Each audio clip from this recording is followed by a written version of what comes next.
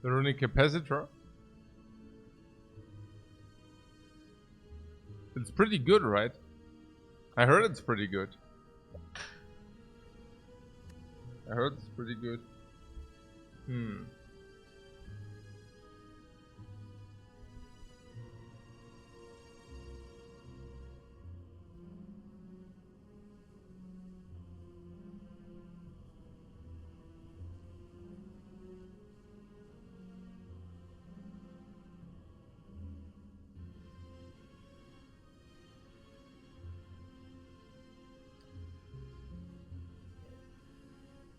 Oh.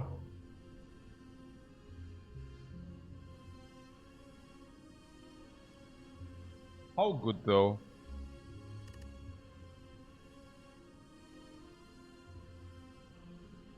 Pretty good. Yeah, pretty good of course. It's pretty good, man. I mean, I don't know. It's like on the same level like I don't know, like a data disk maybe. It's even slightly better than data disk, but I don't exactly know why. Why would that be? I mean, defragment is okay. Capacitor is worse than defragment, right? Yeah.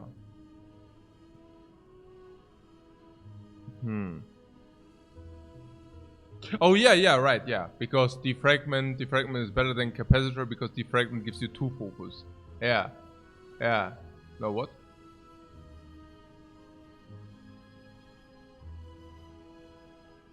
Yeah, exactly. So if a capacitor gives you 3 orb slots, the runic capacitor basically gives you the value of an upgraded card.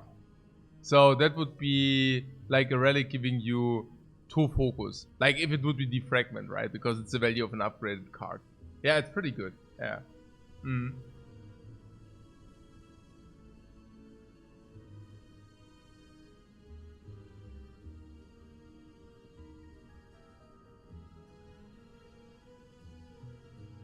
It's a call to the menu, it's okay. Like I think. Oh. Pretty fine. The question is probably rather how the defect is treating me. How is the defect treating us, guys? Do we have a defect treaty? The defect treaty goes like this. We are friendly to the defect, and the defect is friendly to us. Easy as that. No secrets, no bullshit attached. Very easy. Ngai, easy in Thai. I fixed myself an easy coffee here. Right there. It's right there.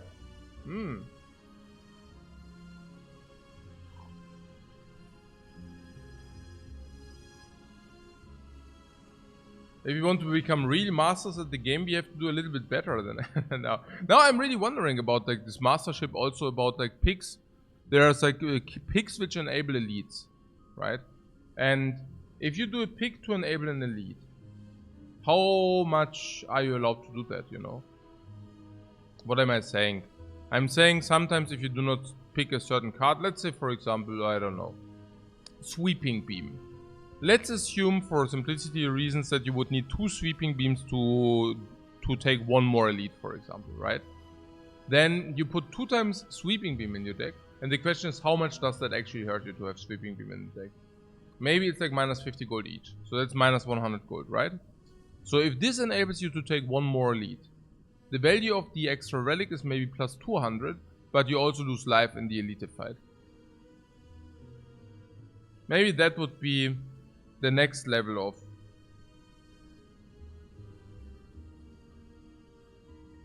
of gameplay to really no, I don't know, maybe not, maybe it's whatever, maybe it's whatever, maybe just take I don't know, you know, I mean maybe that goes too far, but it's I mean it's definitely good to do that. I'm just saying maybe it goes too far because I don't want to, you know, it's pretty difficult to do that,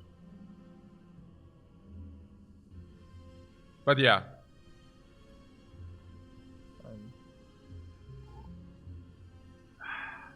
What?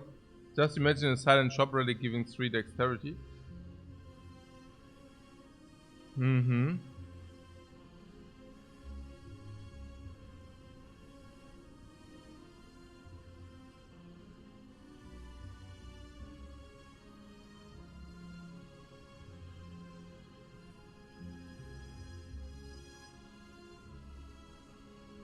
Maybe a runic capacitor rather shows you how bad capacitor is, honestly. Naja, runic capacitor is probably on the value of around 250 or 300. So it's not even that broken, honestly. Naja, of course it's very good value for gold, but honestly there are also a lot of better ones. As membership card, I mean there are some busted ones, you know. Membership card is more value, like quite more value. Anchor or like Sunflower are probably on the same level.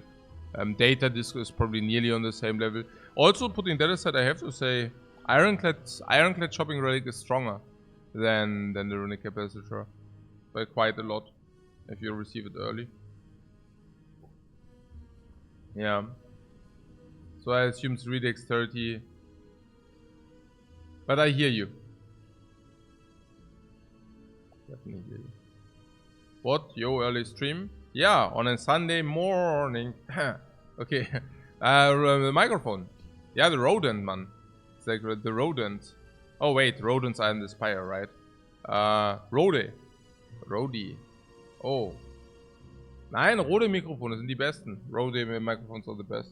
Super sick. It's like, I don't know. Yeah, it's just like very cool. Yeah, it's like whatever. If you have like headphones, then they could be from Bose. Like there are some brands which just like make very good products. Yeah, and Rode is one of them. Yum yum.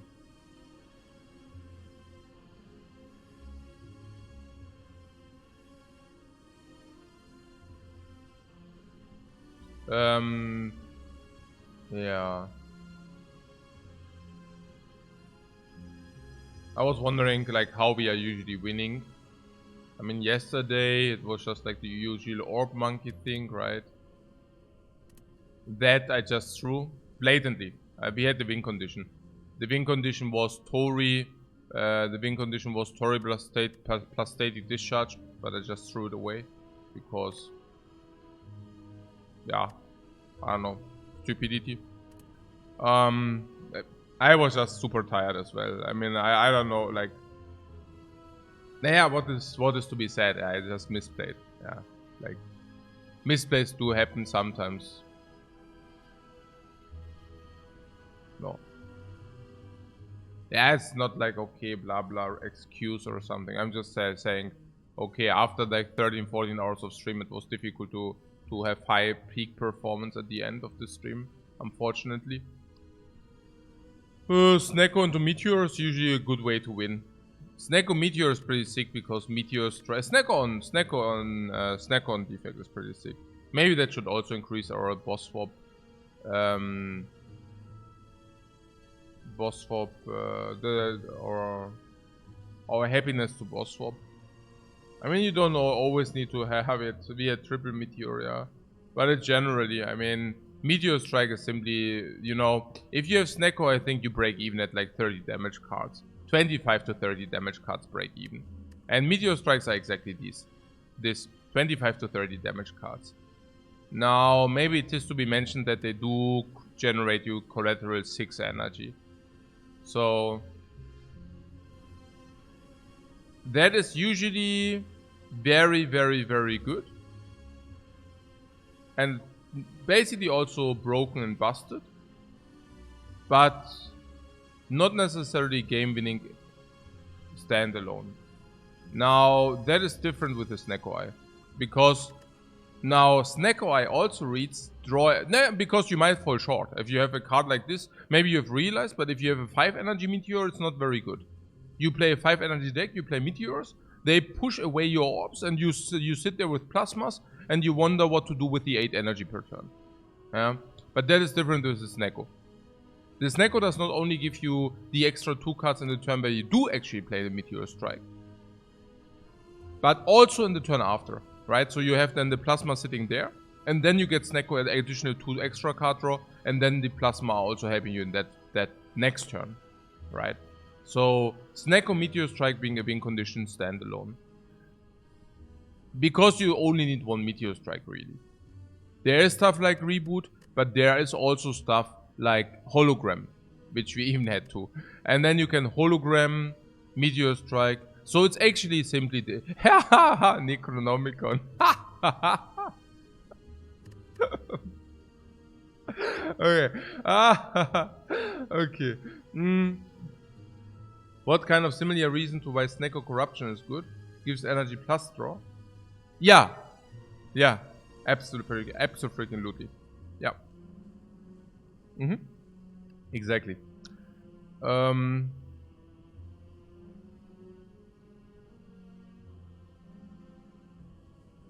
I mean, all the best have been Snecko runs. I don't know how is it generally. I mean, All for One is not busted. I feel it's okay. But yeah, Snecko Echo form is also somewhat busted. So we can probably say that the Snecko increased the win rate. If you're talking boss swap, right? If you're talking boss swap, we can probably say that a Snecko boss swap, there is a lot, right? I mean, if you get an Echo form, even Rainbows, Snecko is also very good. There are some. Even double energy Snecko. Recycle Snecko. There are Thunder Snecko. There is a lot of things going on with the Snecko. So if you say our general win rate on the Defect would be, for example, 70%, and we do a boss swap and we swap into a Snecko, then we would probably expect 80%. So one boss swap which also already gives us 10%. Not bad. Not bad. Nah, because it makes up for the bad ones. Probably Snecko makes up for one of the scary ones. Busted Crown maybe.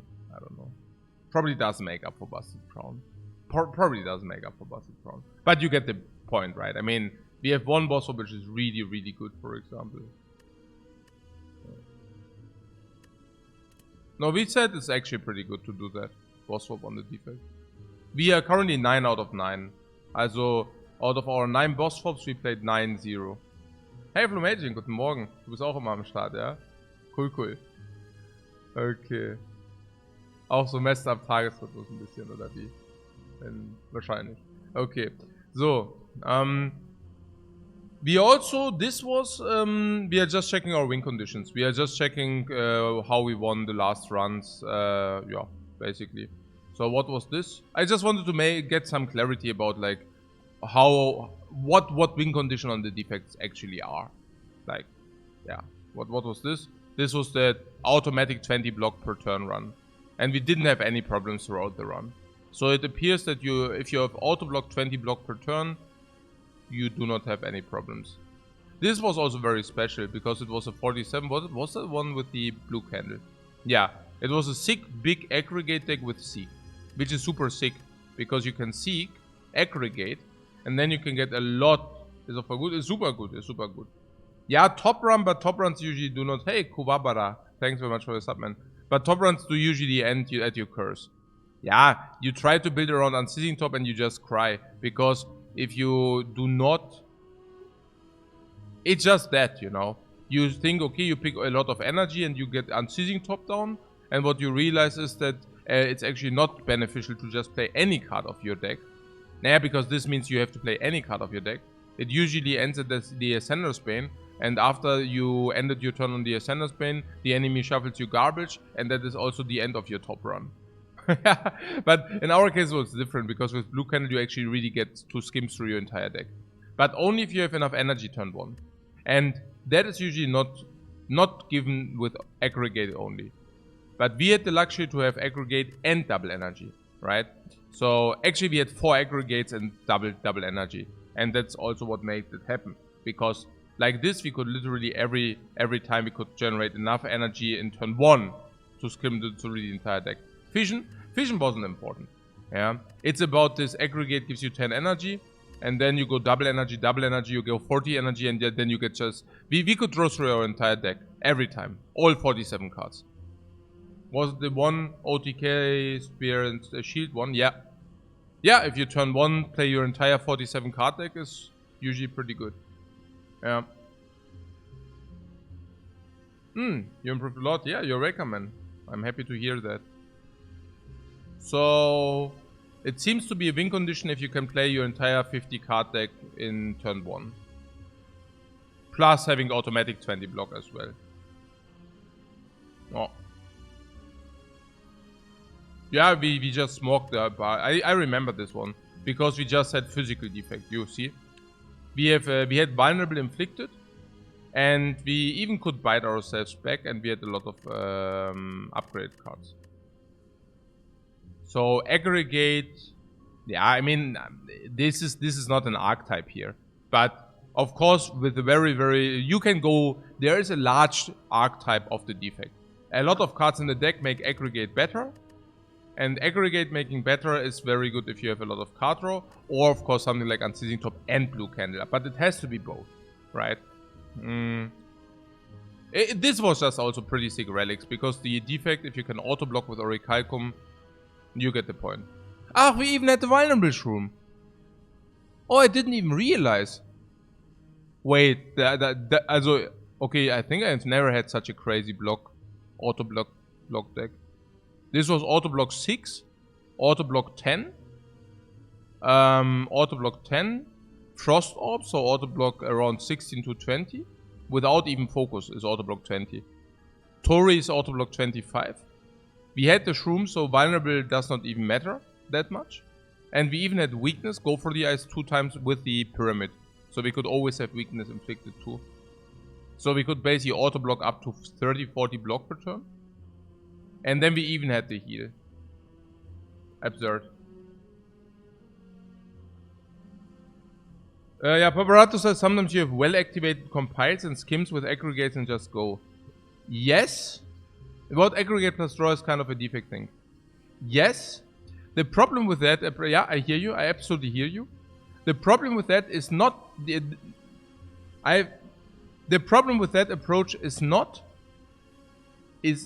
I also love to do that myself. But the problem very often is not the amount of card draw. But what you will very often encounter is that the problem will be that you have the hand size limit. So you will realize at some point you suddenly have a lot of draw, but your hand is full. And you need to begin to play crappy cards. Yeah. So that approach does work, but more so if you do not have base cards. Yeah. Like if you have base cards, it becomes really crappy, because then you suddenly need to play base cards in order to empty your hand, in order to draw more. And yeah, you can already imagine how bad it is to spend actual real energy on base cards in the end game. Or just have insane energy. Or just have insane energy, but aggregate is not enough for that. You will very often encounter that you play one aggregate, you think, boy, I have 12 energy, I'm swimming in aggregate energy here. And you do, and then you play some cards and your energy is gone. Yeah. So it would be very much, and also if you have 2 or 3 aggregates, they could be on the bottom. Yeah, it's usually exactly this. Double energy is needed. Yeah. That you have double energy sitting somewhere. Very often you will encounter that you go off for one big turn then. But if you do not, if you're running out of steam and suddenly you are, you know, very often for those decks it happens that you realize once your double energy is gone, you don't have really much going on any longer. Yeah. So I'm not saying it doesn't work. I'm just saying these are the things to be considered. Because it sounds so great, like on paper. I mean, I have been there, you know. On paper, it sounds really great. Like, oh, you have a very big 40 card deck. Then you play aggregate, you get a lot of value from that, and then you play card draw. Muahaha. Right? And in reality, you realize then, okay, against the heart, and suddenly you take 2 damage per ping, so you also need to block in, and then suddenly you run out of energy and you're sad. Yeah? 40 card fault test. Yeah, you remember that one, the 40 card fault test. Did I actually showcase that on stream, the 40 card fault test deck? It was so good. It was so insanely good and powerful. Okay, now good. What else? Yeah, good, okay. Yeah, I do not like a look at the lost ones. I just want to see the win conditions. Also we did, yeah, it won everything. Had the highest MMR ever. We had like overlaid 350 MMR. I know it doesn't say anything like for the most of you, but the overlay 350 on baseline, it was crazy. It was like, I think, yeah, could be max ever. But yeah, whatever. So, was ist jetzt hier los? Here. I let you spot the win condition. What is the win condition in that one? Can it be that it has something to do with double reacher daggers?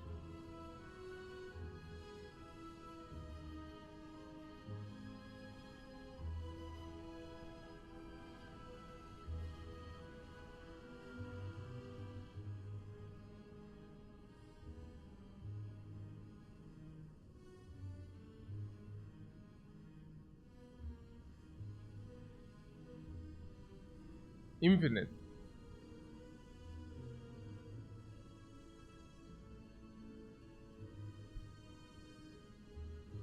With the 33 card deck, you say?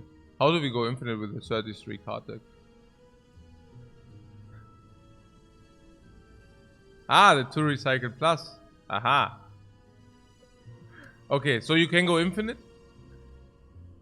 I guess it had something to do with the sundial, right? Maybe it also had to do something with double madness, I don't know. Okay.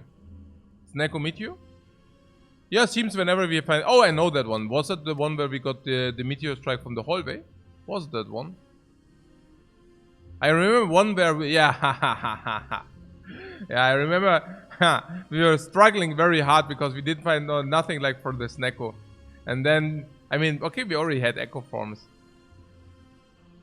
But then the meteor strike. Okay. Yeah, okay. Triple echo form. But we didn't really have anything going on until the meteor strikes. But with the meteor strikes, it suddenly went from 4 glaciers. Oh yeah, that's right. Maybe that wasn't the one where we struggled. Okay, that seems Sneko was pretty good. Igo G is also always very nice to have, by the way. Now here we have also aggregate double energy here. That was kind of the yeah, this is like, here, look. Yeah, 42 card deck. Double aggregate, triple double energy. Double Igo G, skim, triple skim. Triple skim and take it from there. Never look back. Medikit overclock. Apparition. Oh.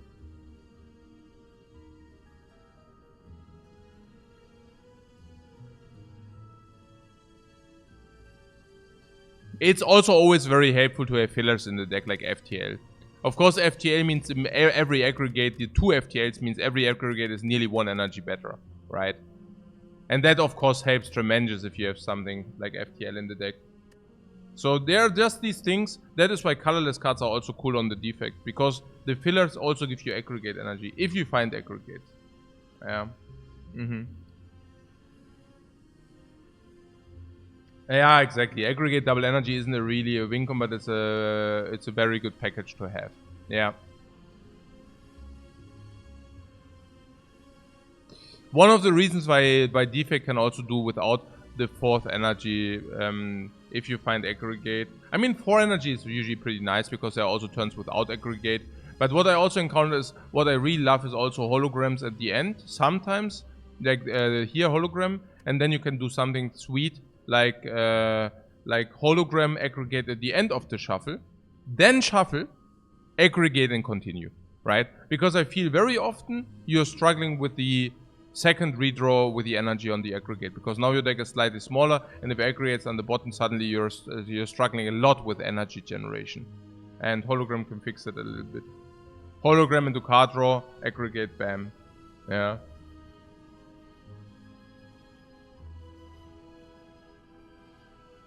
What is a fuel that lets you take every skim you see?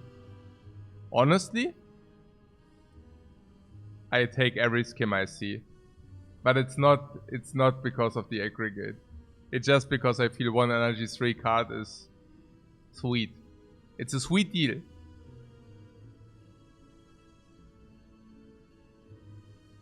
Ah, yeah, Antoine is already saying that. Ah, yeah, okay. That's right. I just do not do it before the knob, I guess. Even before the knob, I mean, it's just very good. Naja, because Defect... Okay, Defect is the incarnation of I generate energy, burst energy from some cards. But I do not have enough draw. That's what Defect is for you. Also, card draw, of course, very good if you want to set up specific powers. Yeah.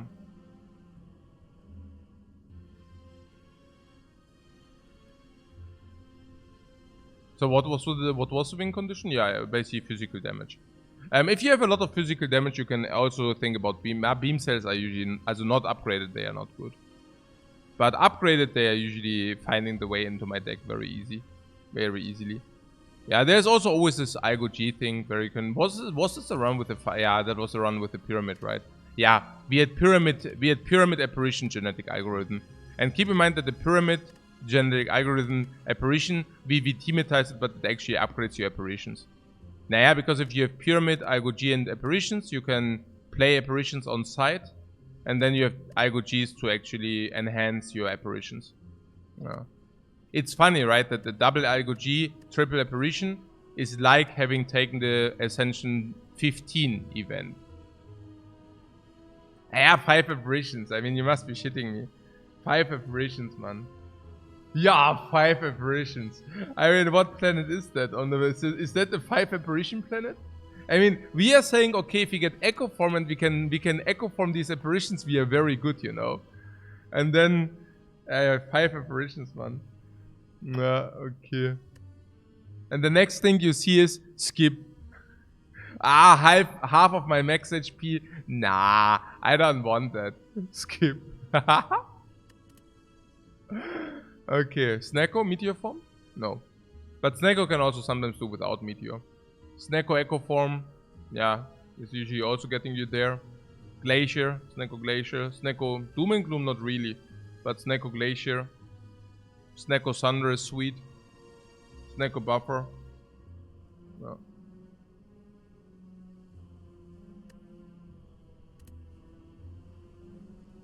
That was a little bit relic empty, no upgrades. Okay, that would be interesting. How did you do that one?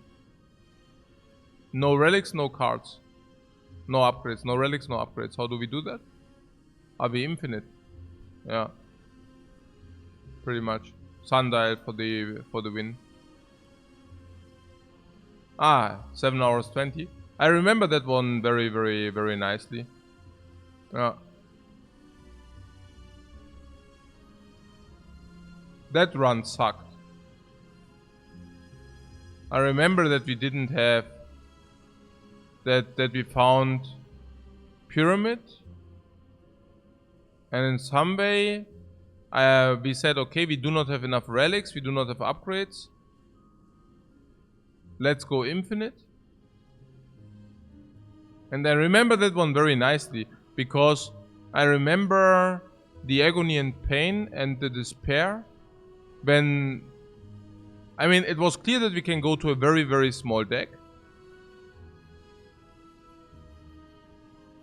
And we had upgraded card draw, upgraded turbo,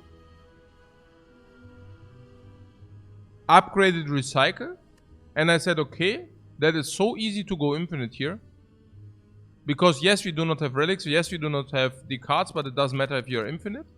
And the next moment I realized that there is no infinite loop against the heart on the Defect if you do not have plasma.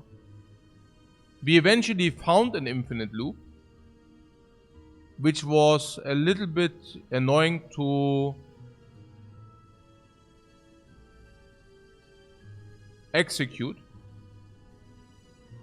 It went something like turbo, draw, recycle your void, skim again, but also, and good instinct we found later for the clean infinite loop then. And after I struggled so many hours to set up the infinite, I found sundial. Yeah, that was stupid. But yeah, infinite seems. Here?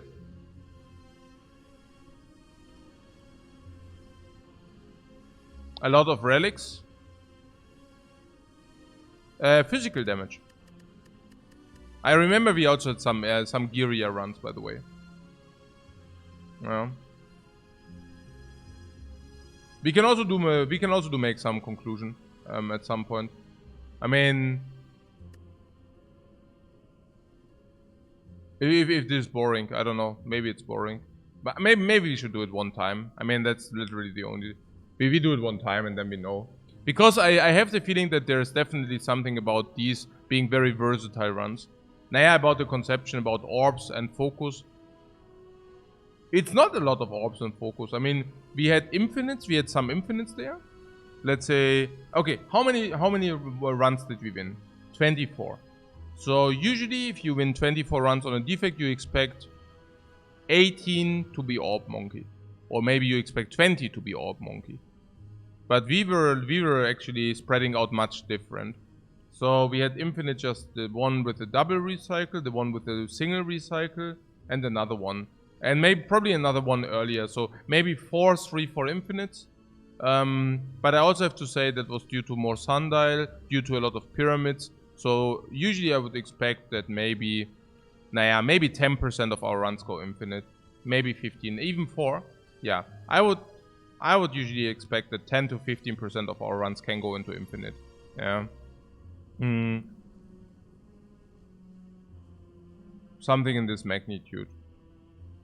Then we had Snecko.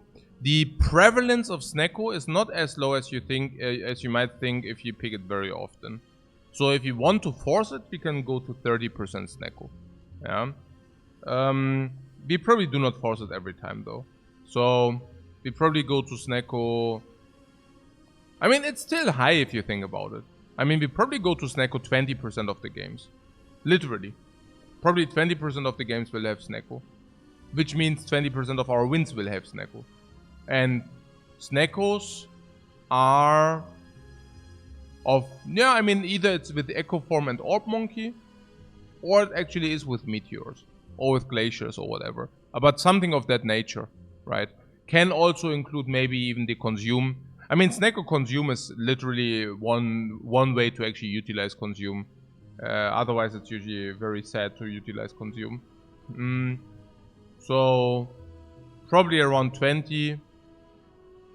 It's hard to pick one off often with FTLs, yeah. So probably, I would say 20%. Sounds reasonable. I mean, we had 30 runs now. So 6 runs should be Snecko. We had something in this magnitude, but I also do remember us skipping Snecko.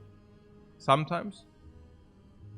But we also have sometimes boss swap into... Yeah, maybe 15 to 20% of our runs might be Snecko. Infinite Snecko is not real. So we have... that makes for 30... Yeah, 2 times exactly. So that makes probably for 30...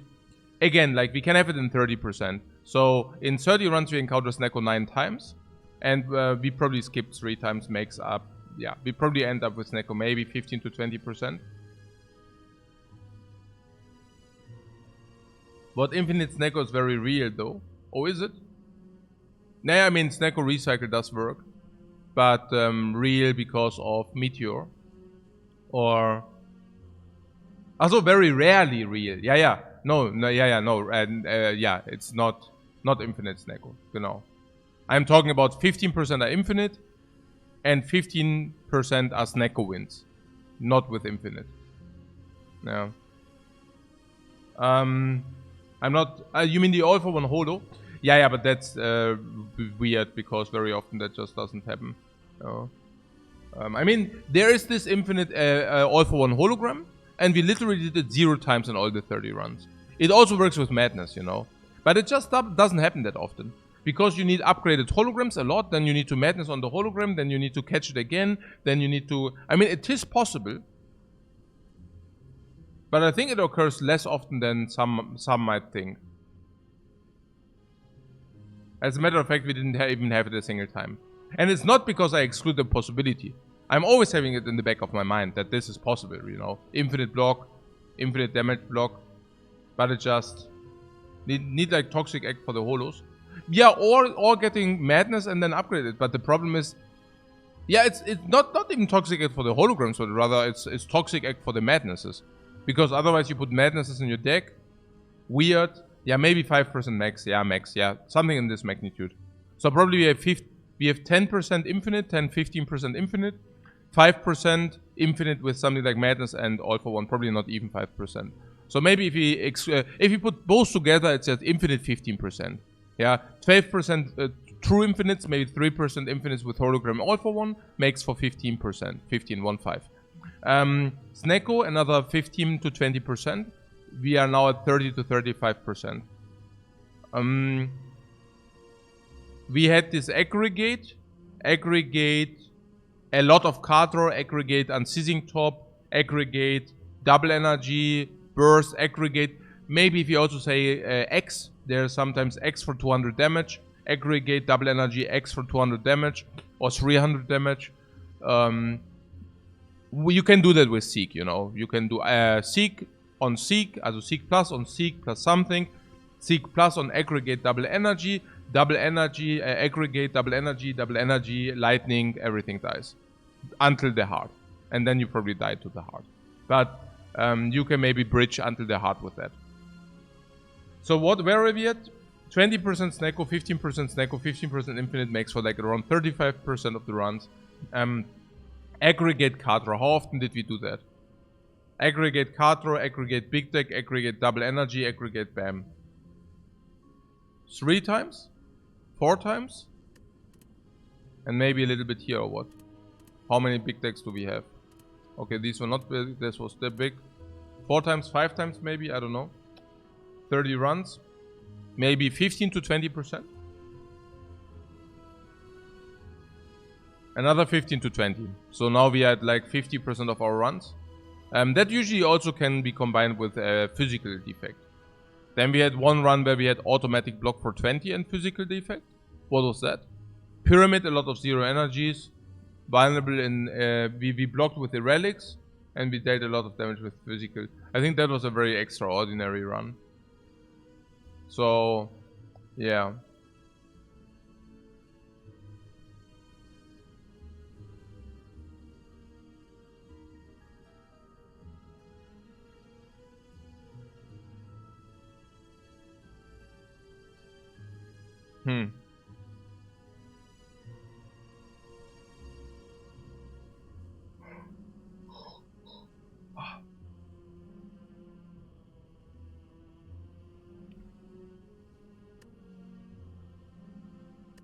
Okay, so what can we say?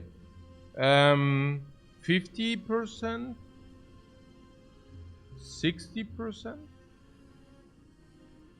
Yeah, and then physical defect, Giria. We had like 5% physical defect. Okay, so how many of our runs are Orb Monkey? 1/3? Funny. Because if 1/3 of our runs are defect, Orb Monkey, let's make it half if we have some kind of wicked combination, right? Half of them. We already see that our win rate stems from us being able to convert, to basically dodge the Orb Monkey requirement. We do not need to be Orb Monkey in order to win with the defect.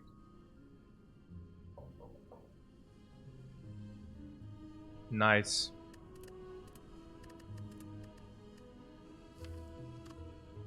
I like that. We also had Hello World more often. Do you know? Like Hello World? We utilize Hello World better, also not bad, no? Okay, upgraded card is 80 gold. We already said upgraded card, like boss relic beats upgraded card. Choose a rare card, we said choosing a rare card is always beaten. Choosing a rare card is usually 150 gold, minus the downside is usually, also can be 80 gold, so max. So this always beats this. And this we said is depends. If we have no snipe, of course this always beats this. But if we have, if he can snipe, this can actually beat this if he could snipe. I think usually this beats this. But yeah. Of course it depends, because if he could snipe and it makes it for a worse pathing, then it's not so clear. It also depends on whether you can also deviate, right? So I'm not exactly sure whether I want to do this, you know, because monster shop monster, going for the snipe, no monster, going for the snipe, monster, and that is also the end of the run. I'm not even kidding. I mean, if you do this, and this is a monster, it's the end of the run. Like 20% of the times it happens, and if it happens, 20% literally, yeah. If it happens, then we go into a burning elite first fight. Yeah, no. Oh, there's a very clean snipe here. At the cost of 2 shops, but that's what I'm saying, right? I mean, you can have these situations. And yeah, I don't even know whether I want to do that, you know. But we will see. But you already see what I'm saying, right? I mean, this is no snipe, this is no snipe, this is no snipe. This is a potential snipe on the burning elite, but we might just, like, in 20% of the cases, it's burning. And if it's burning, how bad is it? Hey, usually Lagavulin is a joke. But a burning Lagavulin? Without having... I mean, a burning Lagavulin, it depends already, you know. Like, a burning Lagavulin, if it's like max... honestly, it's already not a joke. If it's a burning knob, it might just kill you. If it's a burning cube, it might just kill you. So burning is quite different. Not late in the act, but early in the act is quite different. Yeah. So jelly right now? You mean jealous? A jelly. Jelly? So far right can still be 2 elites. Yeah, that's what do you mean 2 elites? Oh, you mean this? No, I already saw the hallway. Oh, you mean this? That is wicked. But yeah, you already see what I'm talking about. I mean, 20% on this, I really don't like it. So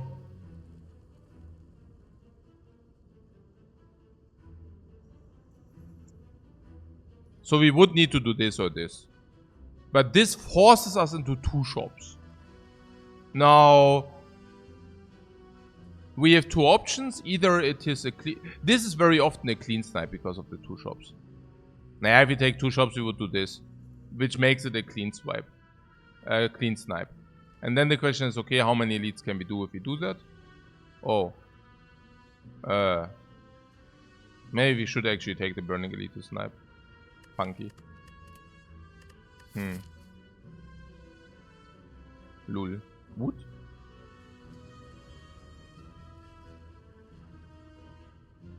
The payout is very generous.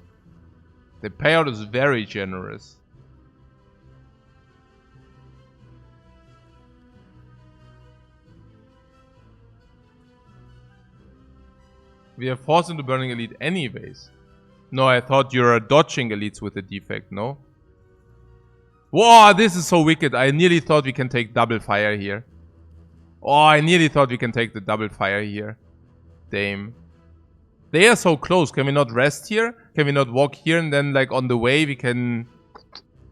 Small deviation here? I mean, it's on the freaking way.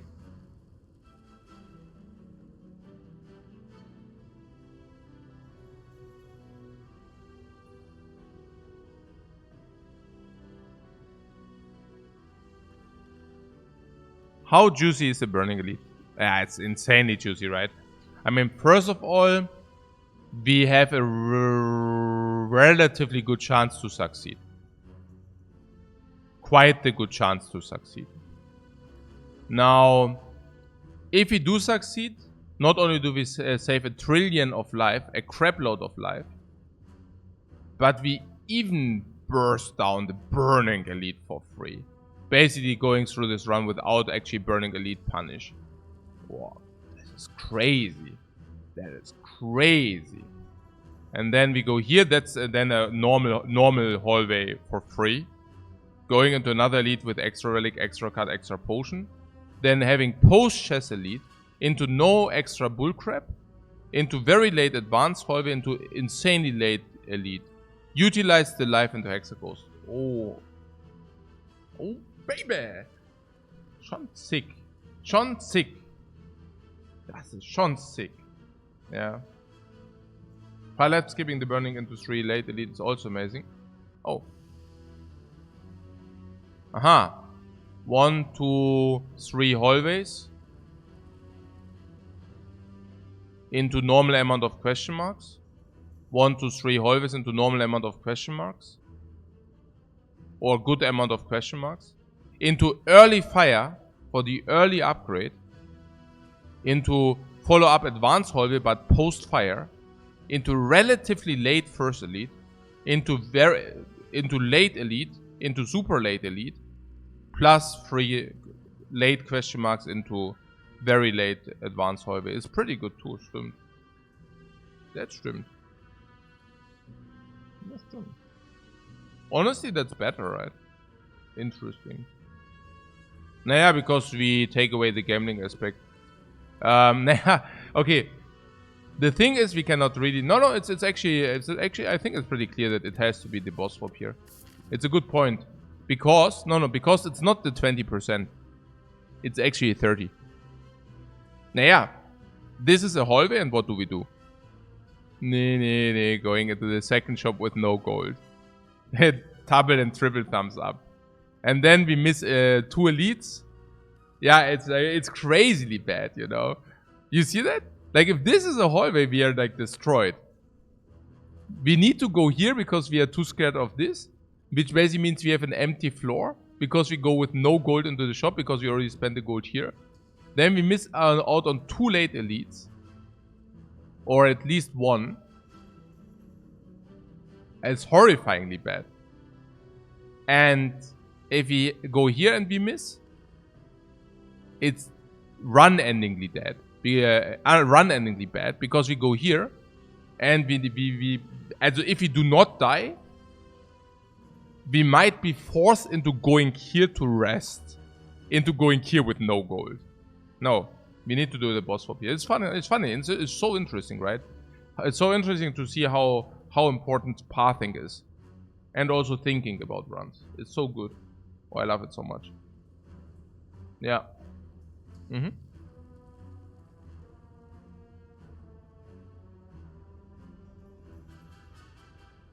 once it would be 130 roll Lagavulin or Death. No, not one. I mean, you can also roll the knob with Strengths, but yeah. I hear you. Also gut.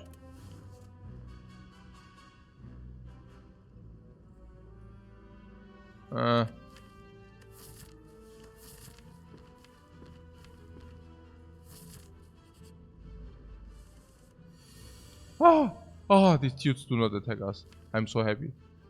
No, really, I am. 24 means 7. Means Zap dual cast. Would kill. Attack, 19. Also Zap dual cast does not necessarily kill, but yeah.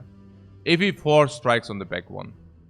It's on 7, and if we draw dual cast and Zap, but only if we draw both. And we win our 75% off the cases. 75. But only if we draw both. On the other hand, we can attack to 19. That would mean we do not kill. But we are guaranteed to block 9. Maybe even block 12. That is better.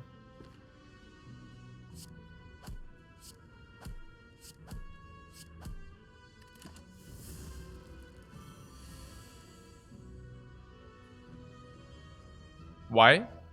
Because even if he would have drawn Zap and dual cast, even if take 1 is not even take 1 because sometimes we draw 4 blocks, so it's less than 1. So, but it's also about the other thing. If we Zap and dual cast and we do not hit, what happens? Yeah, then we take 4. So, or that already is more than 1 life loss. That alone. The 4 energy fully played.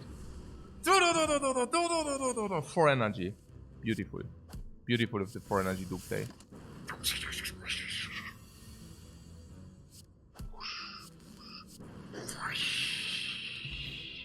Energy potion. That is so bad.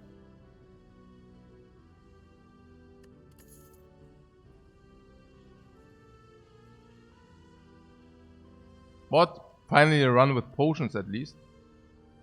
Yeah, I'd rather find no potion than this potion. Literally. I'm deadly serious. Also, this potion is worse than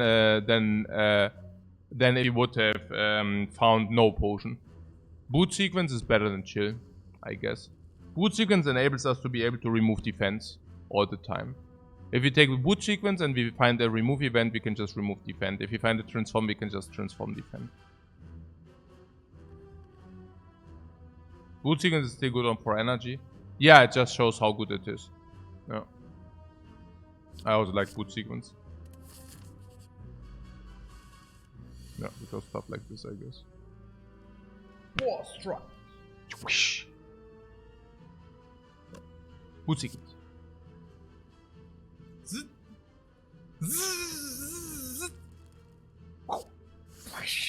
Full block. Strike. Zap. So, 18. Until dual cast does this thing, it's like 5 times.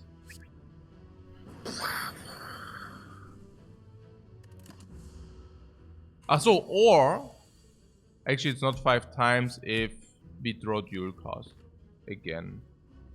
Okay, but only if we draw dual cast without zap. So dual cast without zap happens in not even half of the cases. Not even half.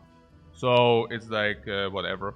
40%. Sometimes zap goes also into block, genau.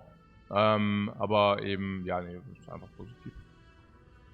Ist wahrscheinlich positiv, ne?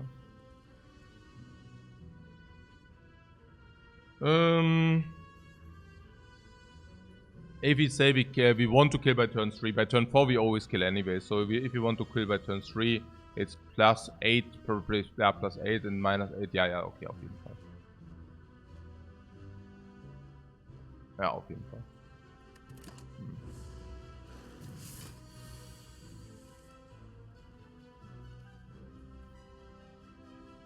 Oh.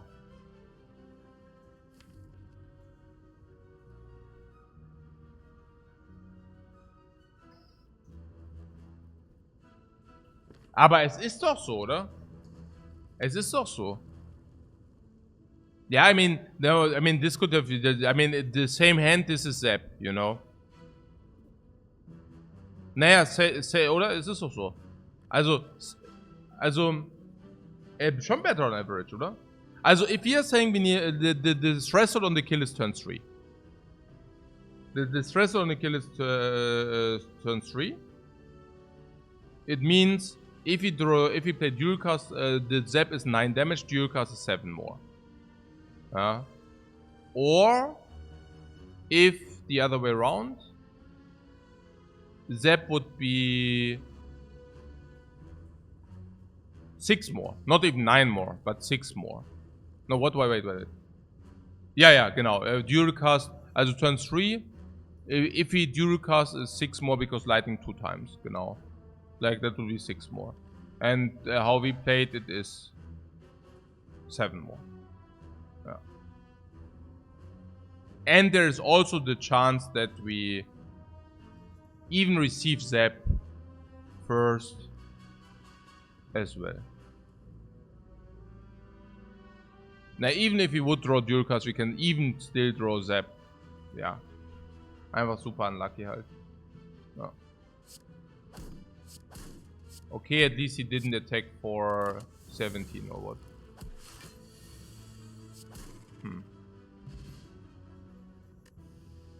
Yeah, weak potion is alright. Now we won't find any more potions, so that's that. More block. Yeah, Algo G is better than Leap. Not because IGG is so sick right now, but just because IGG not, but rather because Leap is not that great.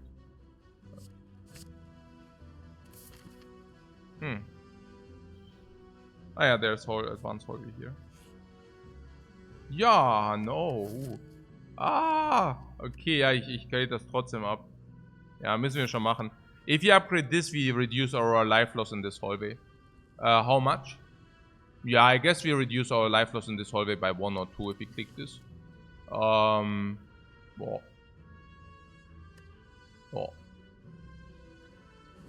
Boom, boom, boom, boom, boom, boom.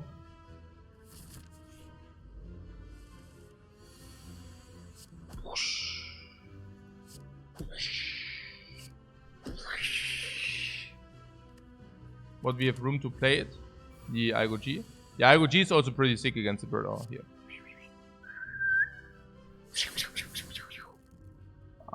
It's not a very ideal draw though. Oh, whatever. Nah, Zap later, but yeah. Bildschirm passen. Zap.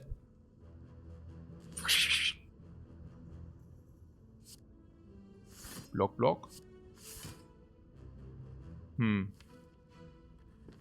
Yeah, dual cast hand kills him. Dual cast is at least 10. Dual cast 16, and then this kills or we block in.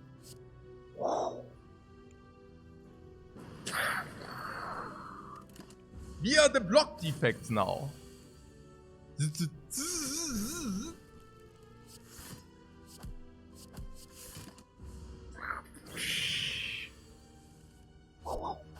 Wow. Ja, no. Wow, warum finden wir denn so viele Potions? Our potion drop is 10%, but I take it over energy. Yeah, I take it over energy for sure. Yeah, we have 4 energy, we cannot even spend our energy. On the other hand, we can use weak potion against Lagavulin fix, guaranteed. And we can also use weak potion against Nob fix, and we can also use weak potion against Hexagos.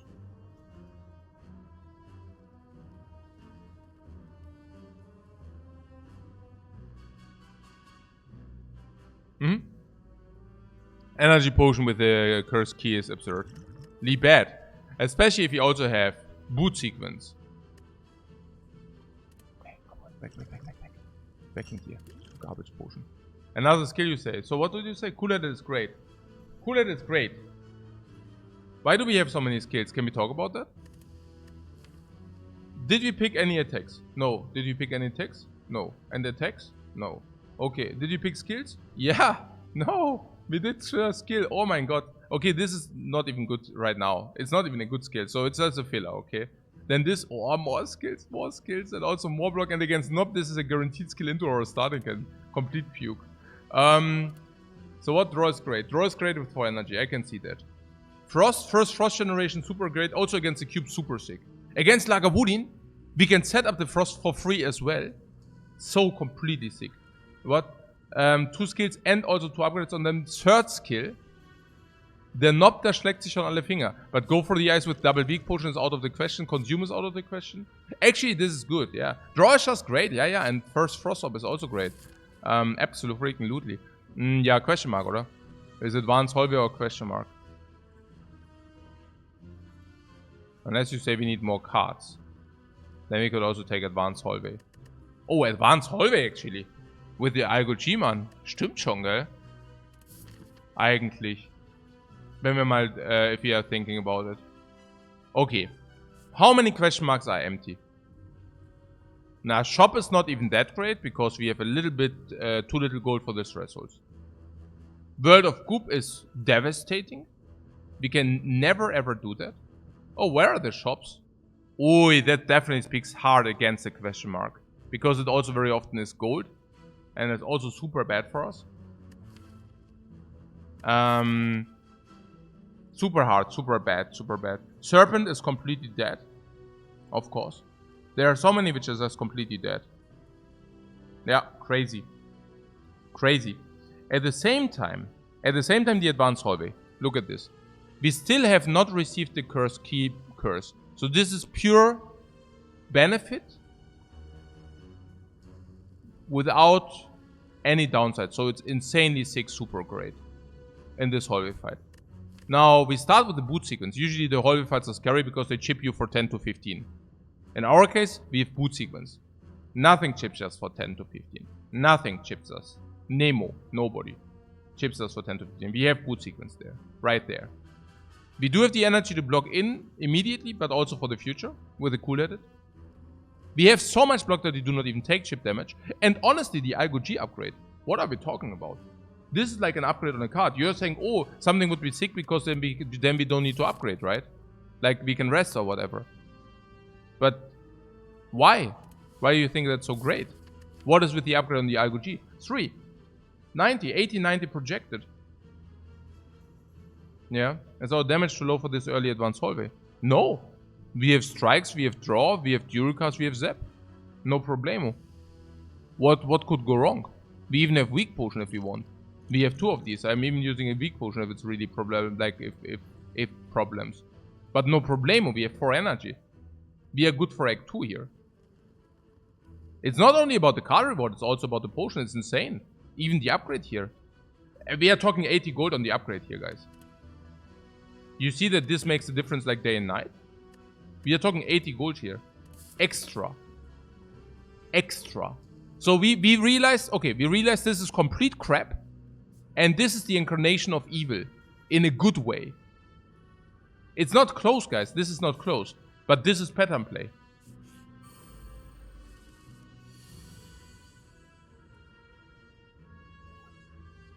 Nein. OM freaking G. Sind wir jetzt tot oder was? Ich glaube, wir sterben jetzt. I think we're just dying now. Wow. Okay.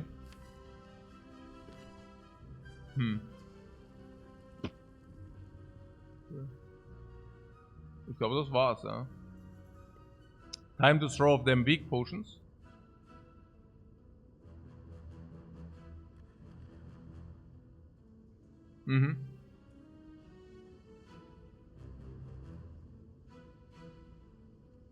Okay, so let's see.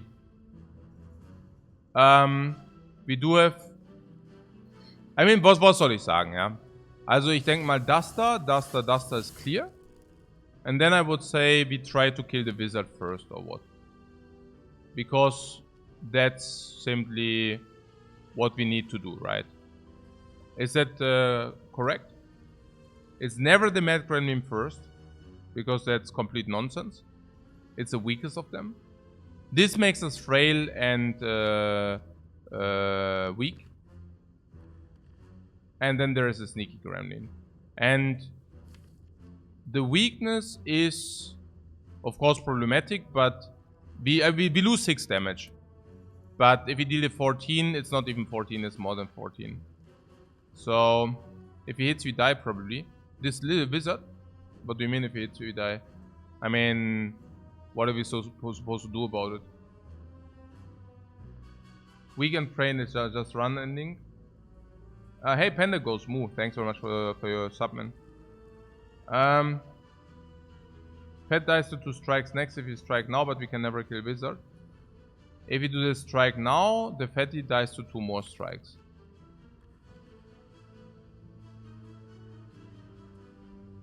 The weak potion must be used.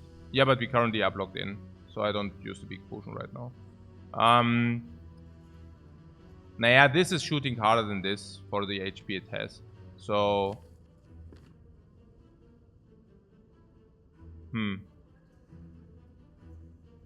So, there were some talk about this fat gremlin that if you strike it now, it dies to 2 more strikes. But you also use 14 HP on this guy. And then I don't understand why you would use 14 on this. I mean, you can do the wizard 14 too. Ah! Terrence also spots the wizard.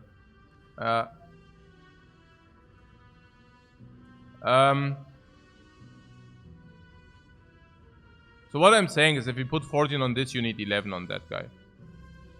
You need 25 on that guy. And if you put 14 on this, you need 11 on this guy. And my calculation says that 11 on this guy is easier than 25 on that guy. You do not see the line, says Plumaging. I hope I can watch and learn. No, we are probably dying here. I'm currently trying to find 20% or something. I mean, we do draw 2 extras. So currently we have 6 damage on this guy, bring it to 19. I think it's pretty clear that we need to kill this guy. So this guy being on 19. Currently we are taking heat. The heat being, as we can use 1 weak potion on this guy. Sneaky Gremlin. So if you use weak potion on the Sneaky Gremlin, we save 12. Yeah. But there are 60 damage incoming in the time we kill the wizard. As this turn we have 0 damage taken. Or 1. And then we have 2 times 20 incoming. But the 2 times 20 are not 2 times 20. The 2 times 20 are 2 times 17. Yeah. So...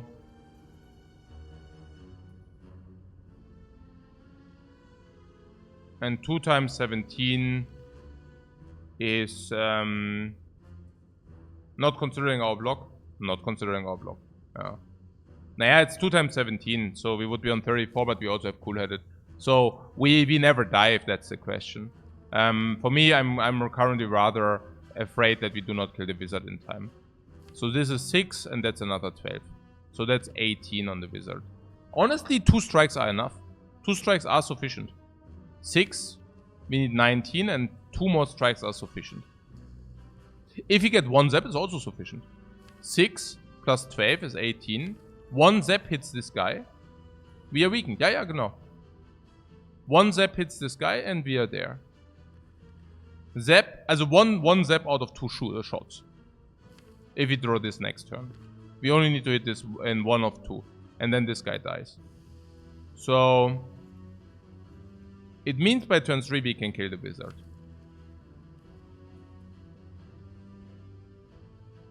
By either drawing 2 strikes or hitting this guy 1 time with a zap. In 2 shots, most likely. Ain't too bad. Now, that means turn 2, this is weakened. Turn 3, this is weakened. Now, turn 3 we kill this, and this is, also, turn 3 we kill this. Turn 4 can we kill the Sneaky Gremlin? Not necessarily. Which means it's better to use this weak potion on the Sneaky Gremlin next turn. Take 1 more. No, for that, you know. The only other question, which is... Also, the next question would be, if we do not kill the wizard, do we always die? That would be a question we need to answer. Because it depends on whether we use the weak potion. The first shot of the wizard will be 30. Being weakened at 22.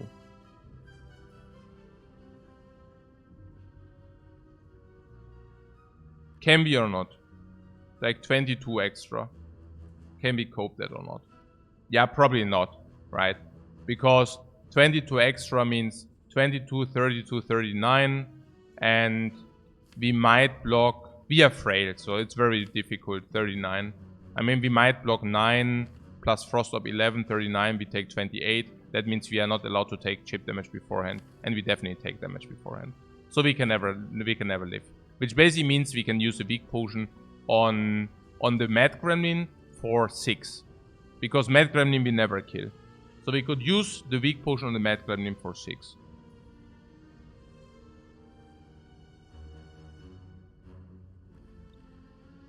Weak potion on the Mad Gremlin for 6 saves 6 HP. I would do that, but only if we die otherwise. We already said that we need to kill the wizard turn 3. Otherwise we die. So we can already include this into our calculation. So we have a guaranteed kill on the wizard, okay? Keep that in mind. So we are now faced by 17, turn 2, turn 3. Okay? So if you are faced by 17, turn 2 and turn 3, how much do we block? 6. Also. Do we play everything? 1, 2, 3, 4, 5, 6, 7, 8, 9. 1, 2, 3, 4, 5, 6, 7, 8, 9, 10. We cannot play everything. So we are skipping these two most likely. So we are blocking 6, 8, 10 in the best cases. 10 against 34. Meaning we take 24. If we take 24,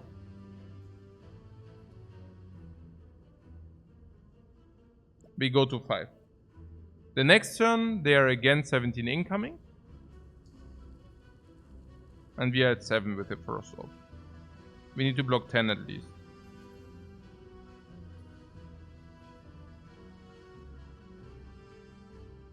I have the feeling that we will be forced to use the weak potion next turn on the Mech Gremlin as well.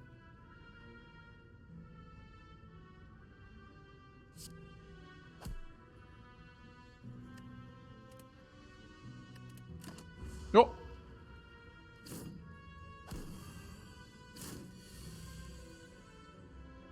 Zep and Cool-Headed are both good draws. Until now, everything is going fine.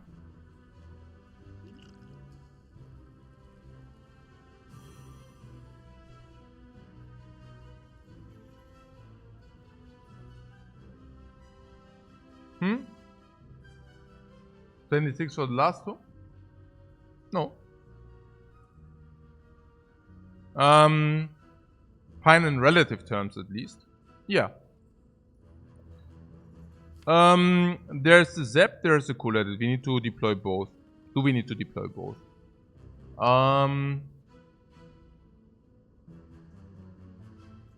Yeah, also we need the Cool-Headed.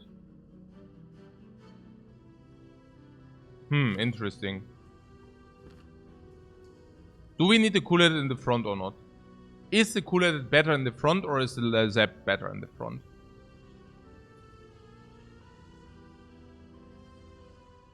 I guess it's mostly about the dual cast.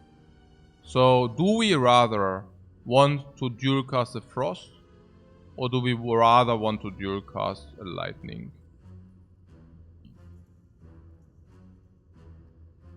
It feels for me that dual casting Lightning's okay. I mean, dual casting Cool-Headed doesn't bridge us against Wizard ever. But dual casting Zep can eventually kill the Wizard.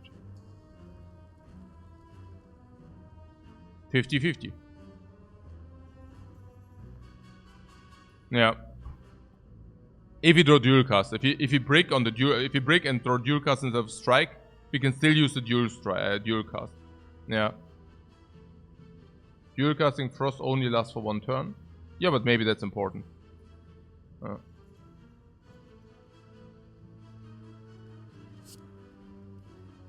But this means we would skip defend if we draw strike or strike.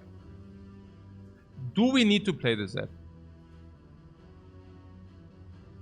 We need 5 strikes on the Wizard. And we have 3.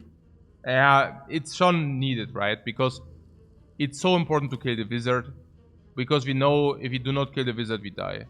So Zep gives us just chance to kill the Wizard. Another 50% chance to kill the Wizard. Yeah, okay, we need to play it for sure. Yeah, I think so too. Okay. So... Ta!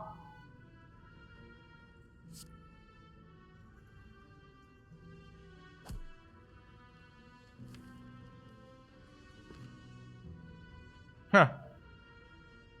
Yeah, we need to do it. Huh. Ah. Ja, mache ich trotzdem halt, ne? Attack needs. We need to weak potion now, yeah. Also now it's evident, yeah. If we cannot even play block plus, I'm very certain, yeah, very certain. Or is weak potion for 6 a waste? We heal here. We do not find a potion here. We already found too many. We go here, we heal. We go here. We do not find a potion. We go here. If it's cubes, we cannot use weak potion. If it's not, we never kill until turn 3. So the weak potion would be better than here. And against Lagavulin it would also be better. But here we just like die Also 2 for the chance of draw a dual cast, genau. Also ja, also das muss schon sein, ne? Also das müssen wir machen. We are not getting away. Nob is dead anyways, you feel? Like, we are dead against Nob. Really? If you rested? I don't know. I don't think so we are dead. Do you think we are dead? No. I don't think so. No, we find 2 good attacks. We are not dead. But the question is also, can we... I mean, this is 17 minus 2, 15. We face to 13. And we take the same again. So, I think this is definitely decreasing risk of ruin here. Yeah.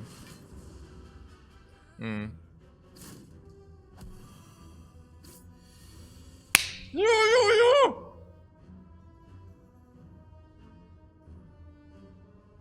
Did we hit the wizard or not?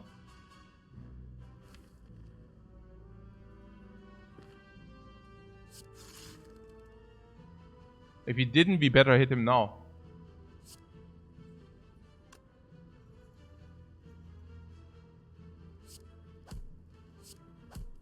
Okay, du Versager. Einmal, bitte. Ich mach's jetzt nicht mehr spannend. Ich mach's jetzt nicht mehr spannend, du kleiner Versager, Mann. Du kleiner Scheißer. Das gibt's doch nicht. Ah! Du kleiner Scheißer. Das gibt es nicht. Okay, perfekt. Lol.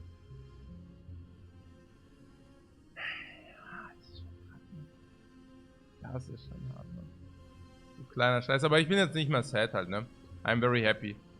Also very happy ist, doch schon, ja, doch, fast läuft. Ja, I feel like nothing happened, honestly. I really feel like nothing happened. Did you have the feelings something happened? Because I do not have the feeling that anything happened. So, mal einmal kurz Speedrun, ne? Mal jetzt hier ein bisschen Speedrun. Sollen wir das dann machen, oder was? I actually do not mind the dudes.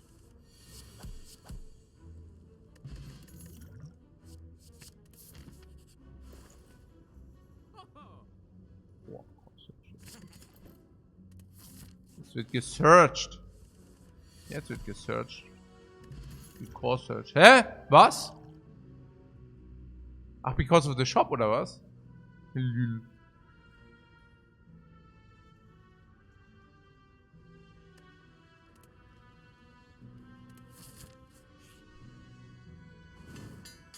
Nonny?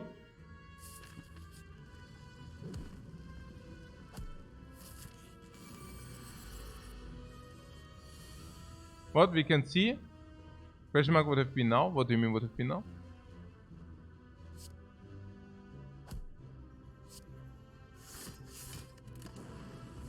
That would have not helped.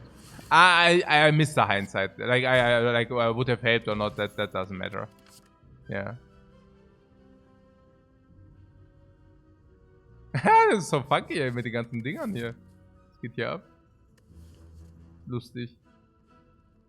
Ja, we are retrying here. The run ended way too early. The run ended way too early, guys. Okay, Core Search against Nob auch sick. Nein, Moment mal. Core Search. Nob. Okay, I don't roleplay a rerun. Strike. Wow, upgrade strike against Nob. Upgrade strike against Nob. Boot sequence against cubes. Against Lagavulin. Core Search. Strike this. Upset setup this. Bottle Flame, is that the thing? Oh! Core Search Nob! Ey, Bottle Flame ist so suck. Warte, egal! Geil, oder? No vulnerable crap, Mann.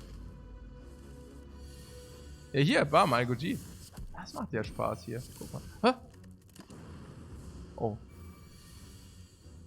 3 energy is missing. Where's my third energy?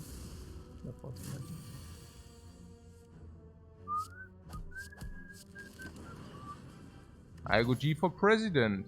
Rebound for rush Beamcell. Beamcell? Beamcell Core Search. Beamcell Core Search. Beamcell Strike. Beamcell Strike Plus. Beamcell Strike Plus. Beamcell Hexaghost. Beamcell Upgrade. Beam sells 3 energy. Beam sells 3 energy into 3 elites. Yep. Alles, everything correct. Everything correct.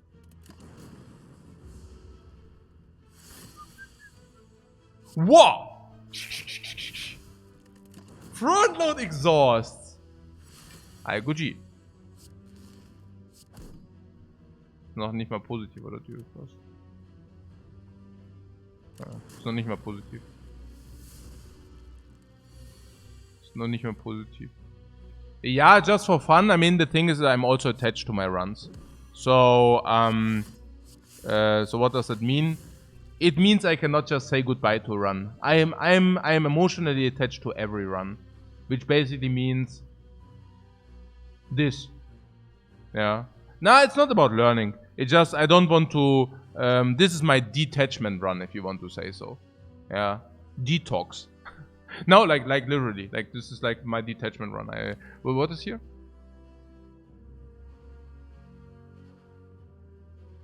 Zepdurika's 5 turns is very close. Want to see the potential of the run? No, it's not about the potential. If you want to use potion here. Or generally. No, we can use energy next turn. But this, I don't see.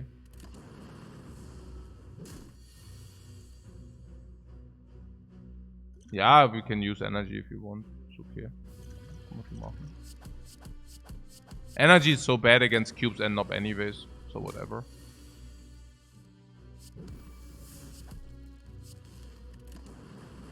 Der Draw ist auch nicht so gut, ne?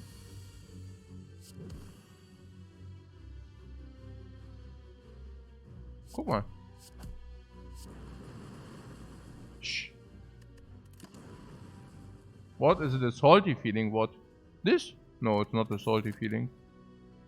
It's... No? What? Salty? No. I'm saying goodbye to the seat. Yeah, it's rather this feeling. Yeah, to basically rather like a goodbye wink. It's not about the potential. It's just about, hey...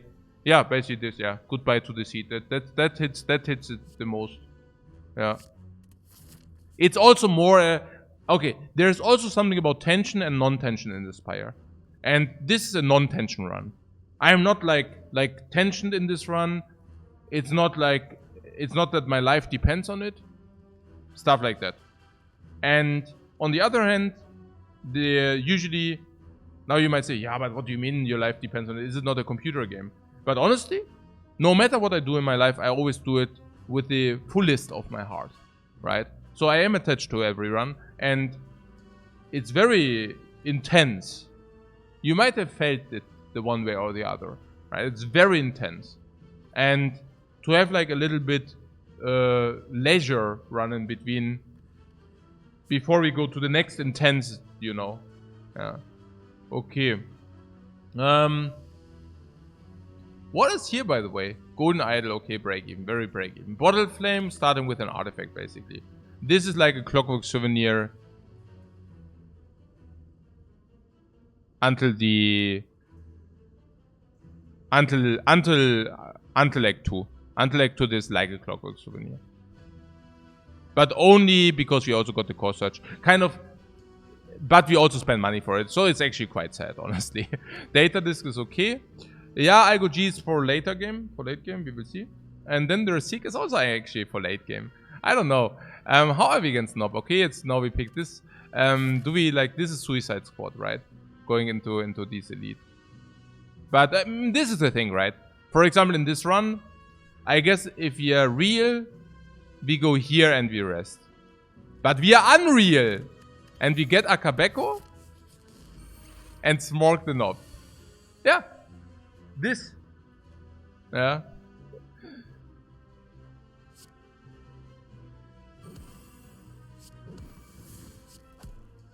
Yeah, boot sequence is always like so, I don't know whether to play or not. How is it? Yeah, it kills if he plays Zap, but only if he plays Zap. We need to kill next turn if we play it this way. But I have a good feeling being able to kill this turn. I go G. can or not. So close, we are 1 off. You must be kidding me. We could use this for I go G advance. No.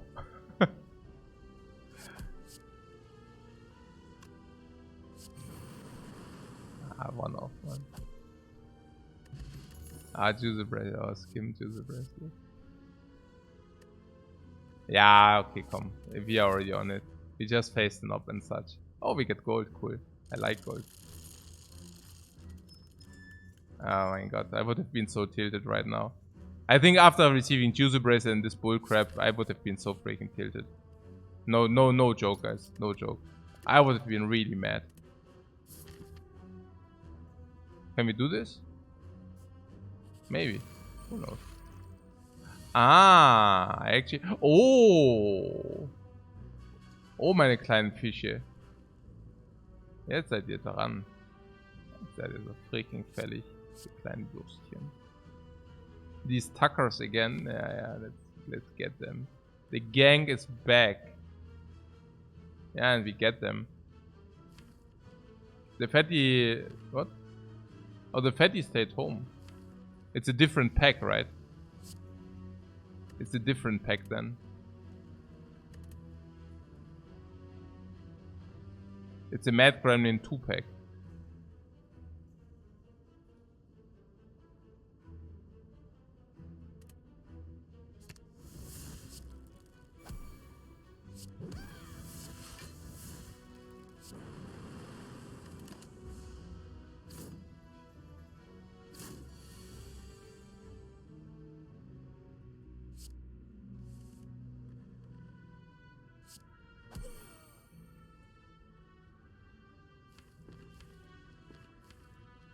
Oh, that looks like Gambak. Look mal. No, wait, we need to take damage. Aber wir können ihn sowieso 7 damages. Ja, wobei. The fatty lost the weight.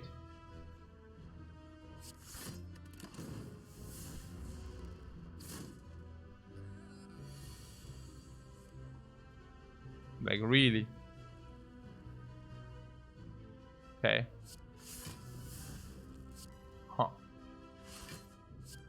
Schon unfortunate so ein bisschen. Gamba time?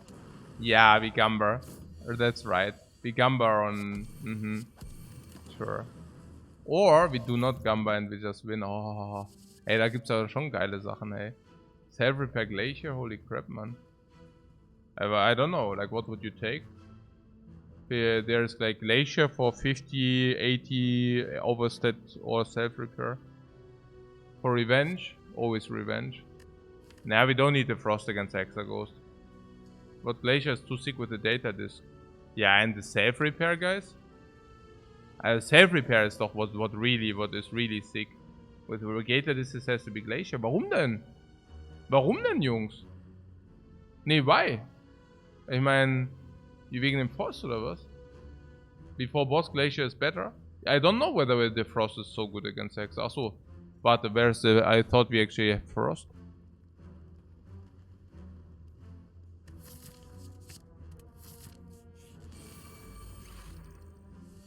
That was the other game where we had Frost, right?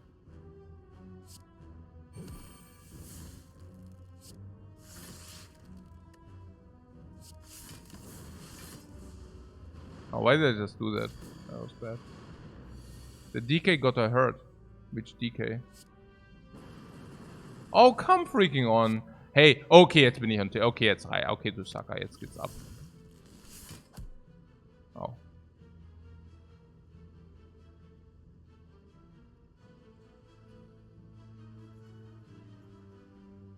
Okay, 50-50. Yeah, 50-50.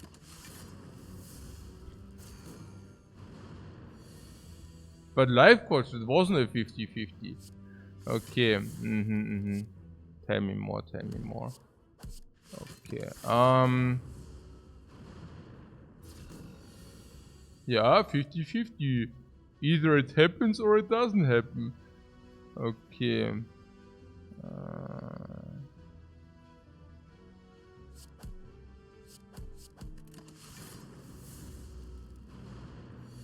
Hey, und dann denken die Leute, die sind so klug, wenn sie solche Sprüche machen, weißt du? Dann denken sie, hey, oh, ich bin so klug. Ey, guck mal, ich mach voll die Sprüche, die sind voll witzig. Ja, und dann ist einfach nur dumm. Aber macht auch nichts. Okay, ja, Wahnsinn. Absoluter Wahnsinn. Kennt ihr die, gell? Kennt ihr die auch? Ja. Echt Wahnsinn.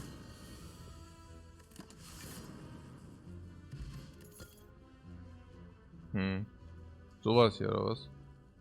Wahrscheinlich. Ektur und such.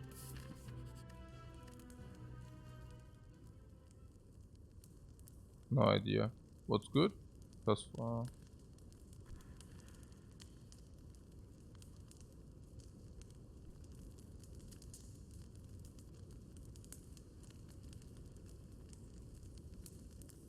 Seek? Okay. I don't even know whether that's true, but...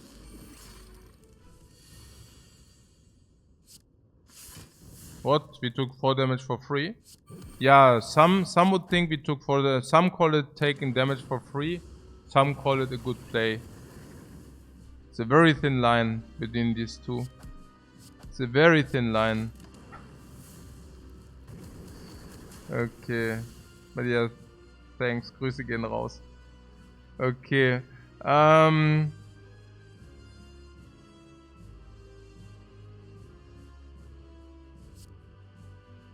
Are we dying now, by the way?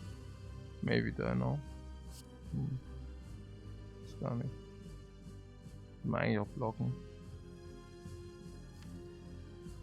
Oh, what a beautiful next hand. Komplett crap.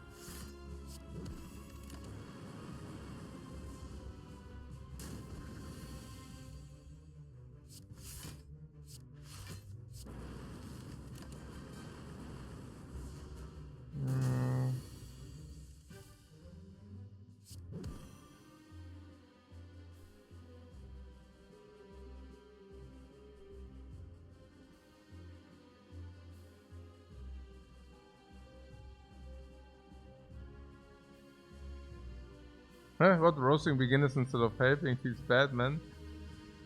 Yeah, even this ain't the beginner stream. I mean, this, but it's not about this. It's not about this, but it's just like, you know, I do not feel. I feel it's legit if I'm being corrected. If I actually did a reasonable play, you know what I'm saying? Like, I do not have a problem with. I think it's a difference whether you're being corrected. How to explain? You know what I'm saying, right? What am I saying, guys?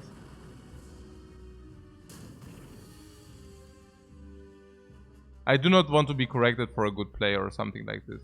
I don't know. Yeah.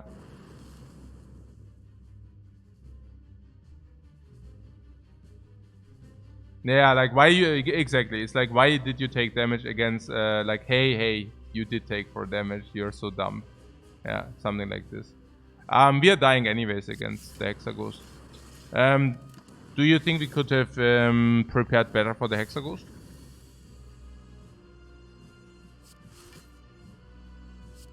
Tough to say, right?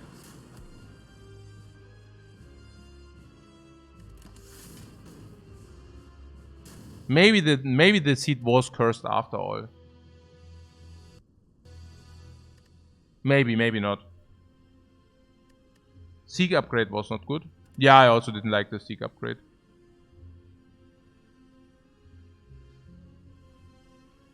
Well, it was actually not trivial. This was difficult. Absolutely. I don't even know. I mean, okay, we even min-maxed with a Layman, by the way. Layman was even better than the curse key. Golden Idol is crap, by the way. You just skip a floor until you can use the gold. Bottle Flame was crap, garbage. Data, this is not even that great. Like, people think it's so great, but again, focus scales with orb slots. So if you do not have orb slots, and I'm not talking about 3, then it's not that great. Akabeko is a one-time, and on a Defect not even good because it doesn't really have multi-attacks. But Lifecoach, Defect has Rip and Tear. No, I hear you. But yeah, it's crap on the Defect. And Jutsu Bracelet is complete trash. And the Molten Egg, in our case, was also a dead relic. And the cards we found were also not exactly great. So, yeah. No, I think we just died to the Hexaghost, honestly. I don't know what to do. Like, what do we do against Hexaghost? I mean, even if you want to prepare. The curse question mark was kick in the teeth. Yeah, on top of all of that, we got the curse question mark.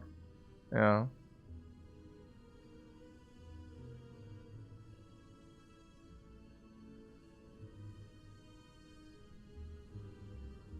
We took Surge against the Defect in the shop. Yeah. That's pretty good. Also, Beam Cell was the right upgrade. Yeah, I would upgrade Beam Cell, we would still die. What, do I feel slightly better that I died against Hexaghost as a result? No. Why would I feel slightly better? You mean about this? Relics 1? Dying at floor 5? I actually feel quite good about this here. I'm feeling specifically good about our decision going into the gang of gremlins. That was a masterful move. No, like really. I'm not being ironic here. I think it was a very, very good spot. I'm very proud of having spotted this situation. We died? Yeah, really. And do I care? No. I don't have a problem with making good plays and then dying. Zero problem. Rather the opposite. But only if it's clear that it was a good play. Otherwise, I'm sad. Snipe here. 1, 2, 3 enemies. 3 elites. 3 elites max anyways. Actually, it's 4 elites. So we can either... okay. Naja, also... Yeah. Potential snipe. With question mark before shop also positive. With fire in between makes it even more positive because more nodes where we cannot get ambushed. I also have to say, I'm not even sure that elite without fire into elite is better than fire into elite even without snipe. Yeah. Do we have a problem with making bad plays and winning? Yes. I do. Absolutely. If I make bad plays and win, I feel like shit. Yeah.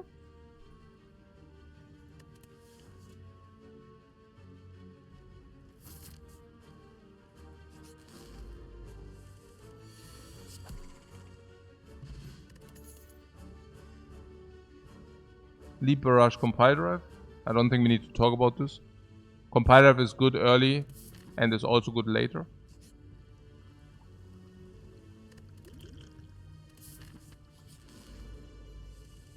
Best Event, Grüße gehen raus. Dexterity. Turbo sucks.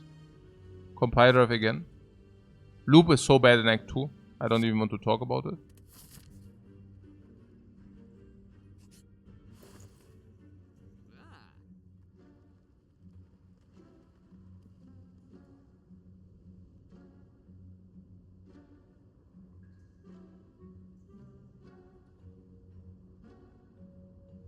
Loop is more like poop.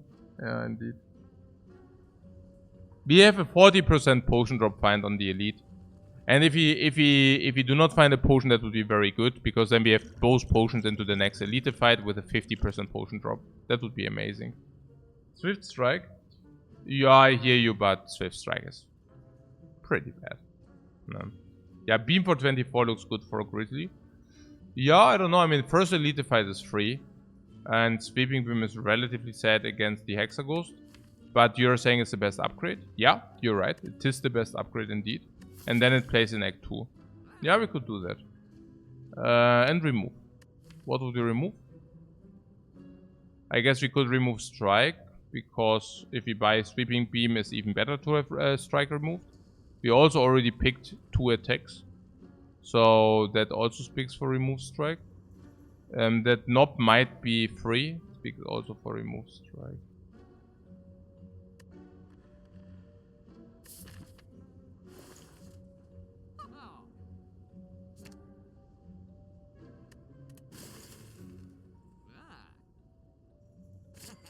Sweeping Beam also good against cubes. Also blanking out Cleric. Very important. Yeah.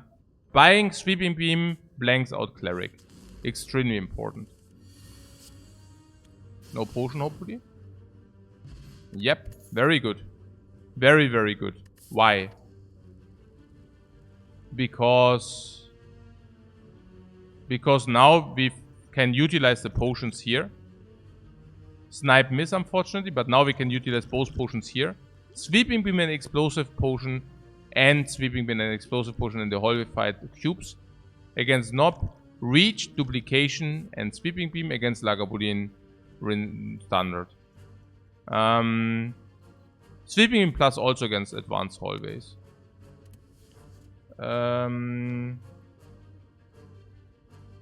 Chaos. Whoa, I'm not a fan of Chaos. Also, I'm not a fan of skills into Nob. I also really am not a fan of Chaos. I don't know. Chaos is...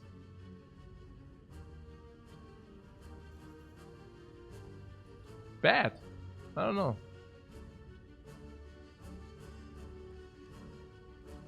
Before I take Chaos, I take Darkness and upgrade it. Yeah. It's not about the RNG, it's just about being not that great. There's Darkness. Darkness is, yeah, extremely good against Lagavulin. It basically solves Lagavulin standalone. But I don't know whether we need it. We can wait for Zap to basically start with double lightning orb, and then we have also quite a lot of damage, especially if you would take ball lightning here. So ball lightning will solve the damage against the Lagavulin as much as Darkness does. Against cubes, Darkness is a little bit slow. I mean, yeah, you kill a cube with it, but then you take damage until, and ball lightning is a little bit faster than that for sure, especially if you upgrade Sweeping Beam. Against Nob, Darkness can be very slow. Ball lightning is certainly better there. Yeah. What you like, Darkness, it works with compiles.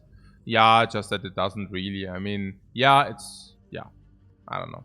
I think the only application on the Darkness is, yeah, it works with compiles, but it's also that we are suddenly currently on 3 energy. You need to set up Darkness first, so it's so-so. On the other hand, I mean, it does solve Hexaghost though. Yeah. It's not much worse against Lagavulin and better against Nob. Yeah, also better against cubes if you do the Sweeping Beam upgrade, but I am looking a little bit at the Hexaghost fight. Against Elites in Act 2, by the way, Darkness is way worse too. Unless you get it turn 1. And even then. Unless you get it turn 2. Turn 1, I mean, against... But yeah, even then. Against Book of Stabbing, turn 1 Darkness is better than Ball Lightning. But it also ends there. What Chaos Plus is okay, but other than that, it's terrible. Oh, yeah, we will have it upgraded. But even then, I don't even want to put an upgrade on it. You want a Cold Snap for compile, not this Darkness? Yeah, right. Better than in almost every fight for a while. Also against Hexa, yeah? Darkness upgrade deals 12 damage, but also puts a growing orb. Also Darkness is 6 and then it grows to 12 and 18 before it pushes out. Lightning is 8, 11, 14. So it's Delta minus 4. Ah.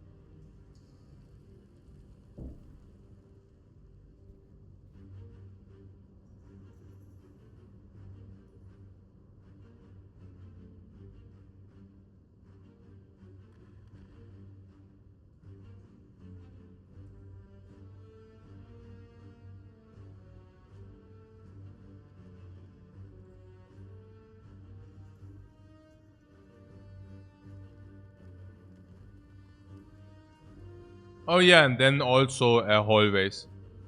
Ball lightning, of course, does perform in hallways, while darkness is complete crap in hallways. Yeah. Oh, turns like the chaos. Ooh, oh, that's my third choice. I cannot take that. 9, man, honestly, like if you take a look at daylight, yeah. Also, I think the easiest comparison. I mean, okay, I don't know about ball lightning, okay, but we can easily compare chaos and darkness here because both are skills, and we know that both will receive an upgrade. So, do we rather want this upgrade or this upgraded? So chaos gives you what? 50% plasma orb, roughly, and 50% darkness, whatever. Like 0.5 plasma, 0.5 darkness, 0.5 frost, 0.5 lightning. Yeah. So, what? Chaos plus is fission plus plus. It's just a fission plus with benefits.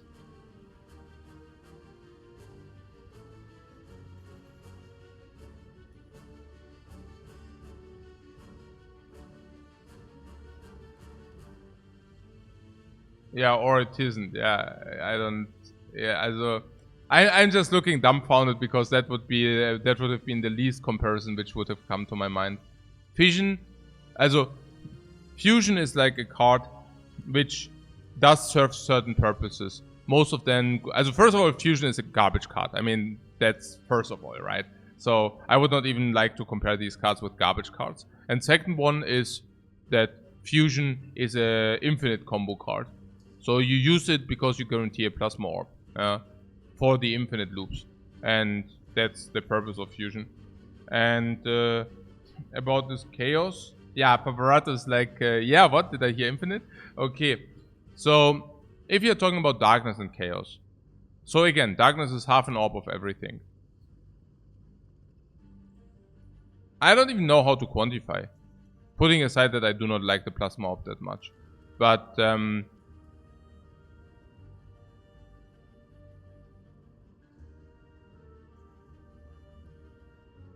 we can say that darkness orbs are maybe the best, even.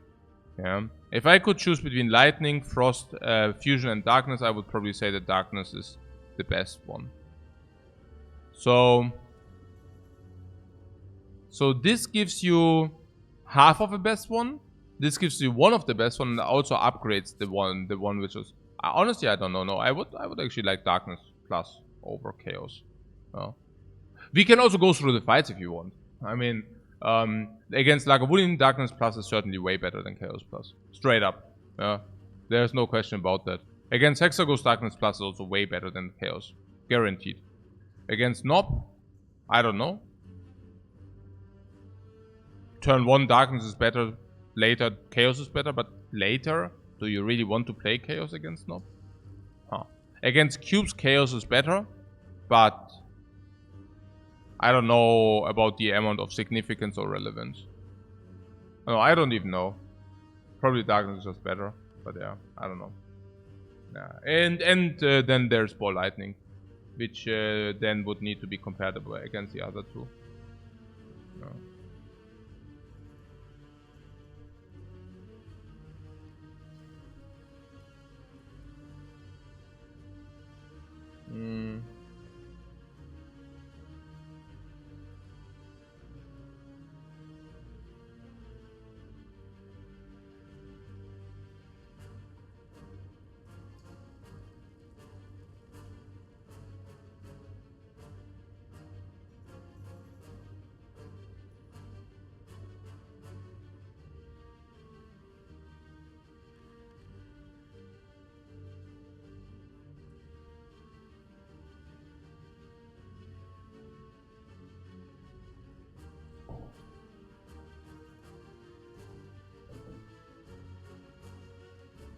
Yeah.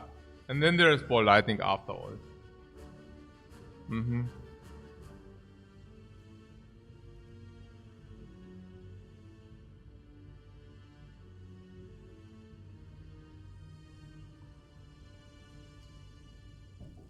And on top of all of that, we do have an upgrade.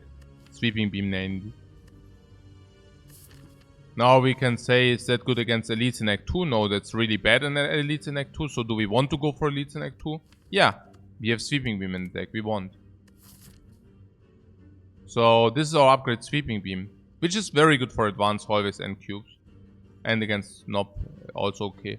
Here. No upgrades. Here, no upgrades. The next time we have upgrade is here. We might even want to dodge shop, then we do not even have that upgrade. As the only if I do not pick Ball Lightning, I would only not pick Ball Lightning because of Hexa Ghost. And if I do that, I would only... If I don't do that, I would pick Darkness, because Darkness is better against Hexa Ghost. Yeah. And... yeah, that...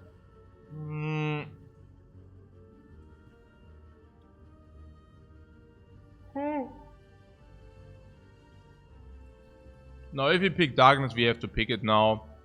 Again, against Lagavulin, I mean, we can think about it again, but against Lagavulin, we have 5 times 6 damage is 30. So we need to deal, what, additional 70.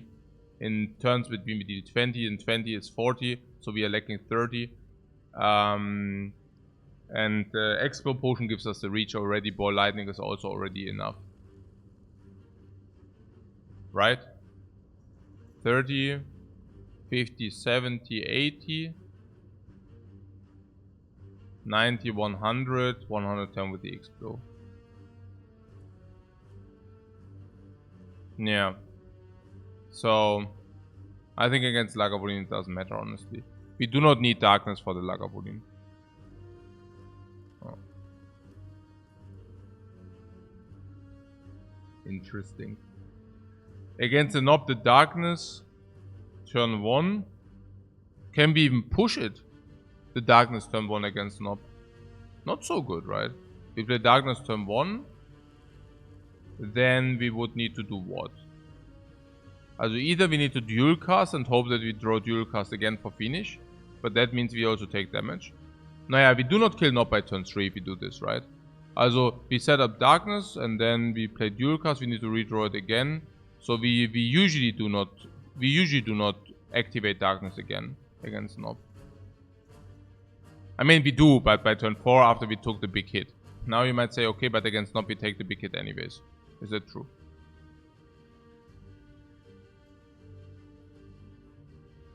Yeah, no, we have a lot of card draw and we deal 20 damage per turn from attacks standalone. Probably more. 25 per turn. 75, 84, we have a good chance to kill the Knob until turn 3, but not with the Darkness. And yeah, that. So against Knob, Ball Lightning is way better. Way better. And against the cubes? Yeah, infinitely better as well, because we have upgrade sweeping. Yeah, and against hallways is also upgrade sweeping. It's really only against Hexa Ghost. That's literally the only thing here. I don't know. Really only against Hexa Ghost. Interesting. No, I don't think so. You want to have a Hexa solution? Yeah.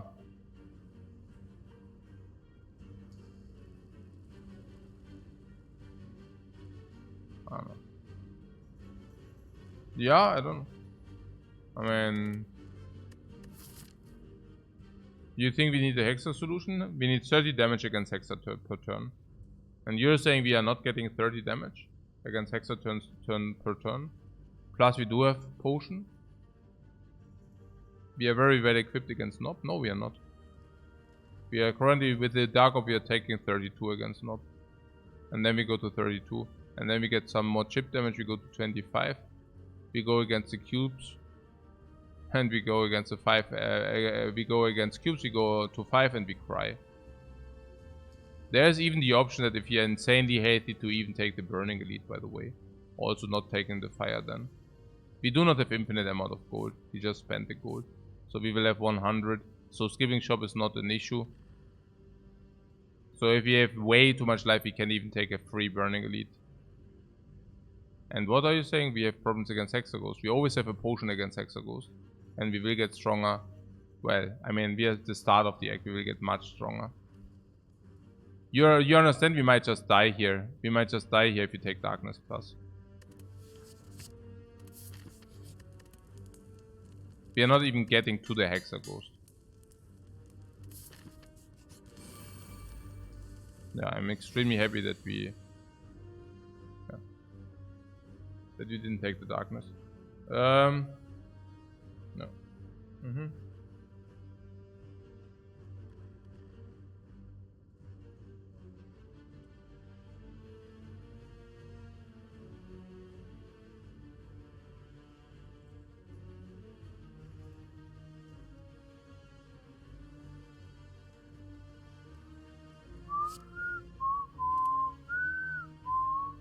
Okay, what do we do? Zap is an average 1 damage on the back one. 1 damage until we evoke. We evoke. We do not really evoke. It's 1 damage again, 1 damage again. Strike is more damage on the back one than Zap is. It's so sad. On the other hand, no. Basically this. Even if he had the front one, who cares about it? Right? So, explosive potion. Yeah, we definitely look at this as an explosive potion at some point. Most likely. So, yeah. It seems to me that Strike is better than that.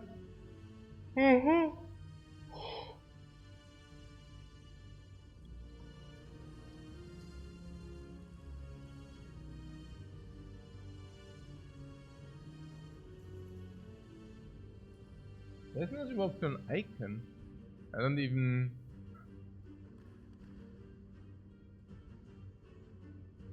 So Zap is probably dealing 3 damage to the back one. So defense should be better than this damage to the back one. But we can also kill the other ones faster. If we don't. On the other hand, with the explode potion we have...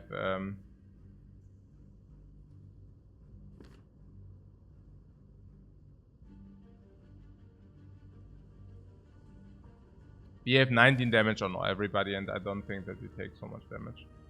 Explosive potion speaks for Zap, no. We use the explode potion here, nearly guaranteed. And then they are like all 19 damage. And then we can draw block or kill. And if we draw block or kill, we do not need to be that concerned. I am pretty certain that attack block is the right line here.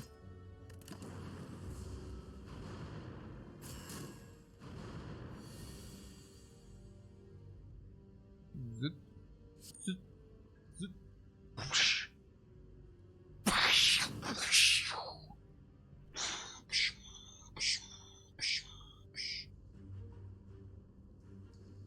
Hmm.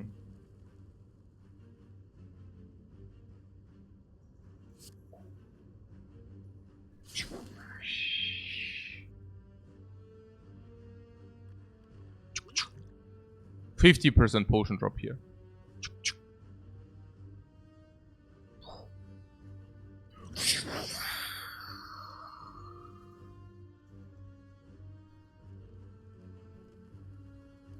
Yeah, I mean, I do that because if I attack this, we have a 50-50 chance to kill this. And that saves as much life as this. While simultaneously dealing more damage. We could reduce variance by playing the block. Wait, what? Hey. Ich weiß nicht, was ich da gerade gemacht habe. Ich bin kompletter Brainpart, guys. Nein, it's okay. Just ignore what you just saw. Nobody saw that. I don't know why. This is a kompletter Brainpart. I don't know what just happened. Like, do not even ask. Do not even ask. Wow, what? Hey. Ja, das war ja komplett, ja. Wow. Ja, I don't know. Weiß nicht, keine Ahnung. Hä? Was war das denn? Hä? Wait, I don't know. Oh ja. Na, scheiße. Keine Ahnung. Und jetzt? Ah.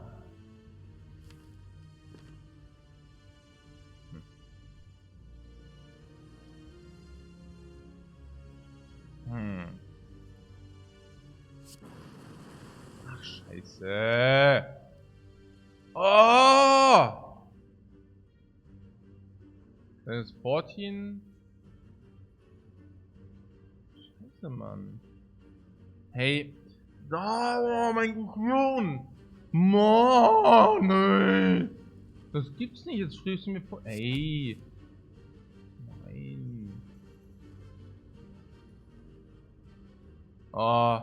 Ach, das habe ich nicht gemacht. Scheiße. Das war jetzt wie viel Schaden? 20 extra oder was? Ach, scheiße. Scheiße. Jetzt ist der Run halt auch echt vorbei. Ja, scheiße. Ja, jetzt. Keine Ahnung.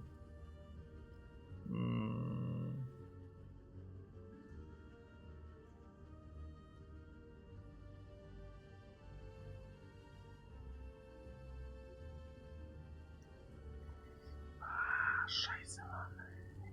Was ist, what is okay is part of the game? Nee, eigentlich nicht, nee. Eigentlich nicht.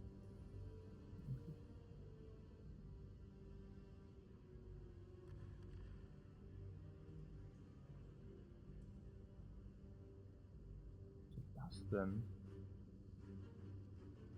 Was wird das denn? Hä? Oh, nein, Mann. Was denn?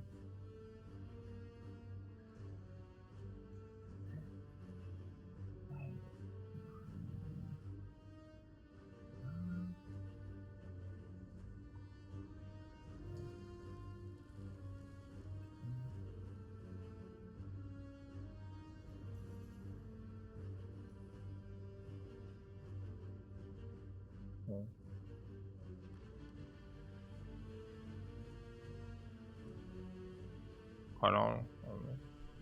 Sehr merkwürdig. Sehr merkwürdig. Ja, Dual Cast war dann halt auch ein bisschen. Das ist einfach minus 20 halt, ja. Nee, nicht 10 extra, ist like 20 extra. Ja. 20 extra genommen.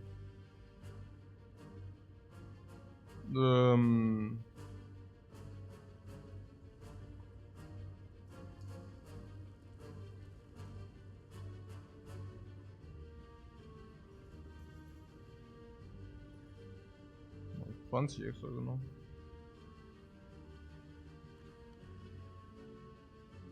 Oh. Sure.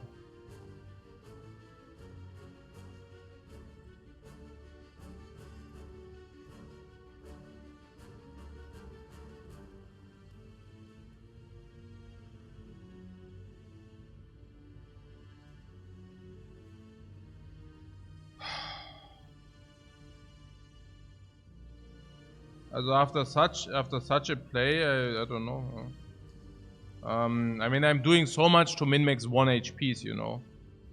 And if I'm losing 20 after such a play, I don't know. Sometimes I wonder that's, I don't know. Yeah. Oh. Crazy. Ja, müssen wir schon. It's only 10 HP.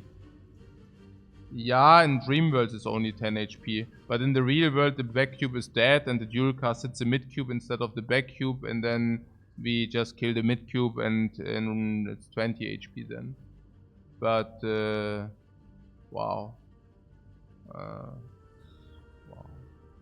Nee, and yeah, the ball lightning.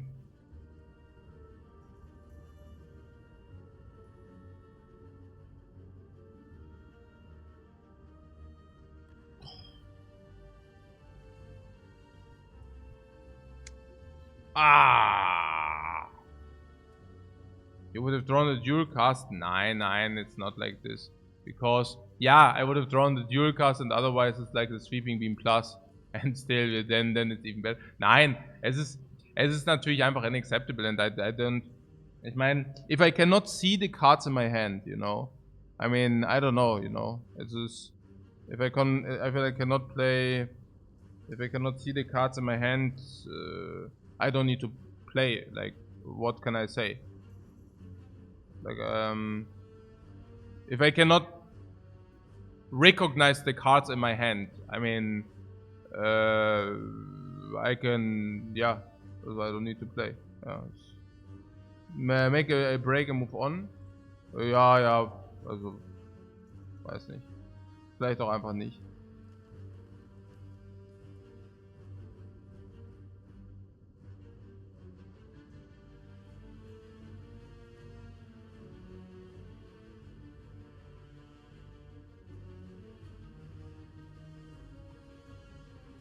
Yeah, and you do not want this ball lightning there or what? We need the ball lightning for damage against Hexaghost, right? How bad is the ball lightning in the late game? It's like one lightning orb. Can also take Thunderstrike then. But yeah.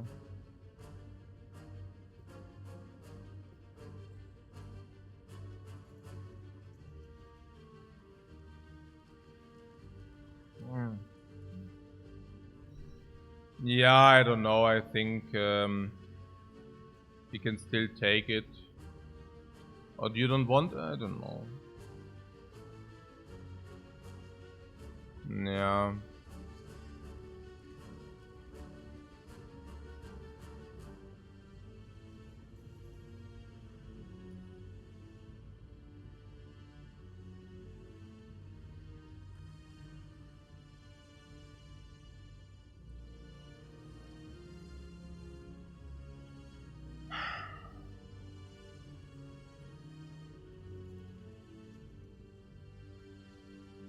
Ja, wahrscheinlich schon.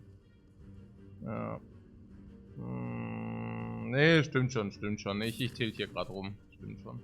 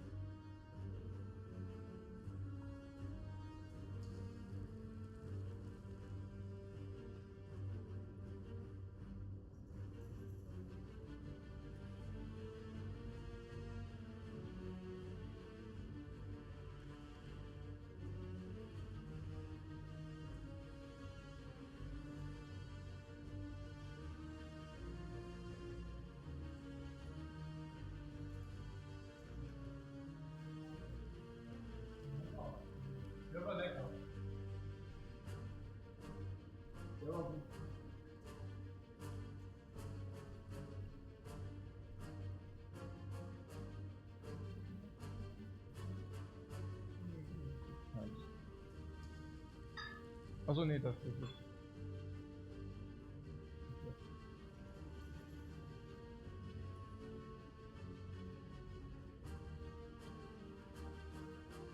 Leer. Achso, okay.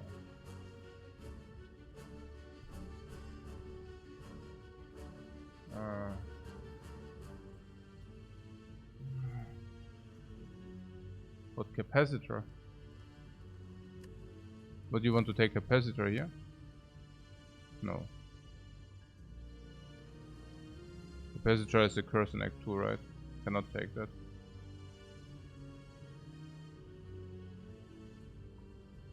Yeah.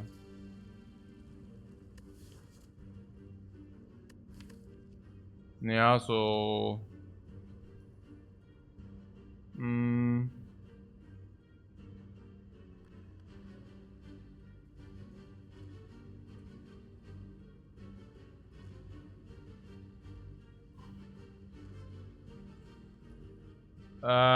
we need ball lightning for the hexagons damage. Did not say we are short. And later, ball lightning is still okay. I don't know. Vielen Dank, mein Schatz.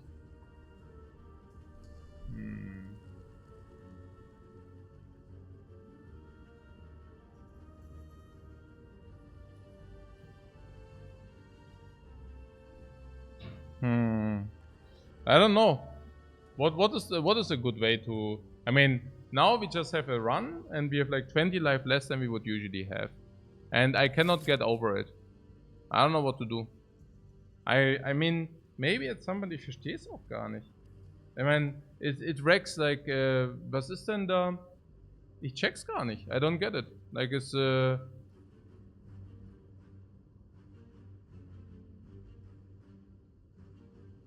was könnte ich da denn machen?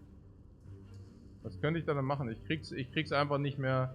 Nee, nicht, ja, ich krieg's einfach nicht hin. I cannot make the differentiation between, like, okay, I mean, we just lost 20 HP for no reason. And I just don't get over. Ich verstehe, ich weiß nicht. Ich weiß echt nicht so. Also at this point, I just want to concede the run and quit the game. Like that's kind of the loop I'm currently at. Yeah, I do not even want to spend more time in this run as is, you know. And that's of course, ja, es ist so wicked. Ich weiß nicht. Ich habe überhaupt keinen Bock mehr, den Run zu spielen. Es ist halt echt so, ja.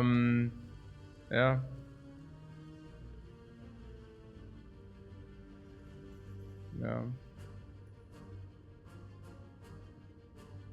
Aha. You're lost in thing ahead, yeah. The shame conceit, yeah. It's like a shame conceit.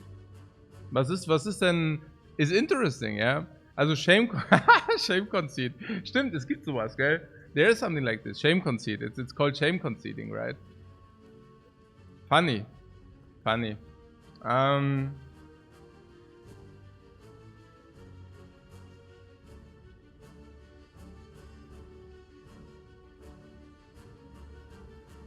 Also ich mache natürlich keinen Shame Conceit. Ich meine, ihr wisst das schon, aber oder Rage Quit oder so. Ja, Rage Quit ist nicht Rage Quit, ist wahrscheinlich more Shame Conceit, stimmt schon. Shame Conceit goes in the right direction. Ja. But it's not even Shame Conceit, it's rather like, ja, ich weiß nicht. Ja.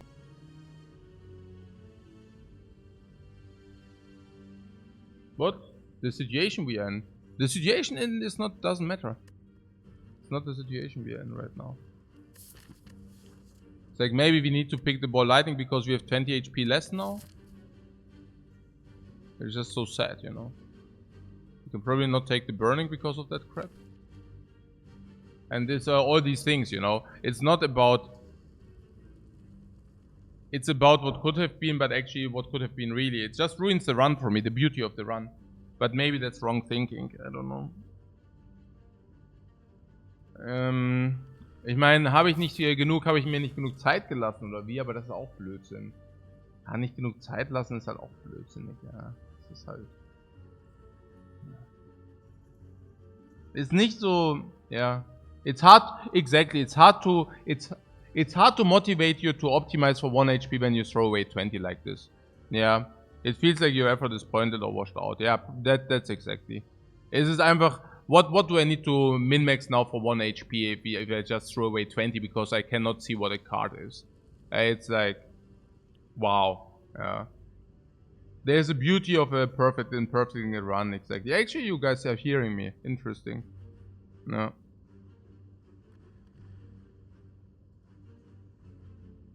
Clean sheet if we can make it out of this act. No, that's a problem. There's nothing like a clean sheet any longer. First of all, it's always 5 HP loss into the next act. Oh, you mean with the Hexagons is less? Second, if you pick the Ball Lightning here, we will always have the Ball Lightning in the deck, which will remind us of the sins of the past.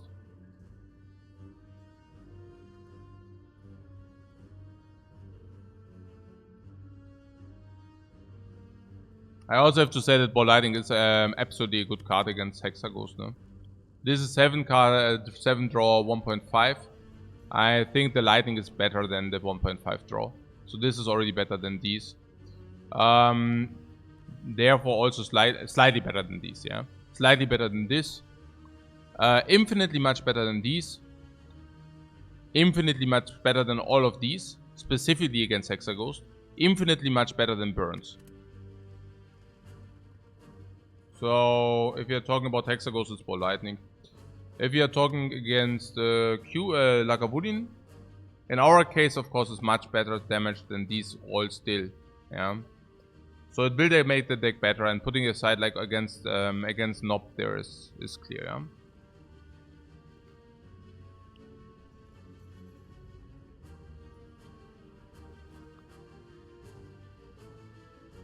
It's still okay for Act 2, but probably it already falls off there. It also depends on the upgrade we are prone to make. The next upgrade happening. One upgrade on something, still making Ball Lightning an unreasonable pick. If you get boot sequence, any attacks are good. Especially with the Horn Cleat. I guess bigger deck, we said about the defect, bigger deck is not a downside necessarily. Aggregate does not get punished by the Ball Lightning that much. So, it will fall off later. I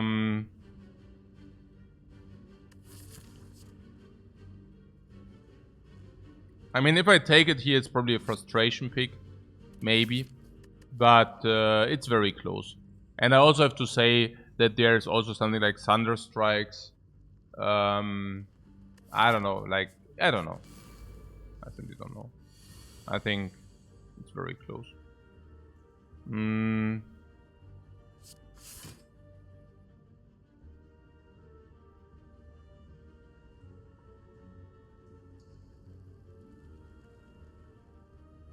I would think it's a Fungi Beast. Next turn we block 14. We have a higher chance to kill this than this. And if we kill this, we take maximally 1. So like this.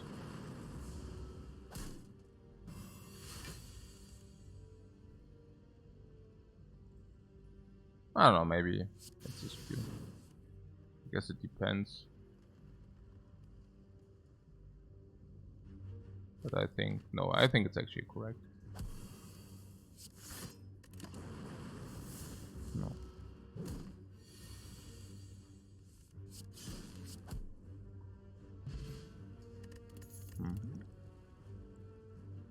Ja. Arbeitstier.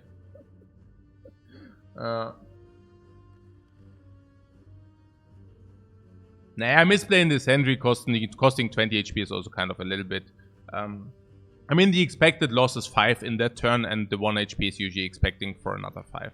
So probably expect life loss of not realizing the card is an average 10. Yeah. But it's still unacceptable. Sweeping Beam, Streamline, go for the eyes. Go for the eyes is weird. In turn 2, it's not even doing anything with the Horn Cleat. Horn Cleat against Hexagons does buffer up the damage. Making higher life total better, making the Ball Lightning pick better again. Why? If you take the Ball Lightning against an op, we can even play 1 skill in turn 2 without taking any damage. So against the Nob we will maybe go out of the fight unscathed. And the Ball Lightning will help to kill the Nob in 3. Is it important to kill the Nob in 3? Insanely important. This is our deck currently, these 15 cards. We draw a deck in 3 turns. Actually, we draw a deck in 2.8 turns. But yeah. So 2.8 turns, 2.7 actually. 2.7 turns means we get 8 energy. And 8 energy is 1, 2, 3, 4, 5, 6, 7, 8. We can always play 3 energy against Nob. But if we play strikes, it's 20 damage. 2 times we can squeeze one of these in. So it's like 30, 30, 20. 30, 30, 20 plus 9 from this. Is in total 89. Maybe we need a potion to clear by turn 3. We might have not found that potion. But against the Nob is always clean in 3. In the worst case we probably use a potion. That's about it. If we would have not picked the Ball Lightning, in the worst case we would have needed to use a potion and might have still taken the hit, and that would have been devastatingly bad. So we circumvented that by taking Ball Lightning as well. Because of the Hornclid it's so sick, we can play skill turn 2, but if we do turn 3 we take the heat. So it's even more important to kill by turn 3, because if we don't and we play the skill when turn 2, it's even sicker, like the downside of not killing until turn 4. I meant until turn 3, yeah. So in turn 2 we get the Hornclid and we play a skill, but the punish of not killing in turn 3 is even fantastically higher than usual. Against the Lagavulin, it's actually important to have the Ball Lightning in the first draw as well, because we need to open turn 1, because we have Hornclid. And if we need to open turn 1 against Lagavulin, which we have to do, then of course it's very important to have something like this in turn 1 as well. Yeah. Now, if you really go out and go back here, no life loss against Nob, maybe no life loss against cubes, against Nob, against Lagavulin, or not much, and let's say we stay at 30 HP, for example, right? Then we are at 30. And against the Hexaghost 30, but Hornclid blocks in full turn 2 or nearly full anyways. So that is also again speaking for taking less life loss. It is indeed the Nob. And the Ball Lightning performs like crazily good. We do not even need to use this Neko here. It's very nice. Very nice draw as well. But I mean, it's not that we did not know that the Ball Lightning will be good here. Can we go for a guaranteed kill? Probably most likely. Dual cast strike. This is 22. 22 plus 12, 34. Meaning 13. And this is... yeah, not 13. It's better to play Compile Drive. Is it true? Do we have guaranteed kill? 16, 22, 22 plus 12 is 34. We are 13 short. 13 short, and this is not 13. So yeah, let's play Compile Drive here. Yeah, now this is guaranteed kill. 34 plus 8, 34. We have 18 is 60 missing. And now this is 15. If we play dual cast, this is more. If we play dual cast, is 16 plus 12 is 28. It's 12 missing. Oh, okay, so dual cast is really less damage than strike. What the hell? What, really?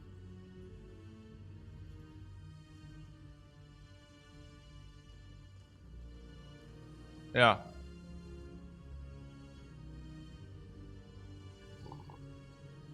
Funny.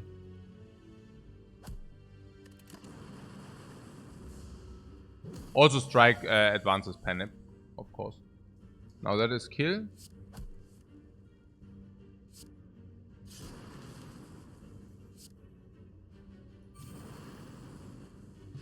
Very good Nob fight. Without the Ball Lightning we would have needed to utilize a potion. Omamori, okay. Steam Barrier, go for the ice is weird. Steam Barrier is specifically weird with the Hornclid. Machine Learning is specifically good against Hexaghost. Like against Hexaghost it rocks. It's also in generally okay, I guess. Also for the setups. So I don't know whether fire or question marks are better with your Omamori. There is also something about the shop, or we take the Burning Elite.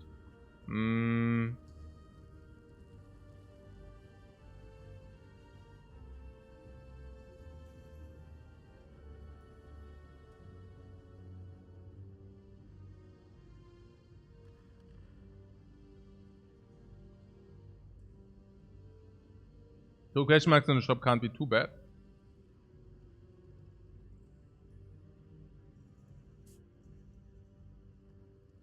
Because if we gain 150 gold, then we really want to go to the shop. Avoid burning.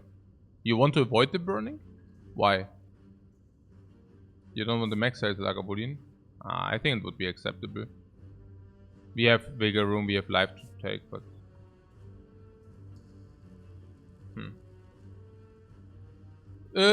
yeah, I don't know. It's only about 150 gold into this, 75 gold into this, or what? Stuff like that, or yeah, how, what? Yeah.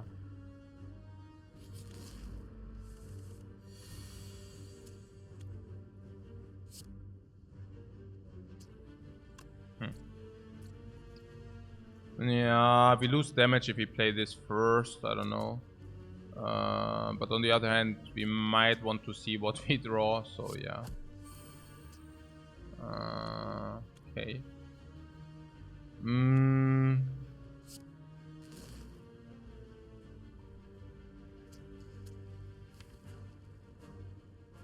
Yeah, we are doing it anyways. There's no reason not to do that.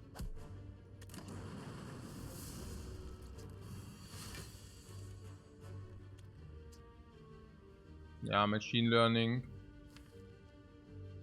Then open next turn is probably the best. We get 6 damage deeper, even more. So 6 is 41, 37. It's perfect. Couldn't be better. It's like the absolute perfection here. This is amazing. Nah, and if you're talking about misplays, the other thing, it's really about perfection, you know. I mean, it's just the, you know, it's like a kid, you take away the toy, or the kid, you take away the sweets, you know. What I'm saying is, do you know that moment where you know it cannot be any perfect any longer? That is the moment of realization. That is the moment where you know, okay, this run is not perfect any longer. And it's not like maybe it's not perfect any longer. Of course, no run is really perfect. But getting it rubbed into the face like that is really, really painful. Yeah. It's really, really painful.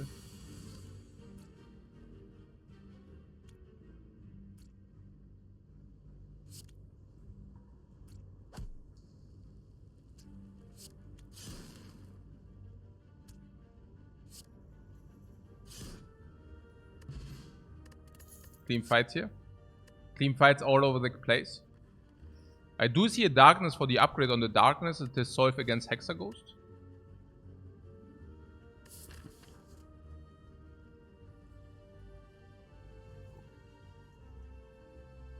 The Ball Lightning is the darkness is also the darkness, is also the dark orb for the compile drivers. For both.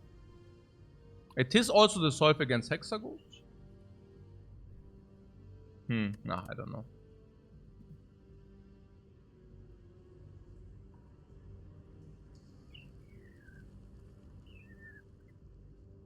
It's worth with our lightning rotation. Yeah,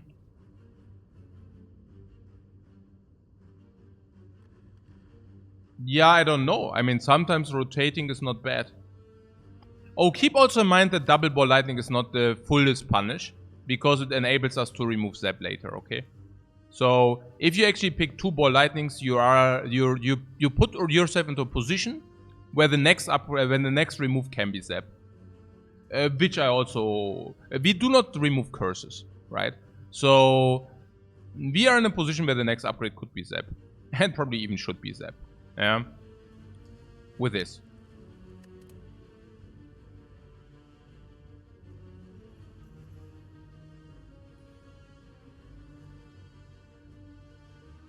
Removing damage? What do you mean removing damage? The darkness or was? Wie it's removing damage? Ah, so you're saying it rotates out, but where's the problem if it rotates out? You mean sometimes you cannot dual cast, right? But is that a problem? Maybe there's a misconception about the darkness. I mean, the darkness receives value once you actually activate it or you dual cast, but you do not need to dual cast it. You can also just play darkness as 12 plus 6 per turn. You play it, it deals 12 damage. And after one turn is 18, after another turn is 24. Or you feel that's not good enough. Maybe it's not. We added 5 attacks. Beam Cell is value. Ooh, Beam Cell. Oh. Ganz schlecht. No. Nah, it's not good because you deal damage with orbs on the defect. No. What do we have here? Horncleat. Yeah, Horncleat Pendant. With 2 Ball Lightnings, Darkness is weird. Yeah, do we have an upgrade?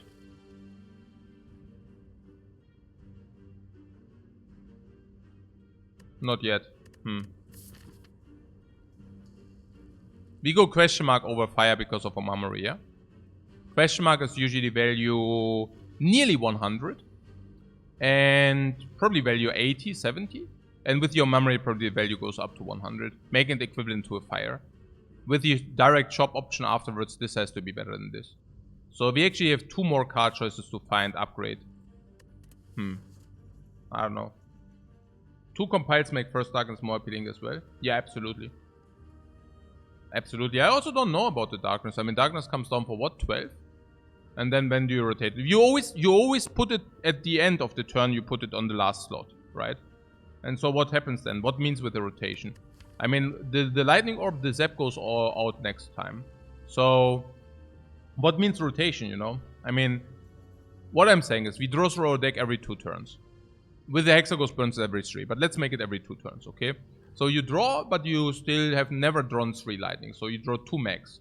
So the darkness is on 12, the dark orb 12, next turn is on 18.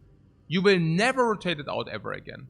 So maybe you have a draw where you can rotate it to the back and then you can dual cast it too. Maybe.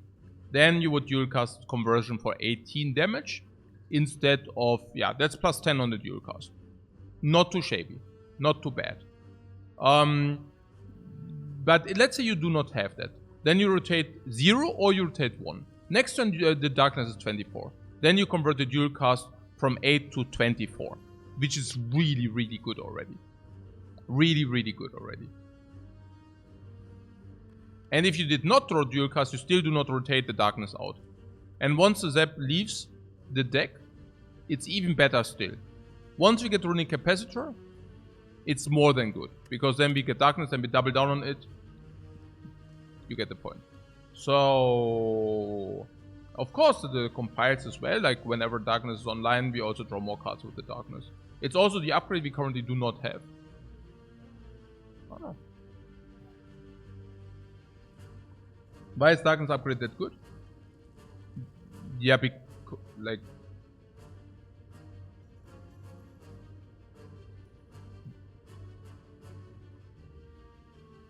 I don't know what to say. I don't know how to explain it. I mean, it's just like... what do you mean, why? Specify your question. Yeah, okay, so... yeah. So let's do it, yeah?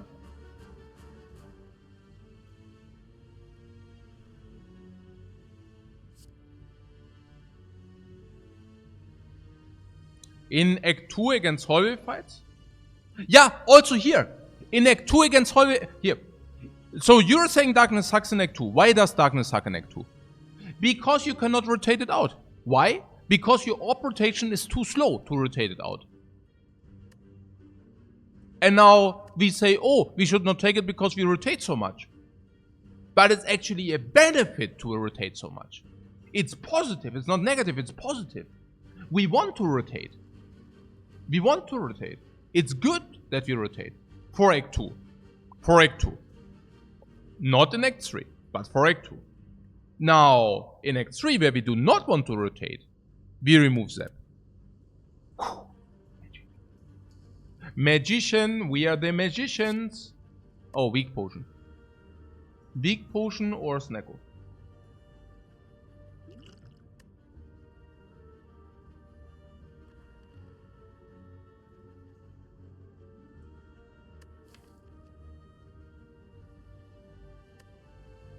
Snecko is being usable.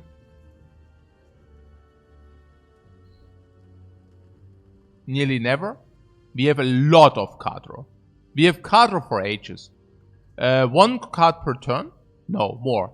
2, 4, 5, 6, 7, 8, 9. We draw...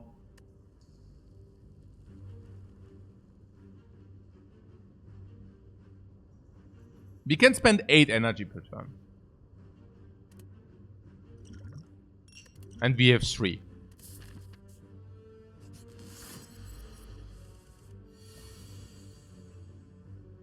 Yeah.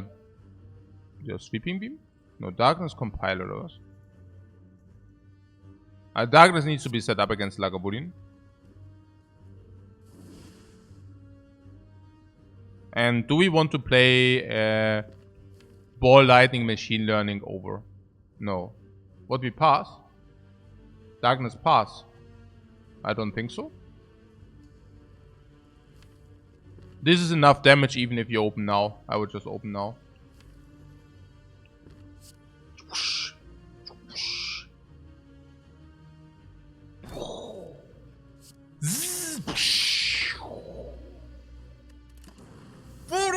Honky. I think it's about blocking turn 2. What? Machine learning for free? Yeah, but I take the block here. I do not think that the Lagavulin survives very long.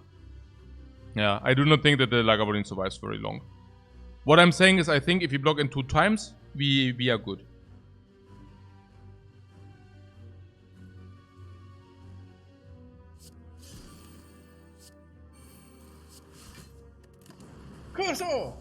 Yeah, we could have used the weak potion, but I wasn't a fan before Hexaghost. I still believe in the double block into GG. Oh. And weak potion for 5 before Hexaghost is weird.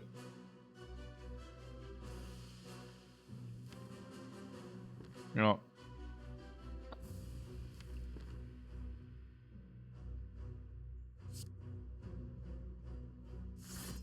This is lame. A little bit, right? Dualcast is coming for Solve? Yeah, Dualcast is coming for Solve, exactly.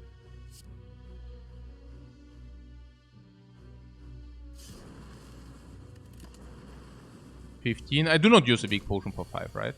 Or do I? What have you used a weak potion for 5, guys? Huh.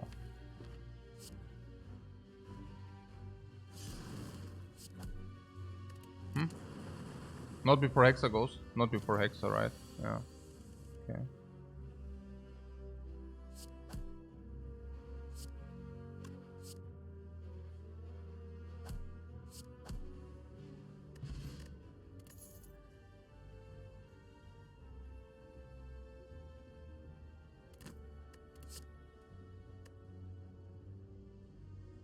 Cool-headed needs to be played.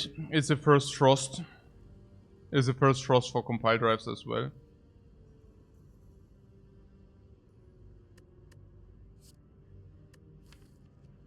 Yeah. What? Liquid Bronze over weak against Hexaghost? Yeah, right. Second turn we are always blocked in. They are pound 6, pound 12. Little worth with peace, but still fine. Versus what?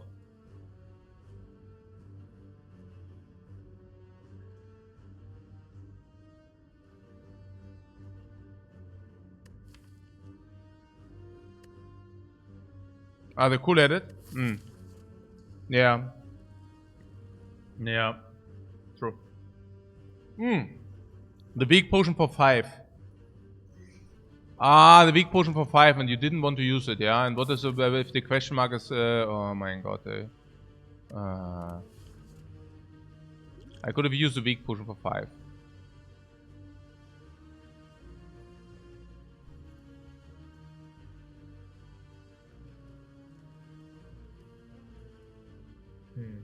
Yeah, I don't know.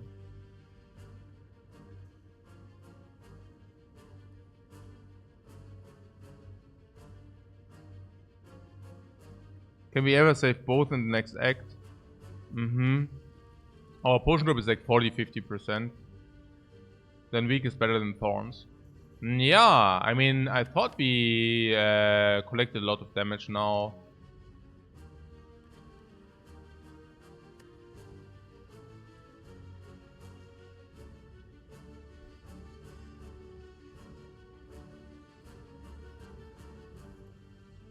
You didn't know whether you will get another potion? Yeah, but the 5 life was also... Oh, also, but was also...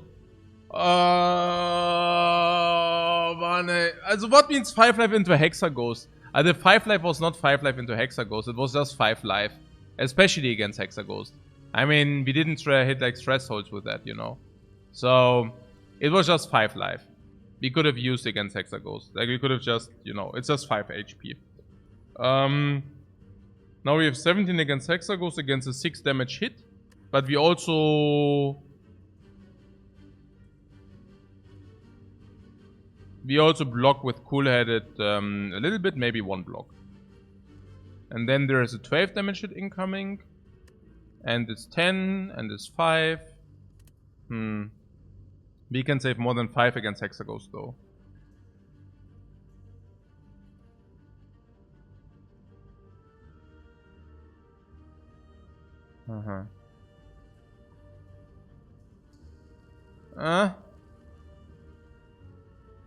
You mean in the 9 times 2 maybe, or what?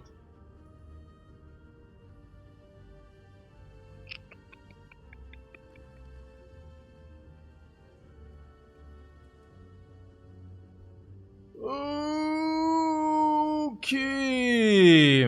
Also, nein, I'm just also thinking about Simmering Light and such, where I'm thinking, okay, if we get Simmering Light, then I'm on Monka tilt. Yeah, I'm completely on Monster tilt, I feel. I just hope it's not that note. But yeah. Ja, jetzt reicht's. Jetzt wird gebasht. Okay, I punish this Fireman. Nein, ich weiß es nicht. What are the relics? Horncleat. Horncleat basically makes us invincible against Hexaghost turn 2. Freaking invincible. Then we have Penip. Does the Penip really help? I don't know. Yeah.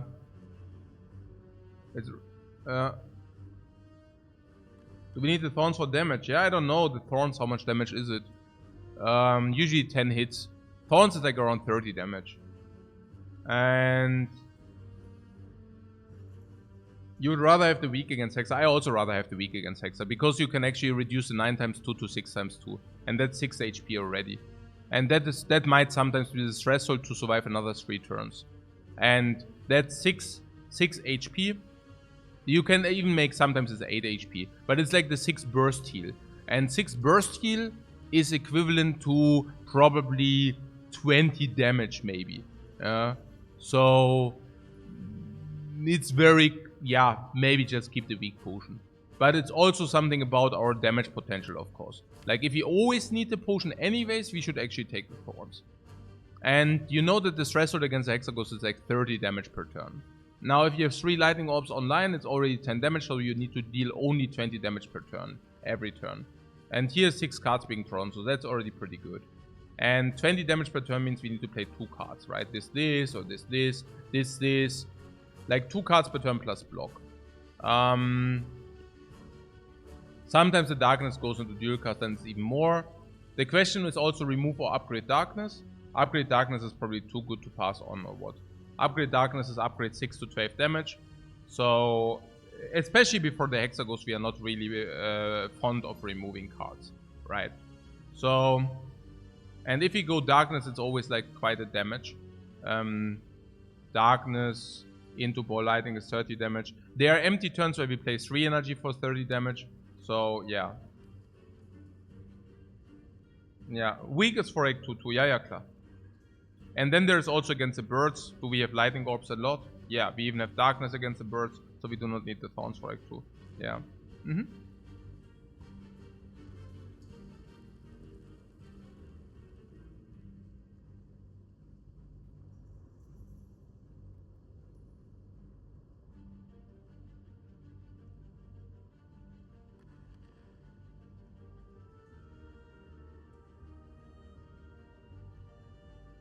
What duplication of the darkness plus the solve? Naja, we just said that we can do the Hexaghost potionless. In the worst case, by the way, we can also always use... Like, it's about the 12 damage hit. But I think we can do it potionless if we do not take the 12 damage hit, basically. Oh. It's mostly about the 12 damage hit. Oh.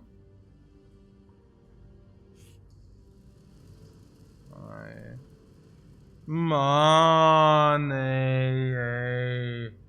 hey. Oh, joi, hey. Ich bin so am Tilten, Jungs. Oh, ich bin so am Tilten. Ich bin so am fucking Tilten. Oi, Mann. Oi. Oi, Mann. Ey, das ist so dumm, Mann. Es ist so fucking dumm.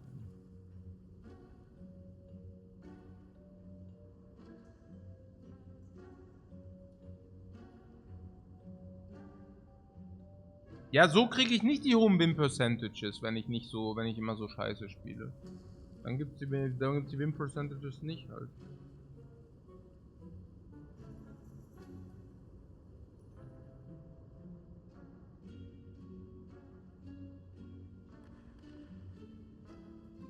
Nee, it's nicht eben about the 5, but it's like about the 10 earlier. Oder 20 earlier. Ich weiß gar nicht, was ich jetzt machen soll. Ja.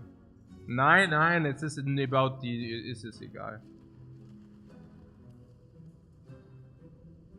Ach ja.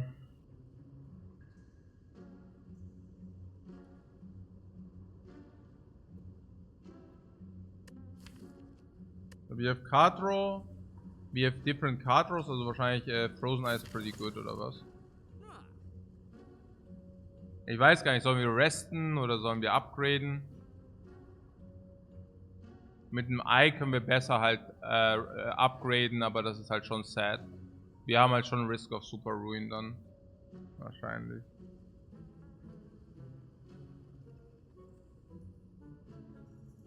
Was going for the event was a bit greedy. Nein. Wir können hier einfach resten.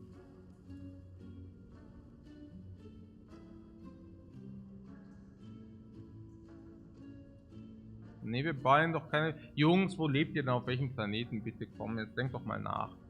Wo kommen denn diese Suggestions her? Ditching Potion, Buying Potion. Ja, genau. Nein, Mann! Tiltet mich noch nicht noch harder, bitte. Ich bin schon am Monka Tilt. Jetzt wollt ihr mich verarschen, oder was? Ja, ich bin schon Tilt as is. Da müsst ihr nicht noch nachlegen. Frozen Eye, Flash of Steel. If Frozen Eye, Flash of Steel becomes better. 266. Ja, wahrscheinlich Frozen Eye, Flash of Steel. Defect will never get the upgrade. Upgrade is like remove.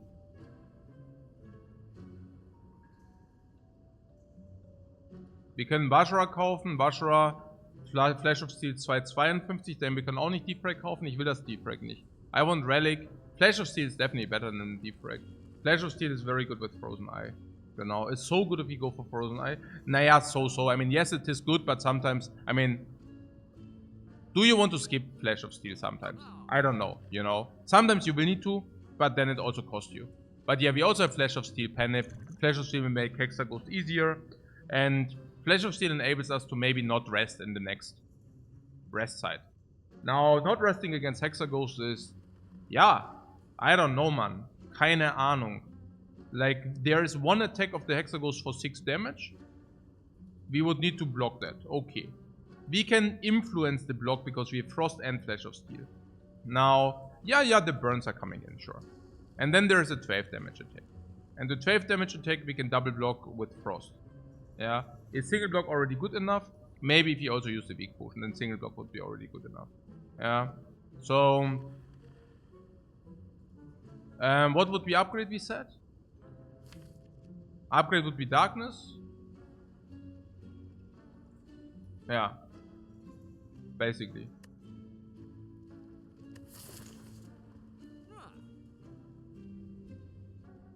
No, you don't want to buy the Defrag. The Defrag makes 0 sense here.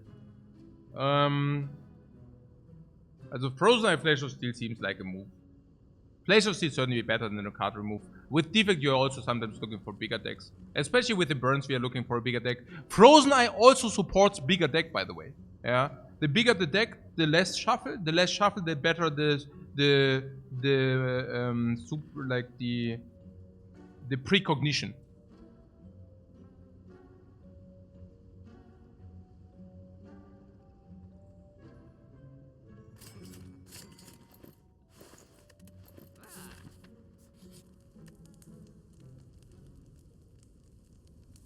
Defect is also so much worse with the peace pipe. Exactly. Exactly. It's just like, yeah. I mean, peace pipe is just a relic we might want to ignore, but yeah.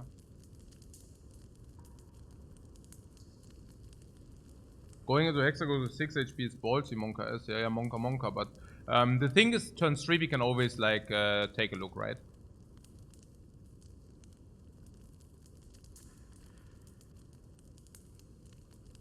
So when is the burn coming in turn 3?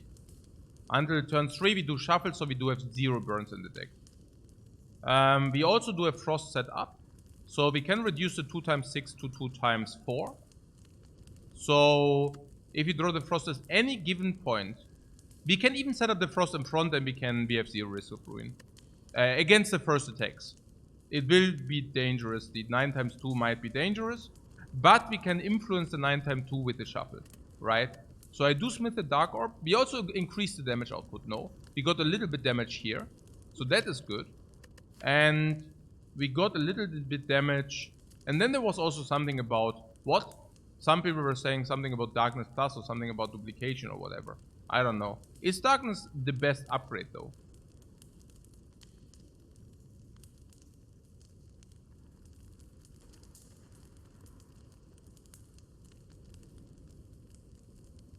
Yeah, probably.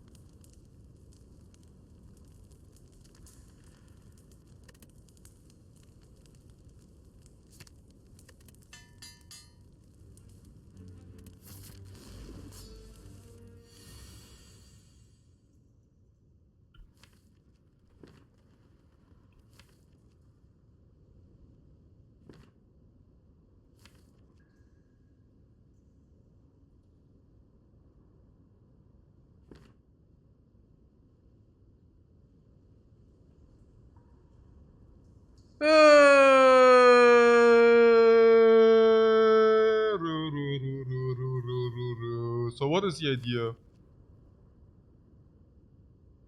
The idea was to draw...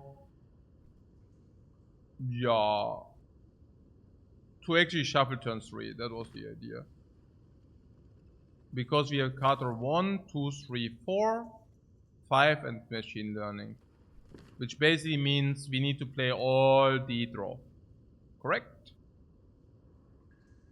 We have 14 cards. 9, 4, we need to draw 5 cards. 1, 2, 3, 4, 5. We need to play all the card draw, basically, in order to shuffle before the burns. And we said we have an incentive to shuffle before the burns. Cool. So, what do we do? Flash of Steel this turn, Ball Lightning Zap. If we do that. Yeah. Then we go here. 1, 2, 3, 4, 5. Compile Drive, Sweeping Beam, Ball Lightning. Next turn, 1, 2, 3, 4, 5. The only way to shuffle would be... yeah, we don't need to play... cool, es ist schon sad. We would play Darkness, Compile Drive, to shuffle, and to see. We keep the cool-headed for draw manipulation, so we do see whether we block the 6x2 or not. If you do not block the 6x2, cool-headed. Skipping machine learning. Pretty sadness. But it is what it is. Do we need duplication weakness? No weakness. What about the duplication? Probably not, because we have also duplication manipulation into the deck later, maybe.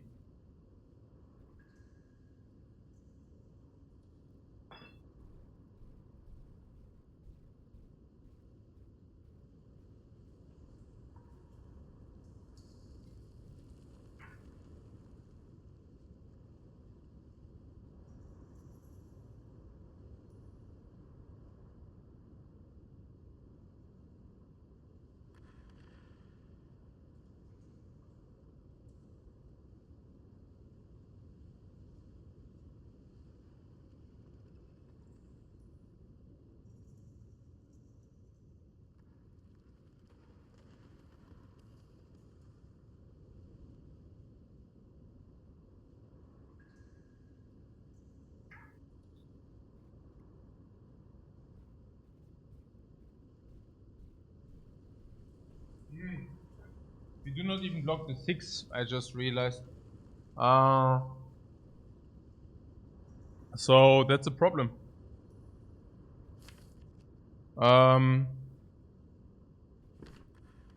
What if we duplicate Flash of Steel, we can draw 3 more cards. Yeah, the duplicated Flash of Steel does not appear in your deck.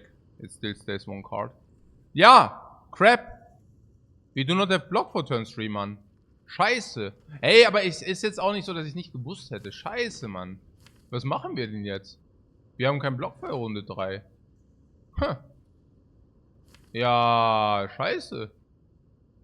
Hm. Müssen wir schon Weak Potion machen. Runde 3. Ja, anscheinend.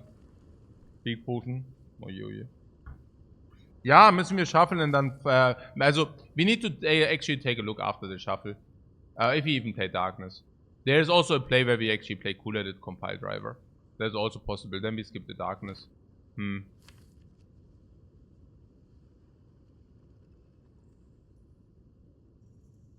I don't know, but yeah.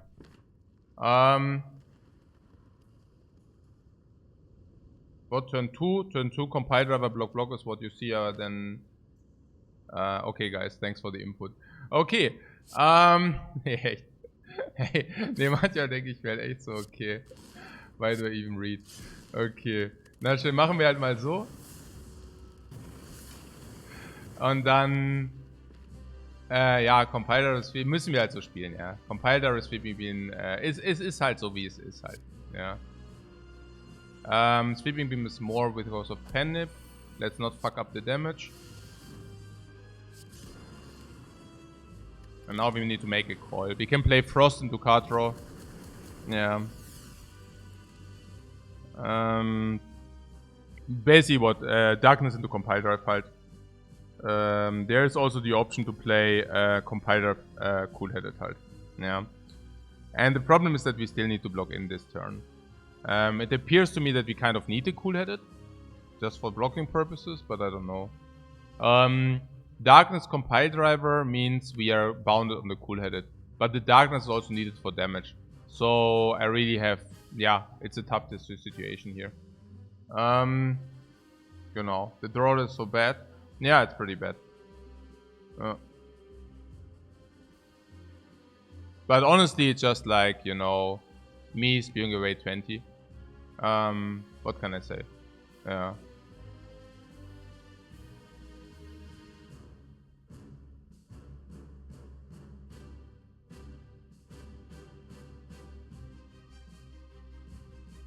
Huh.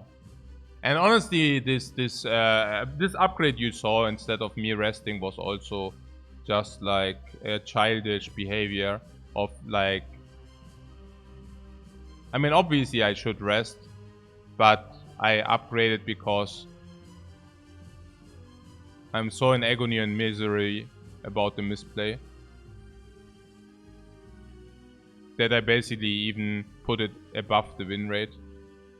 To basically get out of this act without carrying the downside with us forever. Of course, resting is correct. I mean, there's no, it's not overconfidence.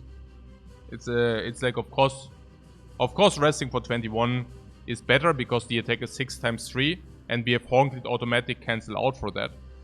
And if you're on 27. And we usually don't take any damage. We are on 27 for the entire fight. The first double attack doesn't matter. The second double attack doesn't matter. So it is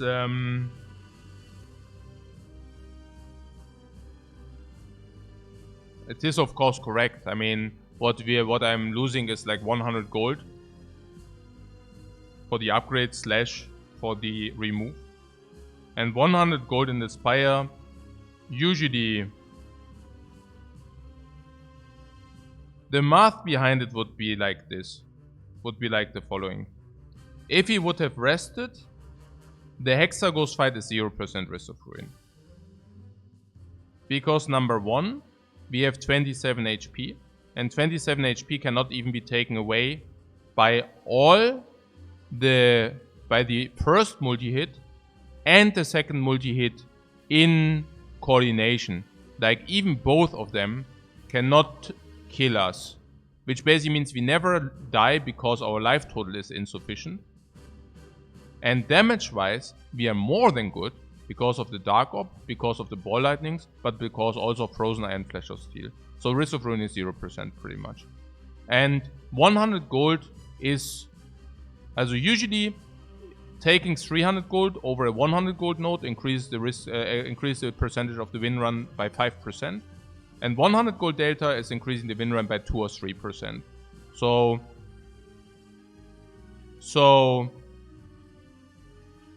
if, for example, we go into the fight with the rest and we have 100% on winning this run, probably, also if you say average win percentage is 70 and average relics are 5, we have already 1.5, 2.5, 3.5, 4 relics, 5 relics. So, but we already beaten the Act 1 boss. Our deck is okay. Would be 70 to 75%. And if we say, let's make it like 70% for simplicity purposes. No, actually it's 75. Yeah, I don't know. Let's make it 75. And we have one, no, let's make it 70. So we have 100% on 70, which is 70. Is it like this, yeah? So we have 100% on 70, yeah, probably. I mean, we have some good stuff, but also some bad stuff. 100% on 70 is 70. And if we actually get out of the act with the upgrade, we probably have rather 72 or 73. And the threshold is if 97% multiplied 73, for example, would be this threshold. And is it correct? Yeah, or 90-70% multiplied 72. So we are only allowed to not rest if it does not increase our risk of ruin. And also potion. Potion, if it forces us to use a duplication potion, we also didn't gain that much. It would be okay because we have potion drop 50%, so that would be actually a better result. But if we take a risk of ruin of more than 2% here, by not resting, it already is bad. Or 2 or 3%. Now, I mean, we never die against a 3-6 damage attack because we always draw cool at it beforehand, so that is clear. We also have weak potion we want to use, so we don't never die against this attack. But there is, for example, a chance to die against the 8 attack. We already discussed that. We said it's not necessarily because we have Frost, we take 8, we should usually not take the burns, so we have 6, as we only need to draw 1 block, but we also have a lot of cards to draw with the block, and we also draw 6 cards to draw the block. So, and then there is the other attack, but we can also manipulate that as well, and then there is a big attack, and until then we hope to kill. I don't know, 2%? Maybe, I don't know.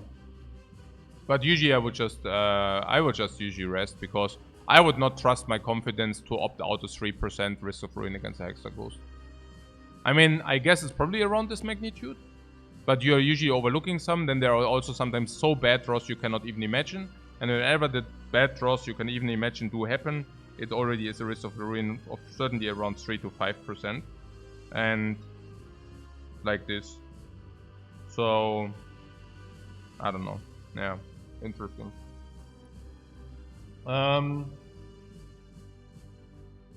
But it's also that I definitely just did this, what you just saw, because I'm just so pissed about the misplay earlier, that, yeah, this.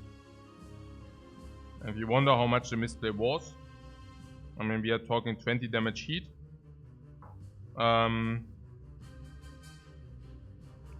we already teamatized it, right? 20 damage being equivalent to 1 rest side, being probably a burn of 5% or...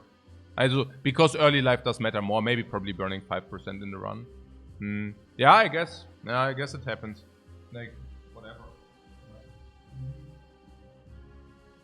So this is interesting though. So how do we do it? The darkness is 12 damage, but do not need to necessarily set up. Because it is 12 immediately. But it only is much more if dual cast, otherwise it's not much more. It's 12, 15, 18 usually if it's not about the dual cast. So we are talking 20 here.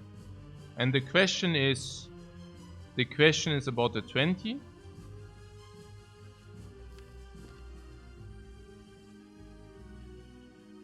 We could weaken it and go to 2.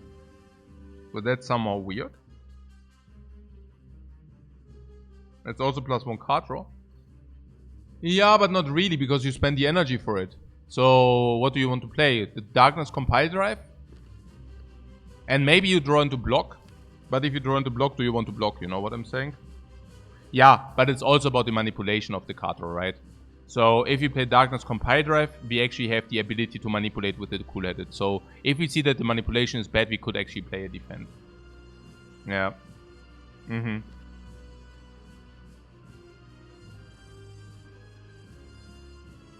You don't like Compile Driver and Cold Snap, yeah.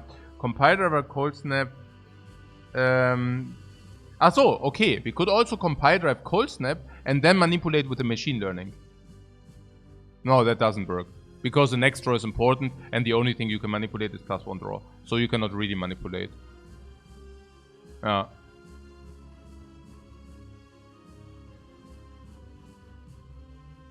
Naja, also manipulation with the cool-headed basically means... Okay, but you also cannot manipulate with the cool-headed if I think about it this way. Naja, just the next 6 cards are important. And... Yeah. Oh no, you can manipulate in a way that you do not need to play the cool-headed if the next card is a defend.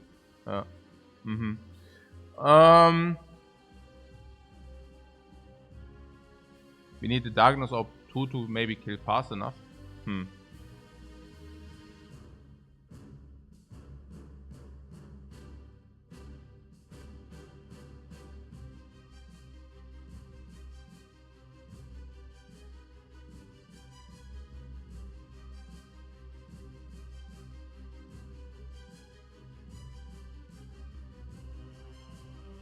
So Darkness Compile Driver gives us the best manipulation, or what? I mean, Compile Driver cool-headed defend is halt full block now. We definitely kill before Overdrive. Yeah, before Overdrive, yes, but not before the 9x2. What about the 9x2? Is there something to that? So if we shuffle now, we have a shuffle with 2 draws before we see Frozen Eye. Now, we draw 1 time. Oh yeah, there's a lot of defense in the dude actually if we shuffle now. Is there something about... No. So, Darkness also shuffles the Darkness into the dude. And then we have the Darkness again. And Darkness then might be even 18. So it actually makes sense. We also have all the blocks in the deck if you think about it. We cannot even break. We cannot even break. So, Darkness Compile Drive. See what we see. And then make our play accordingly. Don't need machine learning for that. Yeah, we don't need machine learning for that. What is the advantage if we compile Drive first? I don't know. I like the Dark Orb. I don't know. Somehow. Dark Orb Compile Driver, Frozen Dude, and then maybe corresponding to use Weak Potion or not. Yeah. It's a lot of damage. Do we need the damage? It definitely doesn't hurt to have the damage.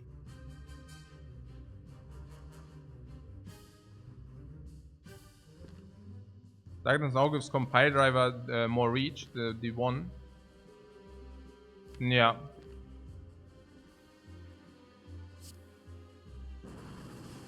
Maybe we do not even need machine learning, you know.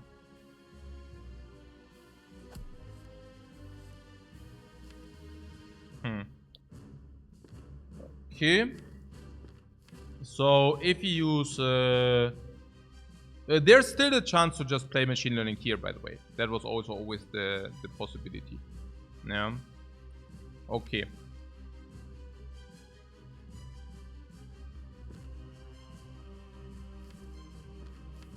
It's also important to get the shuffle before the burns, but we already discussed that. So what are the options here?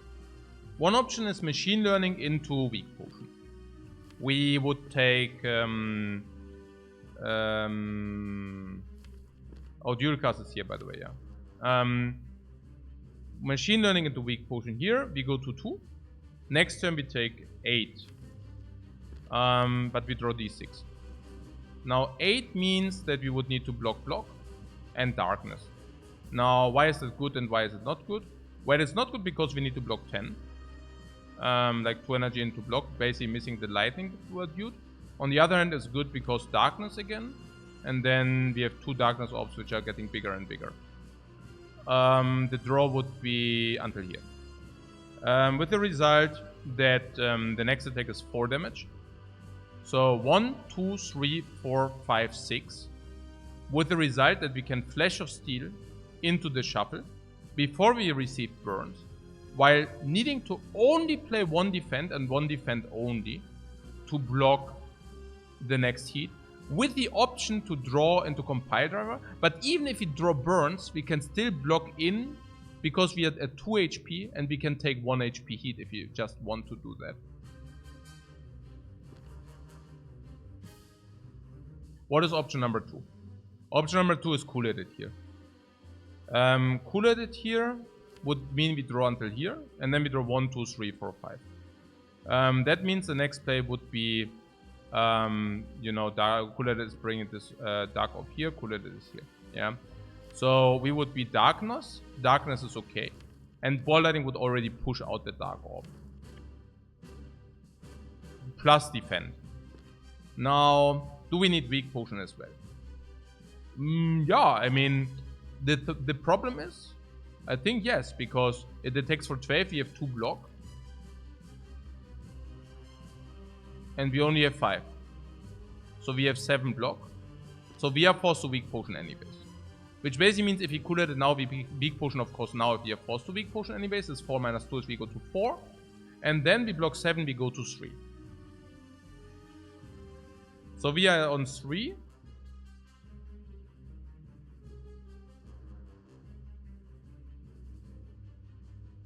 And we have the Frost Orb we don't want. So we Weak Potion now, and we do Machine Learning. And that is also our play. We have to do that. We go to 2. We draw 6. Block Darkness is a must play. It's not that bad. We draw 6. We can Flash of Steel take a preview on whether we want to Compile Drive. We can also determine how much we want to Compile Drive. We can easily use a Weak Potion because we have Potion Drop 50%. I mean, besides we can easily use it. I mean, a matter of fact, we die if we don't use it.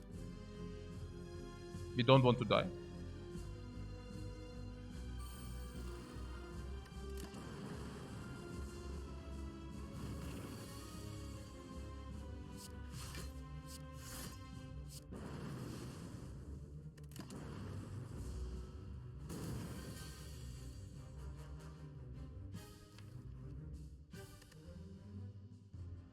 Cool Edit is blocking the burns. We could play Ball Lightning first, but I do not deem that a worthy play.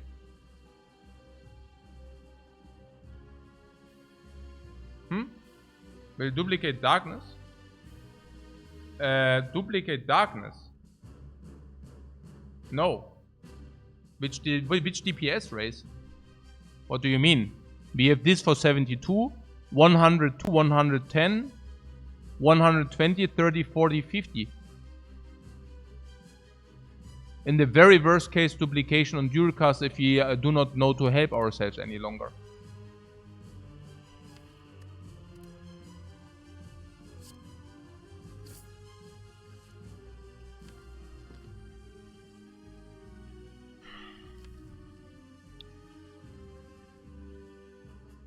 Even Darkness dual cast, by the way.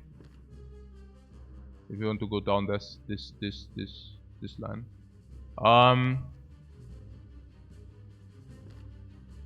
So keep in mind we have one damage wiggle room. So we can even draw the burn and still block in with the defend. Yeah.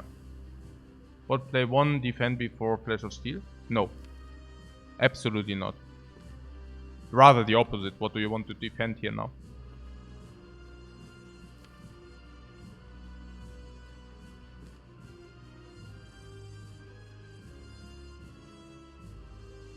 We need to play 1 defend this turn. We also need to play 2 energy, otherwise That could be, for example, Compile Driver and Sweeping Beam. Yeah. Compile Driver and Sweeping Beam would draw us 3 cards. We can decide, okay? We have 2 energy to decide what to play. And I feel that it's definitely not about Lightning because I really want to play Darkness into Dual Cast, if that makes sense. So, the question is, do we want to play Darkness into Dual Cast next turn or not? Yeah. And then the question is also how much damage that would be. So we could, for example, draw 3 cards now, right? 1, 2, 3. Then we draw 1, 2, 3, 4, 5, 6. For a perfect Darkness and Dual Cast. And we can already make the calculation. This also comes without a burn, which basically means that we are free to use our energy. Yeah. So that would be, in this case, very specific. Darkness Dual Cast Strike. Right? Could also be Darkness Dual Cast Zap. Because then we rotate out the Darkness Orb with the Cool-Headed. That might be lethal. It might be. Let's calculate it. So, next turn this Darkness Orb goes to 36. Okay. Now it goes to 42 because we play Darkness again. So 42 Dual Cast means 84. We also rotate this out. So 84 is actually 92. We deal some damage now. Namely 7 plus 9 is 16. 16 plus 92.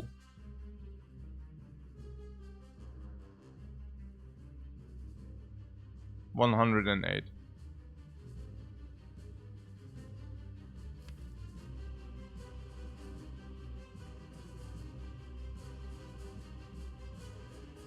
Plus 6, 114.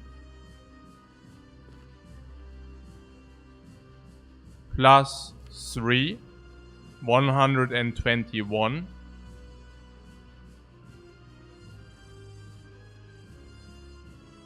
Plus this is 36.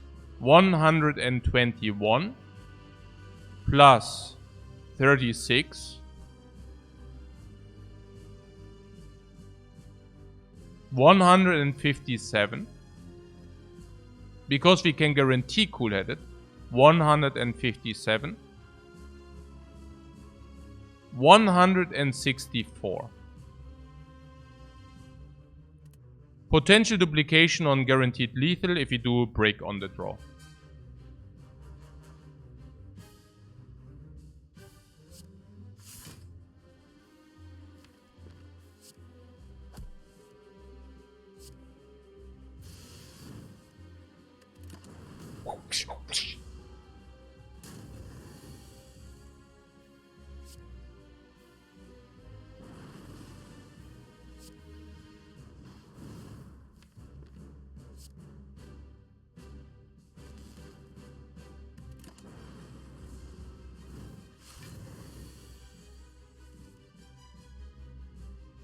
Hmm.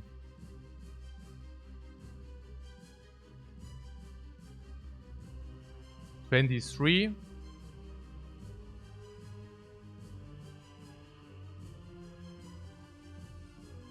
Do you account for 12 armor? Of course. Yes, we did, yeah. Compiler with Sweeping Beam Ball, I think, is lethal, most likely. 7, 16, 23, 23, 59. And the ball has 59.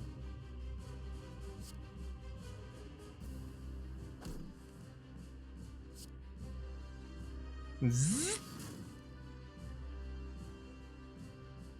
Zzz. Zzz. Zzz. Beam! Perfect fight. Ultra perfect fight. Omega perfect fight. Potion preservation. Potion slot open. Open opportunity. Potion slot open opportunity. No potion wasted. Oh, potion preservation. No potion found. No potion found. Penip setup. Penip setup. Perfect squeeze out upgrade utilization. Perfect deck. Perfect HP utilization. Yeah, good, oder? What overkill 3? Ah, wie du mit Lightning Build. Ja, komm. Okay. Very nice. Very nice. You were killed by 3, ja, komm. Okay. Also is Burn or Lightning Orb first? Good question, right? Good question whether Burn or Lightning Orb is first. I think Burn is first. Maybe we have exact kill then. No. Who says that? Like, what is first? No, Lightnings are first. Oh, I don't know. What is first? Orb is first. Okay. Good to know for the future. Or was? Are you sure that it's the case? I'm so stressed out right now. I'm so stressed up right now. Orb. Oh, I really thought maybe we die now, guys. Did you also have the feeling that we might die there?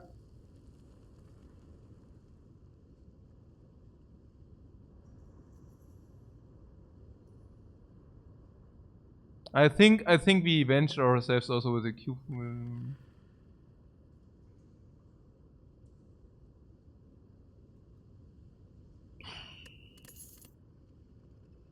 Oh, what is that also, man? Also was? Zero energy retrieve. 1.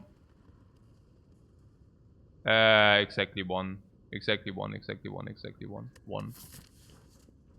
Not all for 1. Seek? Seek can always seek you what you want, like 100 gold, maybe 150 even. But do you know what we want to seek usually? Yeah, we want to seek the Echo Form. I have the feeling, but maybe that's also a bias, that the Echo Form wins us more games than the Seek does.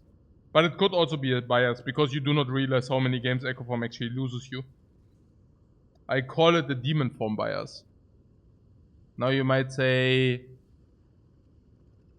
Lifecoach, you're not seriously comparing the Echo Form with the Demon Form, are you?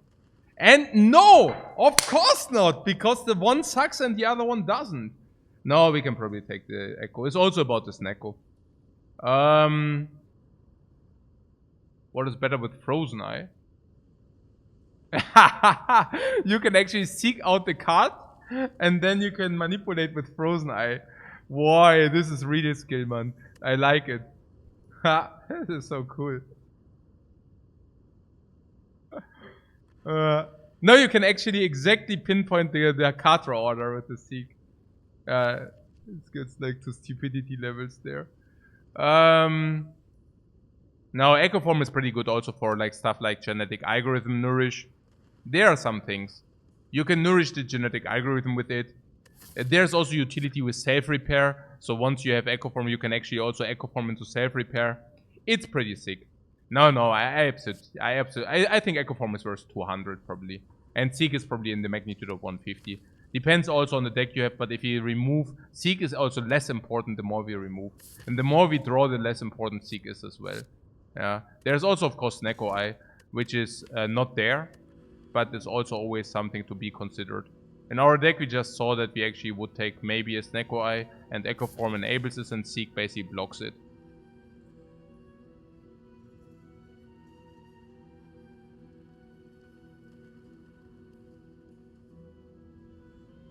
Echo Darkness is also quite some damage. Yeah, it's fine. Oh, by the way, did I already tell you how much I celebrated yesterday's run? Because I told you we basically nearly died in Act 1, which is true. And I also told you that we nearly died in Act 3 against Snake Lady and against the Heart. But honestly, we actually died in nearly every act. In Act 1, we nearly died. We went to 5 HP, but we could have also died. In Act 2, we went to 1 against the Collector. And we could have just died there. Easily. It was super close, we used both potions.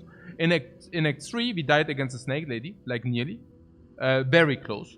And against the Heart, we also basically died 66% of the times. It was so freaking close. But I love that you squeeze out the life, that it's so important to actually make perfect plays. I love it. It's really, really cool. Philosopher's Stone into birds. Ah, this is this narrative, always into the birds. It's not like you always face the birds.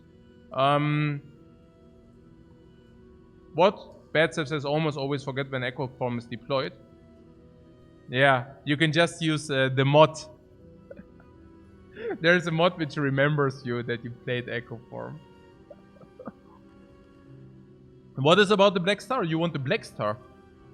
Oh, really? Oh, that's ballsy. Why? Horncleat helps you, but it's not a clean Panip. Little bit. Or Mammary speaks for question marks. Question mark maximization, not elite maximization.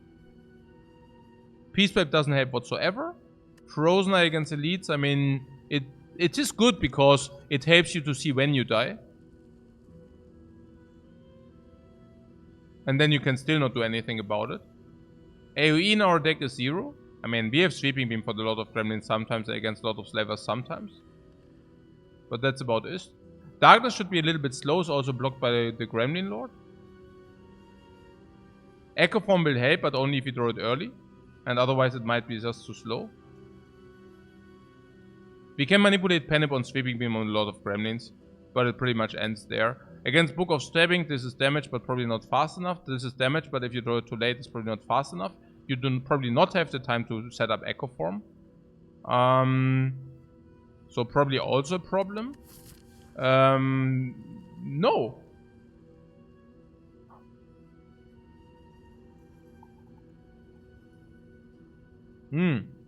With Echo Form, we even need the energy even more.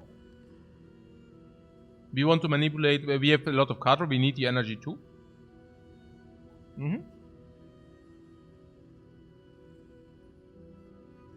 What Echo? Black Star is fun, but Rock is probably the better choice. Yeah, if dying is fun, then the Black Star is the better choice. Knight against Knight, we have Echo Form. It's not, look, even if you go into elites, it's still better to have the Black Star, it's still better to have the Philosopher's Stone. I said something about question marks and curses, right?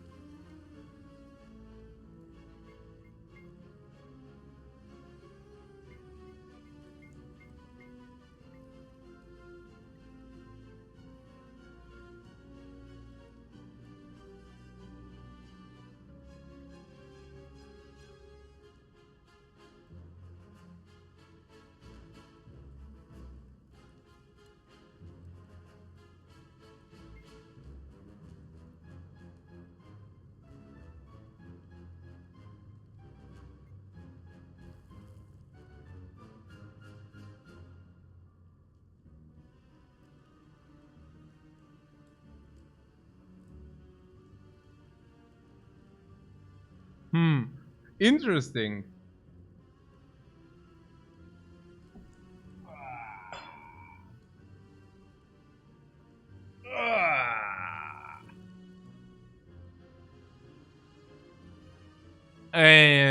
What is our game plan? Good stuff that we have the Horncleat, by the way.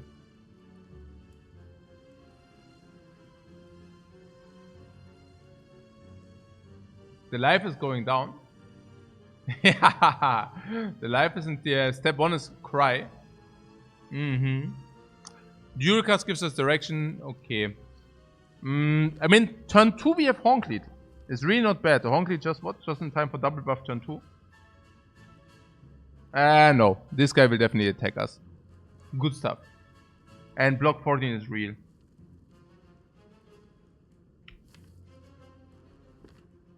We also have 4 energy, which is also real. We also have Flash of Steel, which is also real.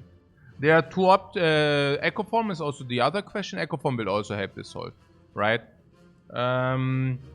So we can either Echo Form dual cast. We could also Echo Form defend. Then we take less damage. Yeah. Next turn. I don't even know. I mean, is it Echo Form? What does Echo Form help us? But I guess Echo Form helps us to down a bird of our choice. Yeah. Echo Form Machine Learning? No, I don't think so. I think it's just Echo Form block. And with the Echo Form block, we can down a bird of our choice next turn.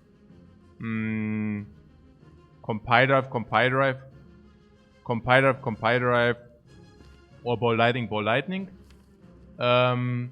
Sweeping beam.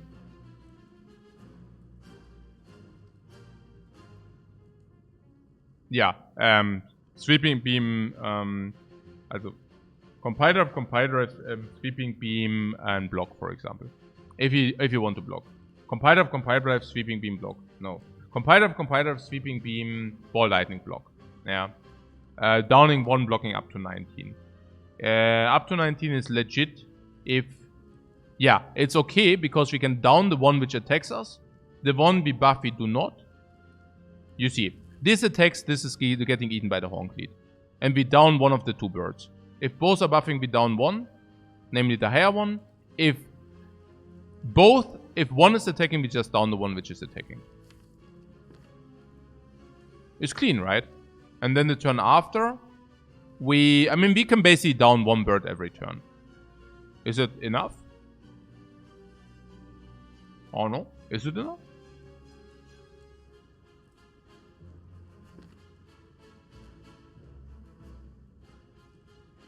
What is the other option? I mean, downing 1 bird per turn seems clean. What do we even gain from the extra draw, you know? And when we draw extra, do we save 5 HP with extra draws? Compiler of sweeping beam, flash of steel, but we still do not block more. So I don't know. We simply do not block more from the extra draw. I mean, if you do here, compile, or do you say we have a turn where we can actually sweeping beam, and 4 attacks? No. What do we need? Yeah. That would be the only thing. If we sweeping beam, 4 attacks. When do we do that? Yeah, here. We can do that also without the dude. No, what? Yeah, here. We can play double ball lightning, compiler ball lightning block, double ball lightning, compiler, even without the machine learning, specifically without the machine learning. Double ball lightning, or even double block. Yeah? No. Double ball lightning, compile driver block. Into double sweeping beam and 4 attacks. Do we have 4 attacks? No. So it would do 1, 2, 3, 4, 5. Double sweeping beam. Zit. Cool-headed. Zit. Flash of steel. Compiler for more attacks. How much energy did he use until then? 1 energy for the sweeping beam. If you want to play 3 more attacks, 4 more attacks. No. 1, 2, 3, 4, 5. Sweeping beam, flash of steel. Cannot. We need to redraw flash of steel, otherwise we cannot play 4 attacks. If we play sweeping, we have 3 energy. How do we play 4 attacks? Flash of steel and 3 attacks. But if we play cool-headed, we cannot. Yeah.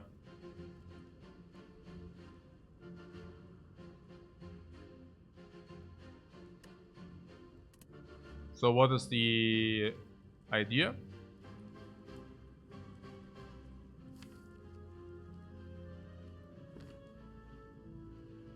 That the lightning orbs are dealing enough damage to handle another bird or what? Also, I do not see the machine learning being good, by the way. Or do you see the machine learning being good? No. A dual cast, is that good? Not if you want to do the ball lightning party. If you do the ball lightning party, the dual cast is not that important.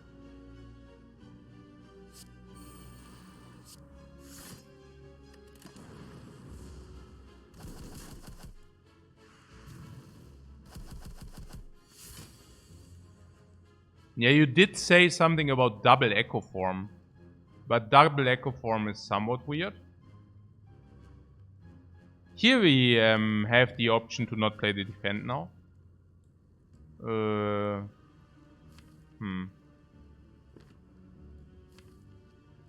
Yeah, I don't know. Double bow lighting on the back one, compile driver. Maybe this buffs next turn, then we are out of the woods.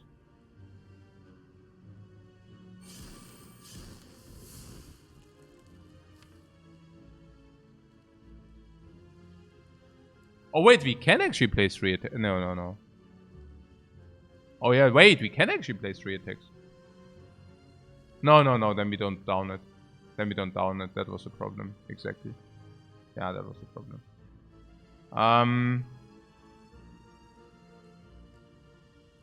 Nah, we can put it to 20. Nee, we cannot skip compile. Then we don't down. That was the problem. We could have put this to 20 minus 4, 16, and then hope that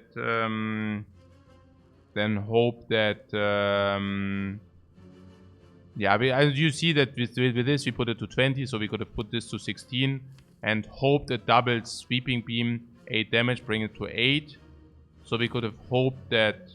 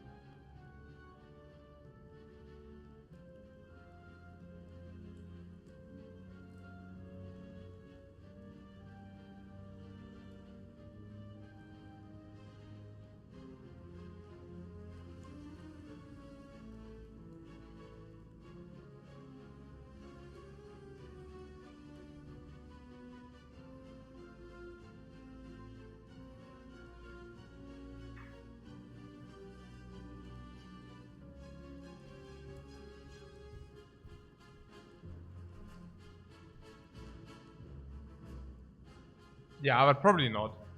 Probably it's not the best idea out of this. Huh. Oder doch. Oder doch. Ich meine, das ist ja schon interessant. Interesting Spot, ne?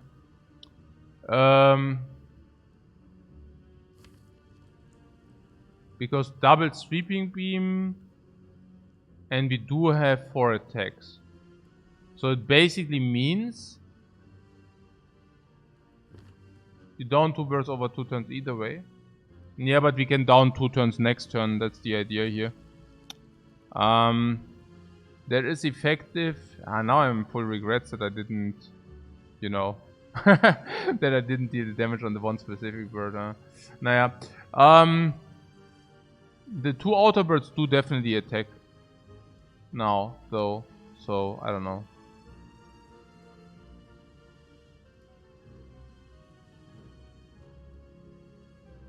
Also, ja, genau, because of skill next turn or what? Skill is 2 block, though.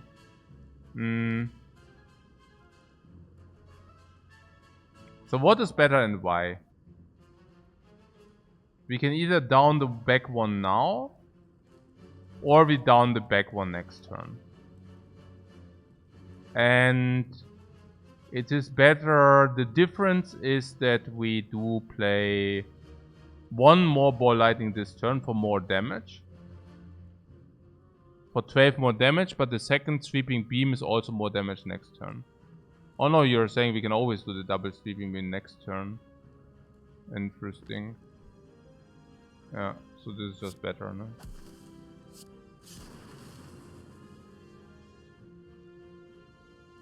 And now we can think about dealing 3 damage or blocking 2.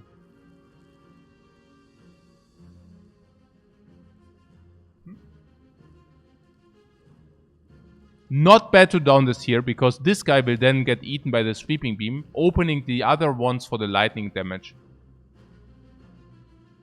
Double this is killing this.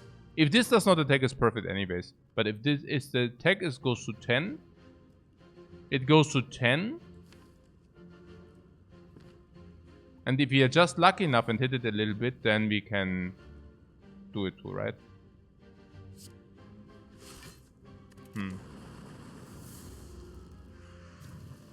Unless it's 3 damage versus threshold. I mean, that's the only thing. But yeah. So the most effective attack is the sweeping beam.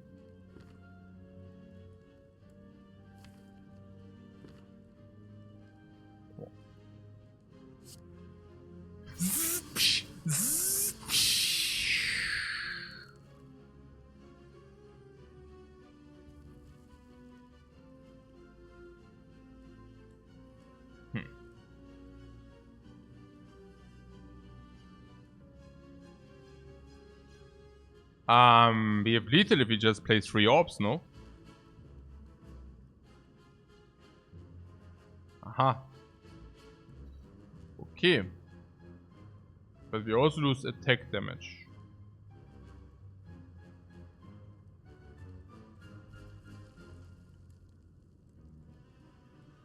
It is better to actually play 2 attacks.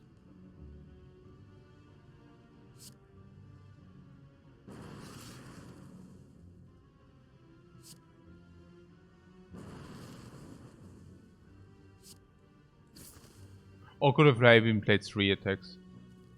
I'm always like very... Oi, I could have actually played... Damn. 1 more attack, oder? Was habe ich gespielt? Ich habe zweimal Bam Bam gemacht, ja. And instead of Bam Bam, I could have just played... Yeah, I did not use 1 Panip.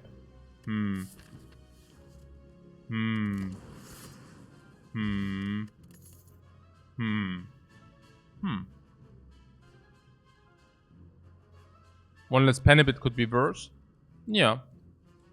Especially in our deck, which is not very effective, the Panip, right? As very often it's very little damage, usually 7, 6, sometimes 9 AoE if we are lucky, but usually it's like 7, 6. So 1 Panip equal is like 0.7 damage. Tschüss. 0.7 damage equivalents like 0.3 block, which equivalent 0.2 life. Yeah, it's fine. Whatever happens. Defragment. What recursion for the Dark Orb? Yeah, where are the defragment pickers? Guys, come on, we take the defragment here, right? I mean, that's one of the win conditions of the defect, and we also have ball lightnings already a lot, and we also have darkness already, so we already have orbs. And there is defragment, guys. What happened between defragment being an always pick, oh, defragment? Is it like early on the Ironclad, like always were like demon from limit break? And then at some point, okay, they realize, okay, it's so garbage. So then at some point, like, it's always ignored. And then I start to pick them. I mean, come on. It's double defrag plus with the eco form, plus super orb, plus super lightning, plus everything, man. What I've been talking about here. It's also our first focus. I mean, really, guys? I mean, that ain't close, right? Oh. I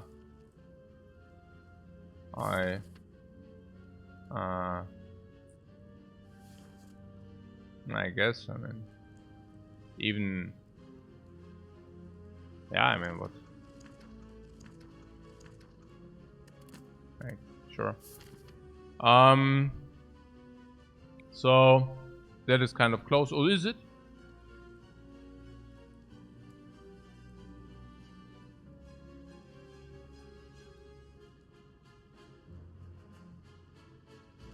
I thought with the Horn Cleat, it cannot be close because of Horn Cleat. So from turn 2 we are always safe against any kind of enemy. Then there is the Penip, which sometimes bursts some enemies which are otherwise annoying. Sometimes. This into this. This also bites. Do we trade? Yeah, I guess in our case we will probably trade if it's already that ugly. Curses cannot harm us. Peace Pipe, okay, whatever. But yeah, free powers will also help us to not take too much damage. Frozen Eye helps us a little bit. Philosopher's Stone. I mean, usually 14 is also difficult to take. Would need to have a lot of bad luck to not like to take the damage, especially with all the card draw. If this is close, we might also just concede immediately, honestly. Of course, apparitions take. This cannot really be. So this probably, this is bad, this is bad. We could get 2 question marks before elite, but do we want to take elite? Elite is more life loss, I don't want. We already said we are not that great against elite. The Waffle would be very sad, you know. And we can take 2 question marks before elite anyways, if otherwise. Do we not just want to go to rest place and rest? We need HP, right? I guess rest place is the best here. Need rest place, oder? Oh. And this can get... Oh, we even have duplication potion, yeah. So, we even have duplication potion. I doubt that it's like this. So, yeah, here, yeah.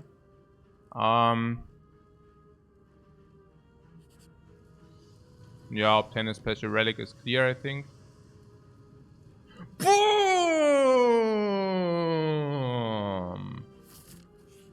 Uh-oh. Who?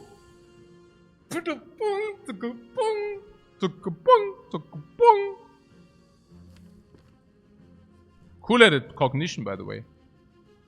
Zit. Zit. You like what? Dual question mark. Dual question mark. Which dual question mark? This or this or this or what? Into the elite. And you're not sure whether it's safe. No, I can tell you whether it's safe. It's not. Like, absolutely not. Will ist denn Coffee? Habe ich Coffee oder was? Habe ich noch Coffee? Nee, ich könnte einen nehmen. Okay, time to get a coffee, jetzt reicht's.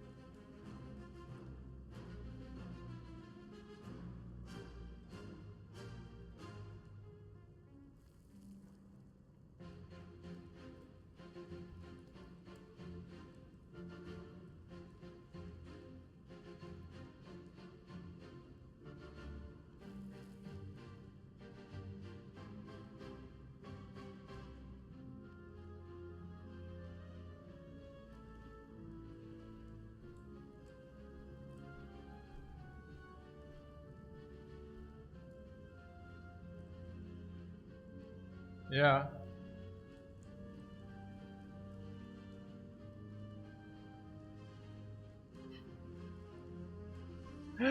Oh.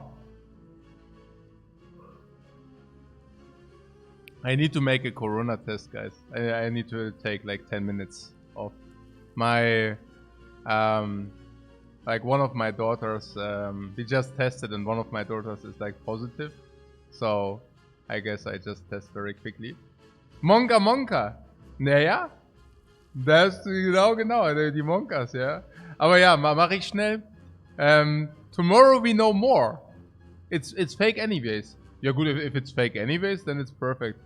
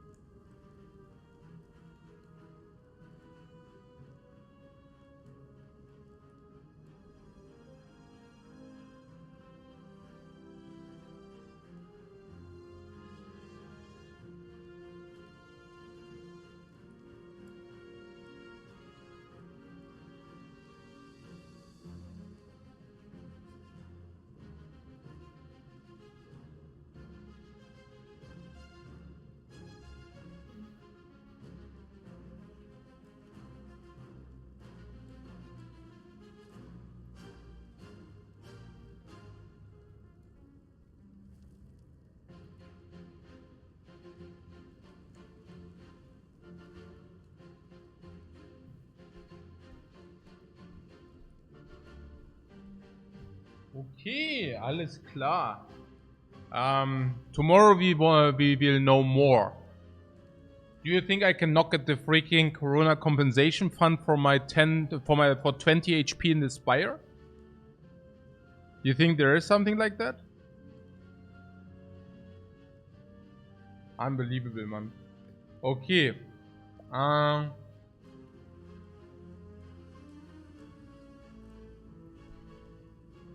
Can't hurt to ask, right? Yeah.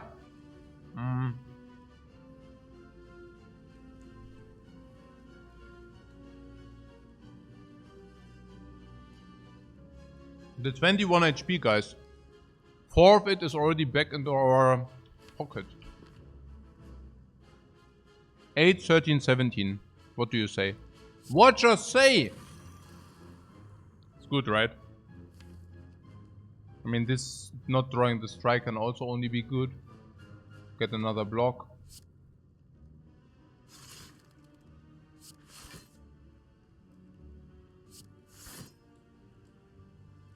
Good block here, no? Machine learning. Hard to believe that machine learning is negative. I mean, of course it's about the draw order, but... Naja. Whoa! Boom! Boom! 14. Schon gut, schon gut. Schon gut. Darkness Plus, not bad. Next time we draw one block defrag. One block defrag.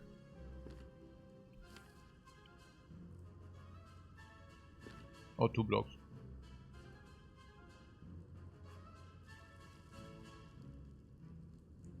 I have the feeling we can probably set up better lethals.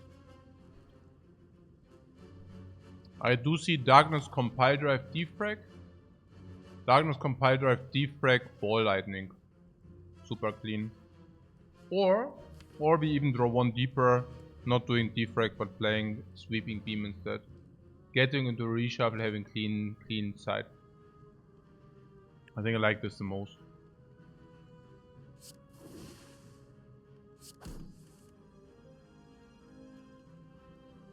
Yep.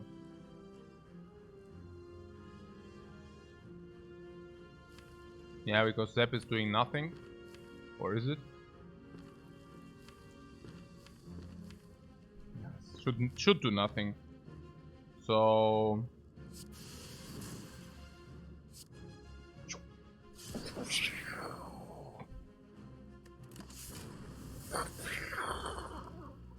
Focus up. Tong, tong, tong, tong.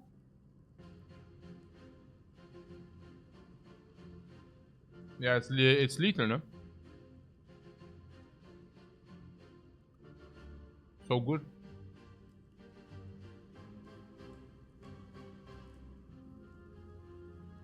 But it's not lethal without the lightning. Could have I seen that coming and used the zap? Probably right.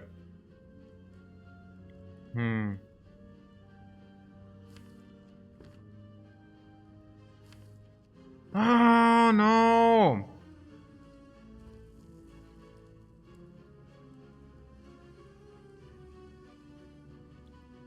But I needed the damage, otherwise I cannot kill with Zap. Ach, keine Ahnung, weiß es nicht. I don't know. Yeah. Advance the penance to 3 and call it a day. Yeah. I mean, the thing is... I don't know. It's so tough, eh? Could have calculated it with a nip, okay. Yeah, maybe too much pattern play garbage going on here.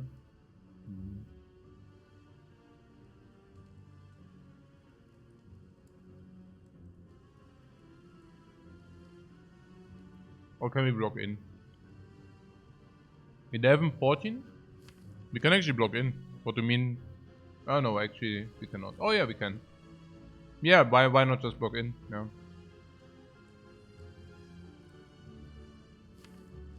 Because we can still not kill it then, or what?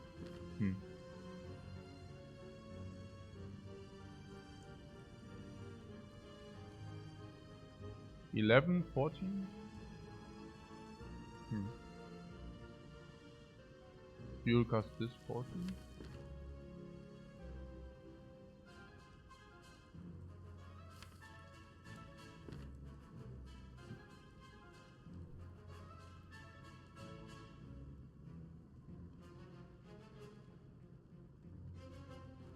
Nah, it's not getting better, no?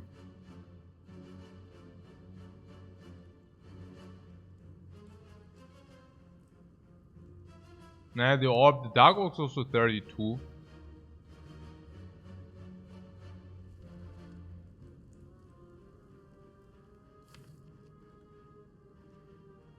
I don't know, maybe it is getting better. Dual casts.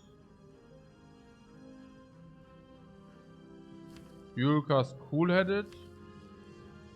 Drawing 1, 2, 3, 4, 5, 6.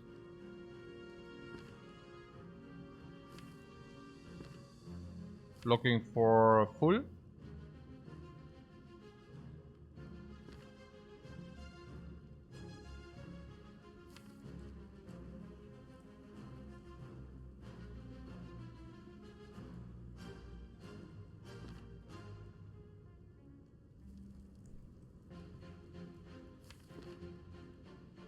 Okay, I didn't do the work before and now I have to work. Now I have to do the work now. This is what it is. So dual cast block is one option, but then we do not block it next turn. So we need to cool, as we need to do, if you want to do dual cast cool-headed. Dual cast cool-headed, then we have 6 cards.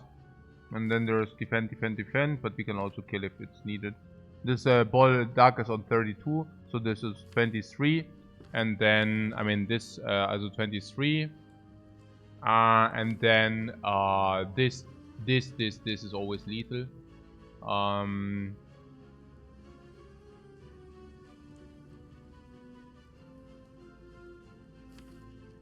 So, otherwise, we just block in. And then we draw 6 cards. 1, 2, 3, 4, 5, 6. And can we kill then? This is 32, 39 now. So that would be 39.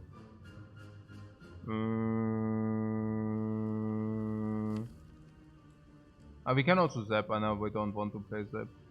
So 39 plus 3, 42. That sucks. 43, 44.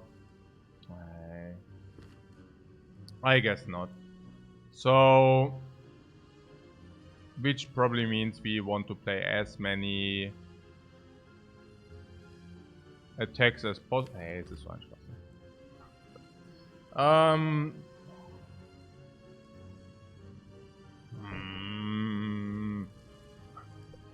Complete unsatisfaction, man. We can put the planet before this turn.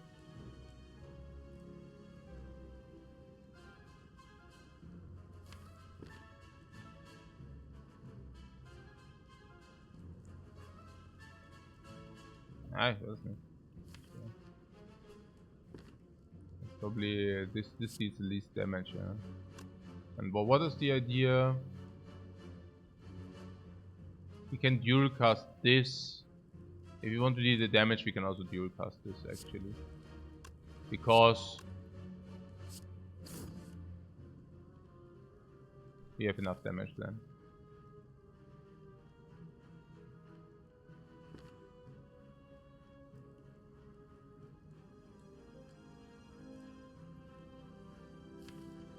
So if you go deep here, we have d6. On the other hand, if you draw d6, we can block.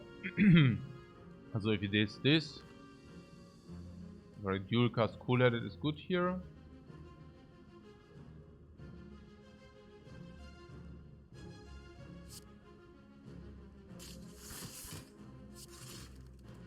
Because this is always full block. And then strike is obvious.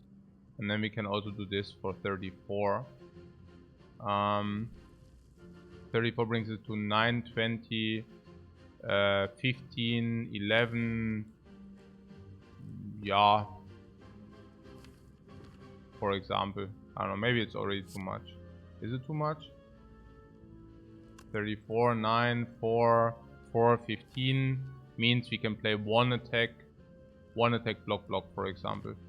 Now, one attack block, or if you do not play the ball lightning, we even have more options. But if you play one attack, as it's so 15, 4, 11, one attack, and then the turn after we can play two attacks. On the other hand, if we do not play the ball lightning here, we can also always solve, but we can block, attack, and then we can probably play more attacks later. So it's probably better to wait. We could also attack, but then we also do not cut it. Like this. We kill with ball? No, we would not kill with the ball.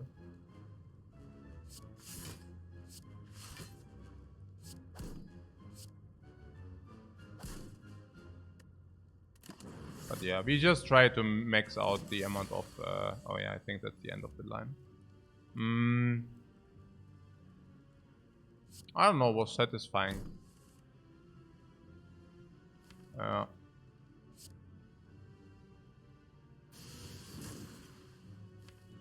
Yeah, very satisfying, guys. Oder? 4, 6, 8.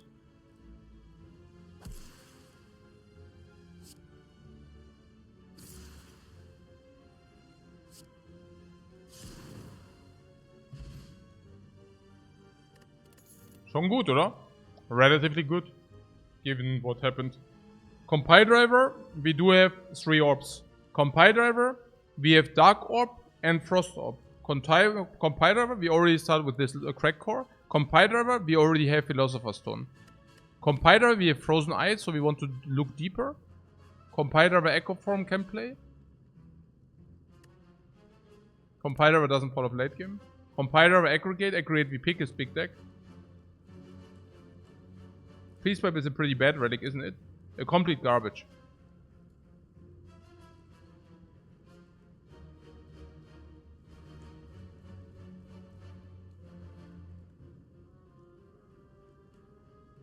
Compiler pushes the Penip. Compiler is important if you have turns where you only want to play attacks.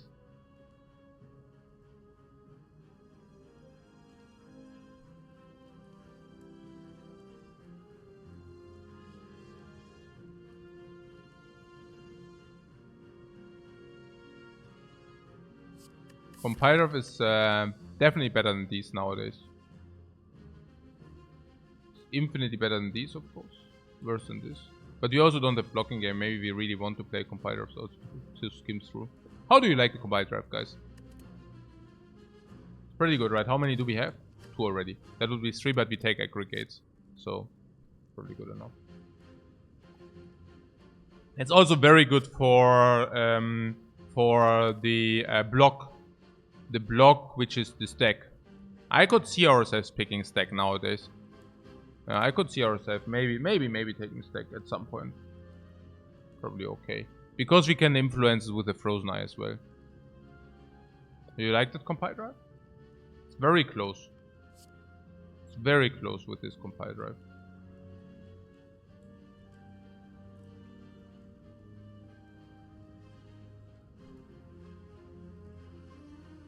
I'm a sucker for compile drivers, I don't know. It's interesting. Compile drive Frozen Eye is also better, no?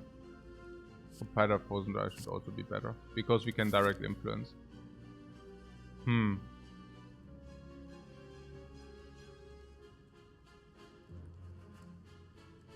What is going on here?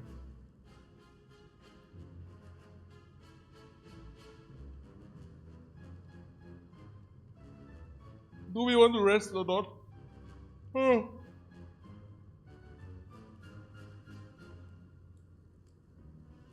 I mean, we do have the Tongs now, which basically upgrade us 1 card every turn. Given that our deck is completely not upgraded, we will never waste the upgrade though. But it's not bad. I mean, getting like Tongs every turn is pretty cool. Resident Elite, Chest Elite.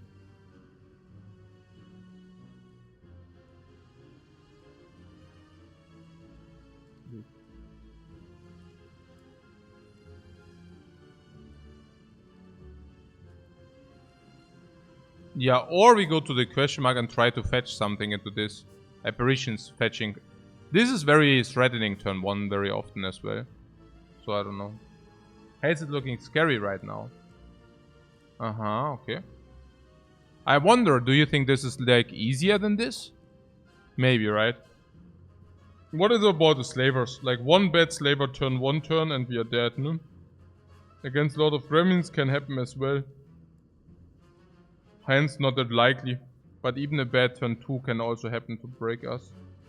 I don't know. Against the Book of Stabbing. Yeah, we will probably just die. Yeah.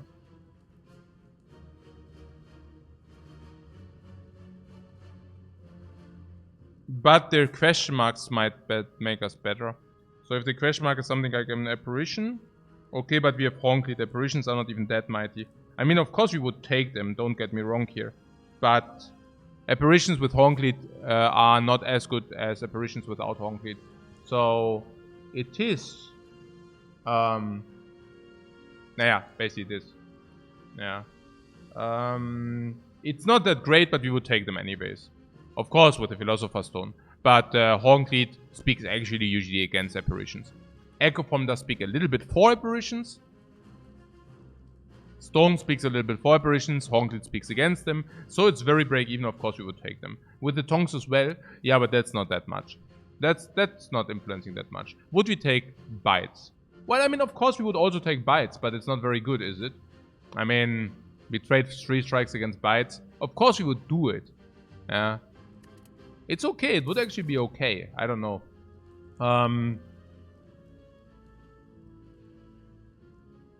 How risky is that? Pretty bad, right? Is this worse than this? I mean, I don't know. I mean, this... I'm nearly as afraid of this as we are afraid of this. Or what? Is it legit? Probably it's not legit, right? Naya, I mean, there are Snake Plant which hits you in average for 16 turn 1. So Slavers do hit you in average for like 30 turn 1. So while we can mitigate 16, we cannot mitigate 30. The red and the avocado are also hitting you in average for like 24, 25 though. So that comes close to the slavers, but not quite, right? The Book of Stabbing hits you... Yeah, sometimes it hits you 24. But usually it hits you 14. So that's also annoying. Average of 16, 17. And the Lord of Gremlins hits us an average... For not that much, but maybe, you know, whatever, 8-10 damage and then maybe turn 2 is threatening. So the question is really, does this help us enough to make this more approachable than this? No, right? Just no. Book of Stabbing, by the way, is also Philosopher's Stone. So, I don't know. I mean, Snake Plant is also Philosopher's Stone. So, I don't know.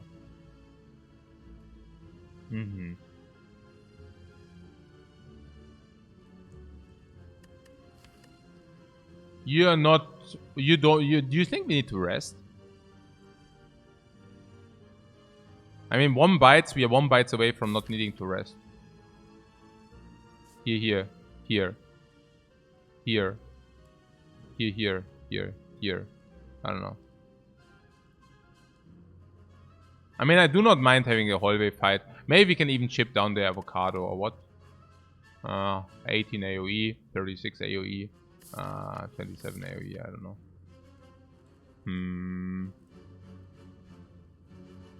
Oh, yay. So annoying, man.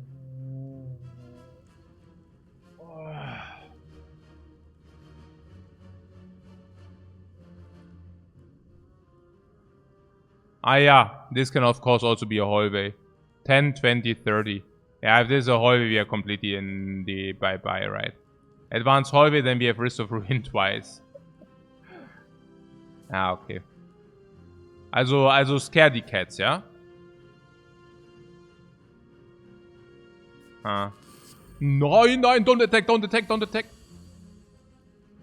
Or at least the defend got upgraded. Did you get the defend upgrade? Yeah, Tongues of Evil and Death, man. Tongues of Evil and Death. Wait, death? Are we dead? Oh yeah, we are dead. Unless the top card is a Defend. We are still alive, guys. Actually, only one of the top two, yeah. Very good. What? Paparazzo says, oh no. What do you mean, oh no? Huh? Doomsaying or what? Wieso? Why is that?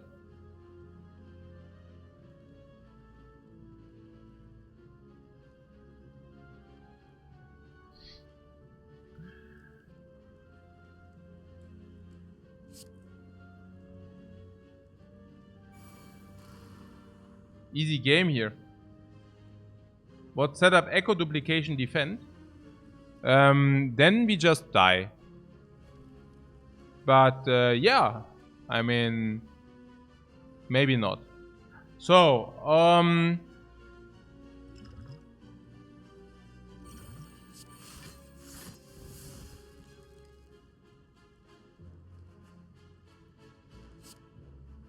we are doing fine, guys. Don't worry.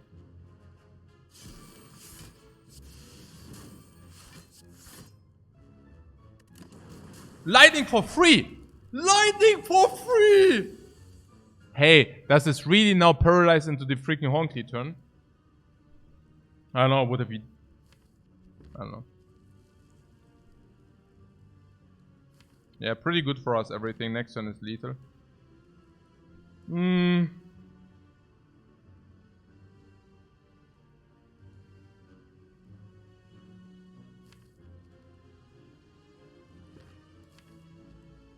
1, 2, 3, 4, 5. Yeah, I mean, it's definitely lethal. What is this? 12, 24, 12, 24 plus 10, 34. Yeah, certainly. Yeah, it ain't close. So 1, 2, 3, 4, 5. Yeah. Zap, darkness, compile is easy lethal.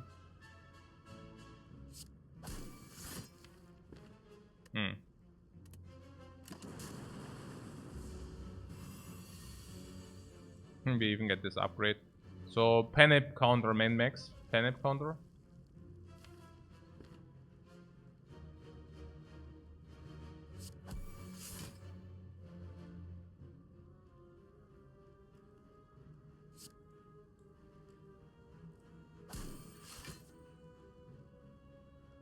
Now I need to pay a little bit attention here. So strike is not proccing anything. So strike easy, right? Yeah, that's what I thought. Just mean to pay attention that this is not like that I don't mess it up, but yeah.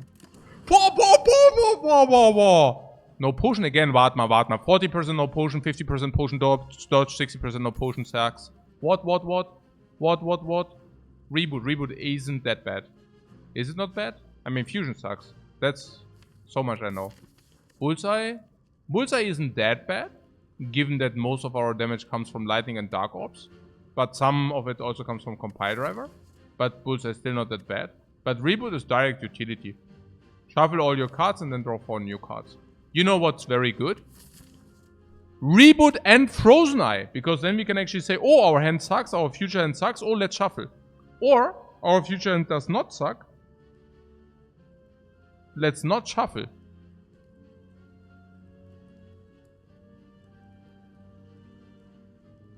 Also very good upgrade from the Tonks. Right? Or is Bullseye that important? We don't have enough focus that it already scales. I think the hits are 2 and 2, maybe in average. Bullseye 2-2, right? The lock on 2-2. Yeah. And then the next turn is probably 2-2 plus 2 plus 2 plus 4 plus 4, 8, 10, 12, 14, 16, 8, 10, 12, 8, 10, 12, 14, 16, 22. Yeah, probably around like 18 to 20 damage in average. It is positive for sure. Also doesn't fall off. But reboot is just better.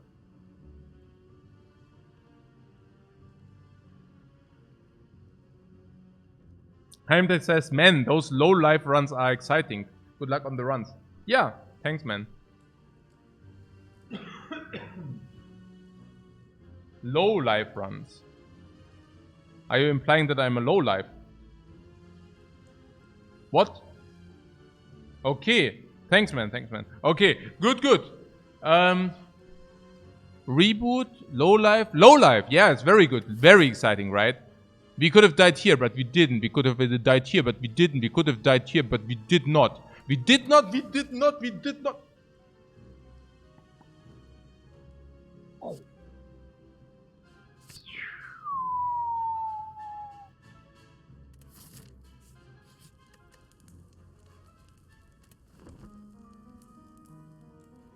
Is this okay or not, the rest there? I'm feeling like I just wait. I was thinking, oh, it's a freezy fight. Freezy fight being freezy, easy. Gibt's nicht. Are we that weak or was? But we just received upgrade. Did you see the upgrade? The last upgrade in the fight was 6 HP.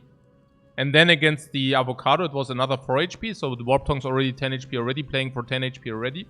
Spire's Cognition was another 10. So Enchiridion also already playing for 10 HP already. So this already break even. Now we get extra power every fight, which is insane.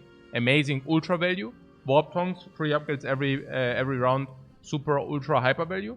And then the next thing I see is that this happens. Where is the freaking boot sequence if you need it? Boot it up, man. These guys just like being angry turn 1 sometimes. Yeah, and sometimes means basically never. Very, very rarely. But yeah, I see. I mean, they definitely are angry right now. They are out for freaking blood. And that we did not find any potions does not exactly help. Okay, this is better than Zap because this generates 7 damage. Whereas the other one does not produce 7 damage. So, I don't know. I mean, we just rested and 13 of our life total is gone again. It feels pretty crappy, I have to say. I don't like it. Sleeping in Compile Driver Darkness. Defect.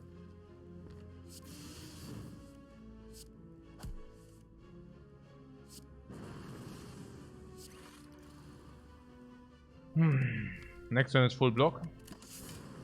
Don't need reboot. Boom! Horncleat value. Take this. Oh yeah, that was great. That was a sick play.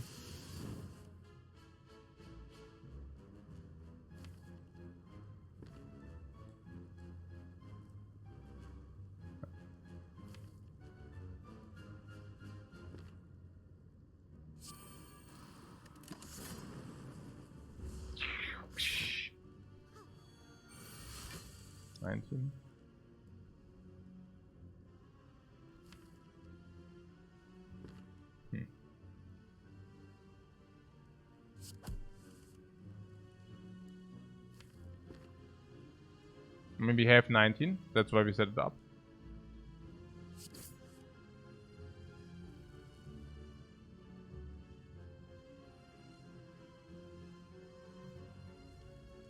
We have exactly 19 if you want.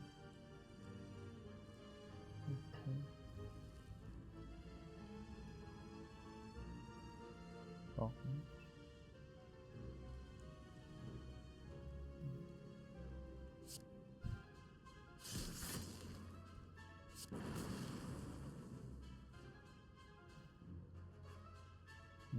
Yeah, we play Darkness also. Darkness better. Oh. Spearing a little bit here.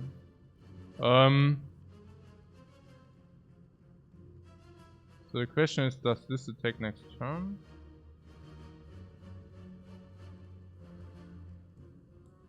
We could play Reboot. With Reboot we have perfect cognition.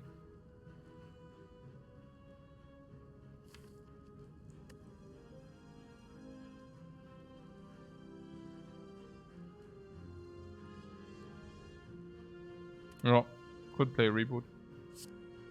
I want to have perfect cognition onto next turn. And then we can opt in for double block or attack, depending on what we have for cognition. In this case, I opt in for the double block for sure.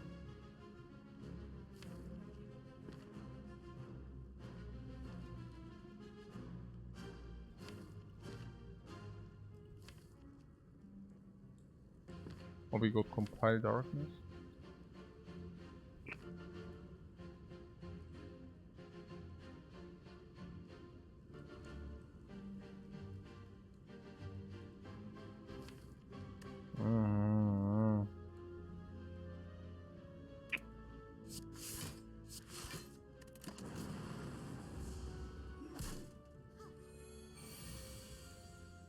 Yeah, she really attacks, but that was the idea, right? Like, if she attacks, we actually have a very powerful play. Which is bringing this guy down first. Yeah, or we can actually dual cast. Dual cast also works. 18.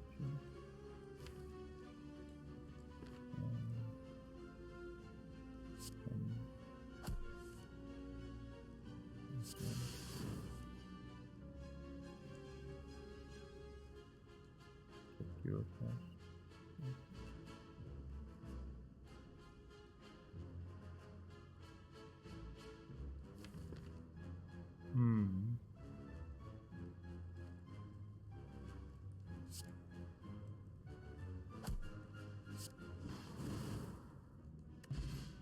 Oh, regeneration potion.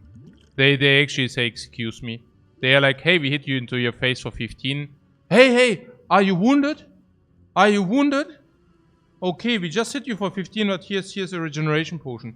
For your wounds, man! Better take this, man. Okay. Was ist hier los? Stack. Oh, I told you actually we might take stack. But with the reboot, I doubt so. You like this stack?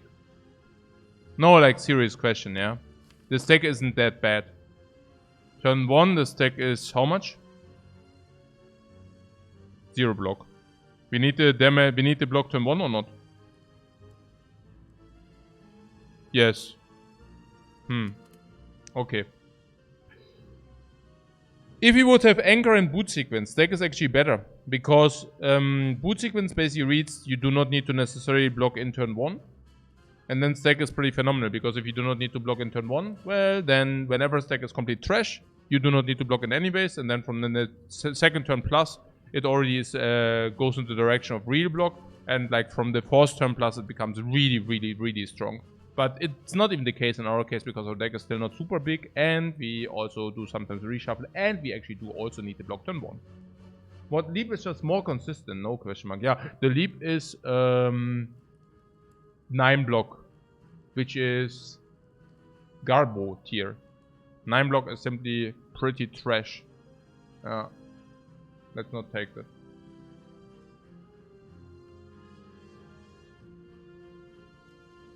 Consistent, but consistently bad.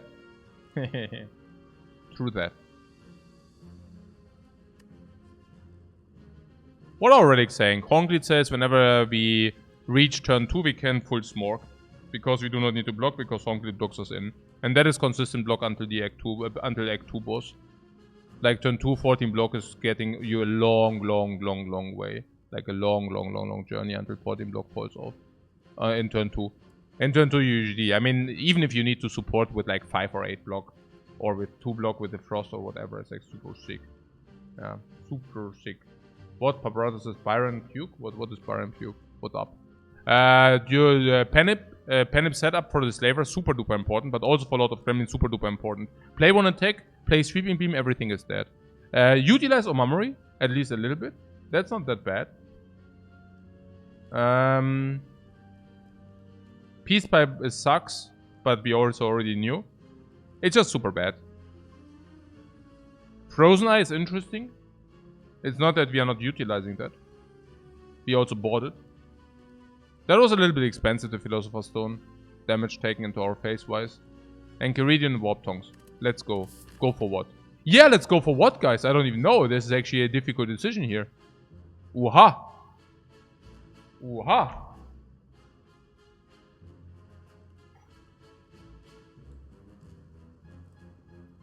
Was quite picky for a man that who was barely saved by a defend upgrade. No shit, right?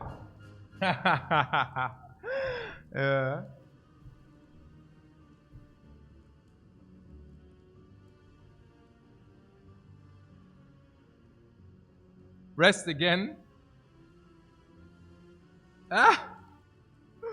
It's so freaking sad, man.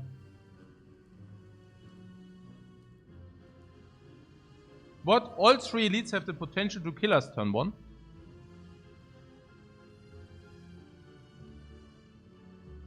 Yeah, but we also need to think about like what we could do to maybe become stronger. I mean, there's also something about this. Or no? Sleepy time? Yeah, I'm chilling a little bit.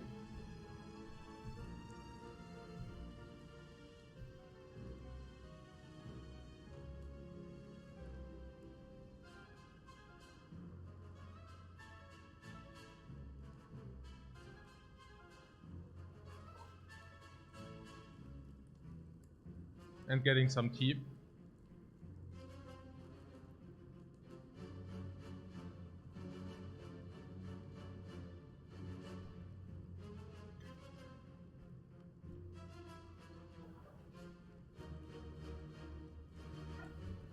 Hey, did I already tell you that I love below the curve runs?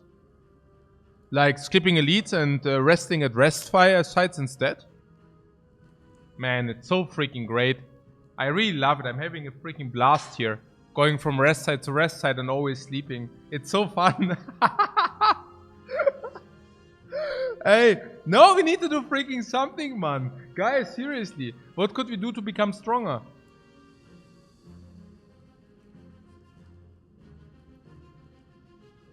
Okay. Is the elite to be excluded or not? What is about the elites? Let's go through them one by one. Slavers. Slavers turn 2 we are quite covered. Yeah. We do have a regeneration potion we could throw into their face. So we have 18 HP turn 1. Slavers deal like 30 to 30, like 32. Actually, they are strength slavers. They could hit us for 37.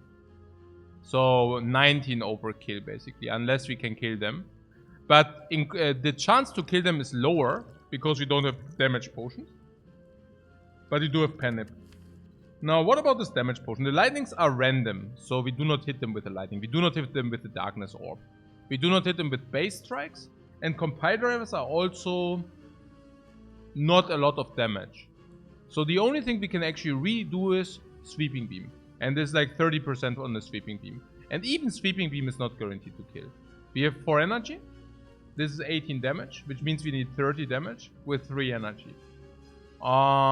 Which is extremely difficult or not possible. Okay. So, impossible, no? Most likely. Which basically means they deal damage 19 to us. And we can probably not block that in. And we probably die.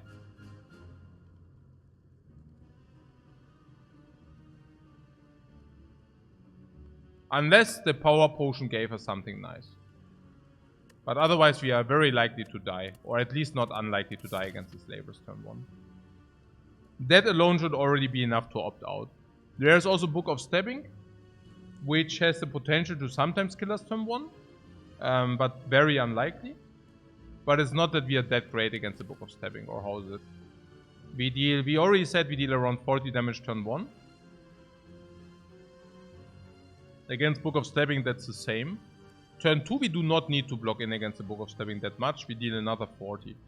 Actually, our damage potential rises throughout the turns, but it's probably another 40. Then there is a big hit of the Book of Stabbing. We might block or not, but we have precognition.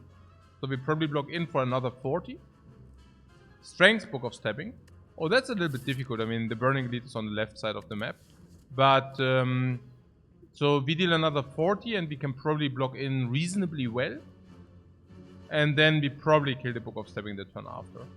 It's quite unlikely that we do not kill it with our damage potential. Our damage potential is quite real against the Book of Stabbing. With having 4 energy and such. Ah, you mean Strength Book of Stabbing. You mean the Philosopher's Stone. The Philosopher's Stone is not applying because it's not really important because of the fast handle against the Book of Stabbing. Philosopher's Stone doesn't matter too much, guys. I heard that theory, right? That you're saying, oh, like Book of Stabbing. If the strengths on the Book of Stabbing mattered, you did something wrong. It's the same about the Burning Elite. If the Book of Stabbing strength did matter, you did something wrong because you didn't finish the Book of Stabbing early enough. The threshold of Book of Stabbing finishes turn 4. If you if you didn't manage to kill Book of Stabbing by turn 4, you did something very wrong. Because then it hits you like 5 times into your face. Keep in mind that the Ascension debuff is not real unless you do not kill by turn 5. Turn 4.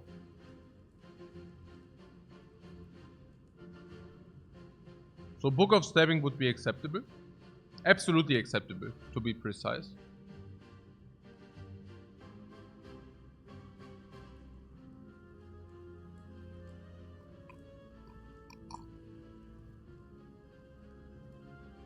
Lord of Gremlins? You do not think we can kill the Book of Stabbing by turn 4? We can definitely kill the Book of Stabbing by turn 4. We need 160 damage delta and we have 160 damage delta for sure. We need 40 damage per turn. And double ball lightning is already 40 damage.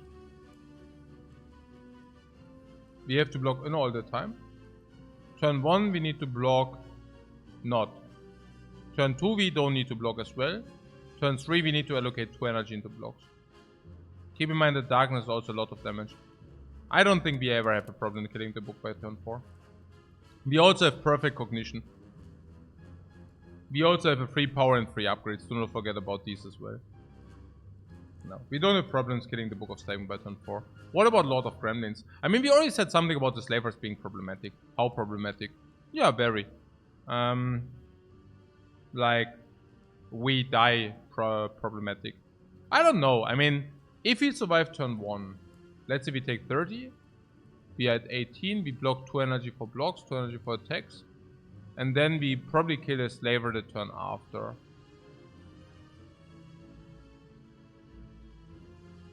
And then we block in.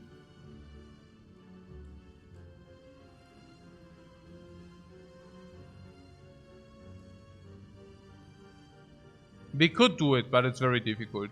So probably risk of ruin is 25%, or just by this node sometimes being slavers. And then it can also be Lord of Gremlins. What about Lord of Gremlins? It could hit us for 21 turn 1. We need to kill the Gremlins, probably spends our energy for that, and then we cannot block in as well. Do we need to spend our energy for that? The Gremlins have 40 HP. If we spend all our energy to kill them, that means we would die if the Gremlin Lord attacks us. But if we spend 1 energy less, it does not mean that we die. And there's also the chance that one of them, for example, is a shield minion or wizard, then we also do not need to kill immediately, but then we need to kill the turn after. There's a chance that we might die, or if she buffs and we kill not both, but we usually kill both. But if we cannot kill both, she might attack us into our face, this time for 36. And then we have 14, so we need to 22 overlay, we have that. Maybe risk of ruin 20% or something. But it's probably too bad for us. So what are the other options? Fire and question mark, guys.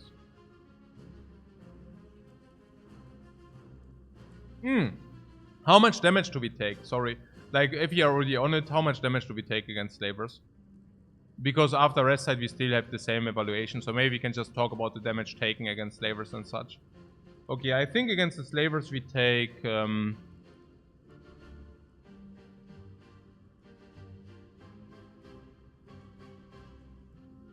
maybe 30? Is it fair? Also maybe 25 turn 1 and then 5 in the rest of the fight. That's probably too little, right? Probably 10 in the rest of the fight. Slavers are probably an average minus 35. And Lord of Gremlins?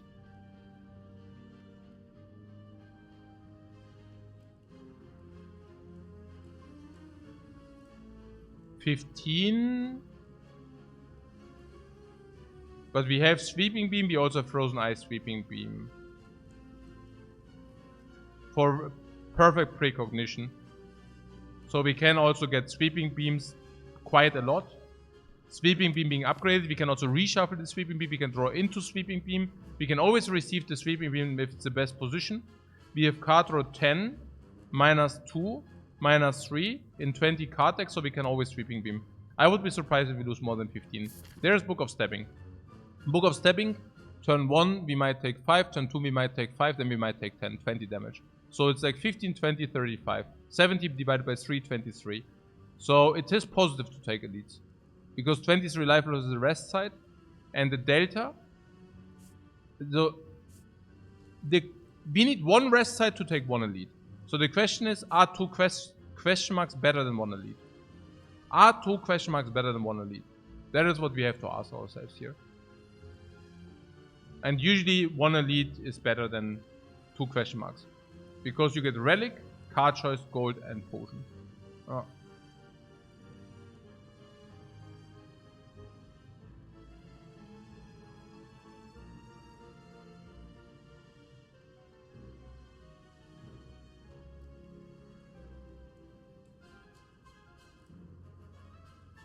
Okay. We also already got the Book of Dudes. What is about Upgrade All? Upgrade All would be pretty sick. It's 7 upgrades which actually do play. Upgrade All would be 400 gold.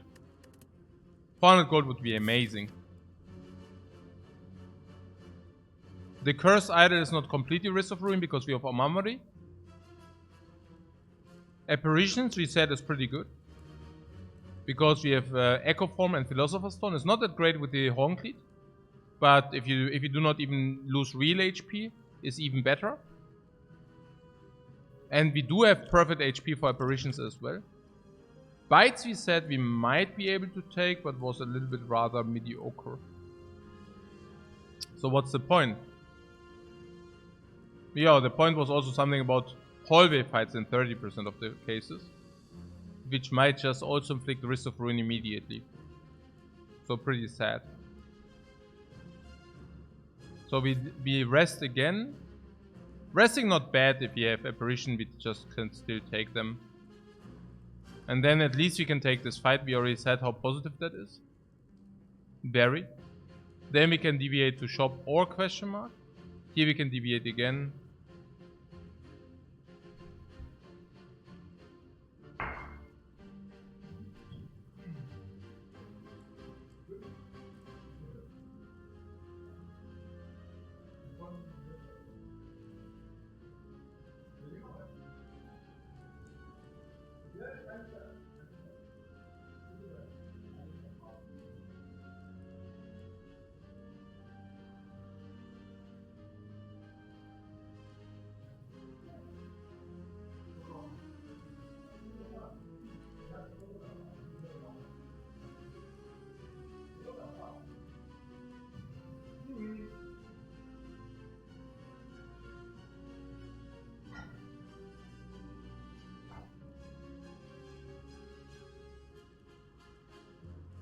Also gut.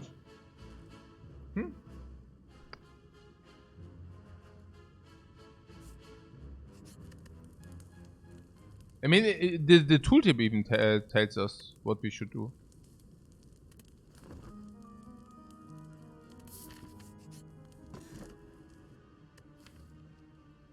We could start a fight with Sweeping Beam.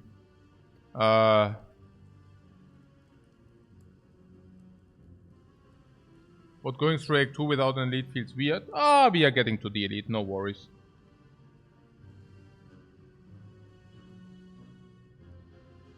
It's whether we are strong enough already to rest for safety.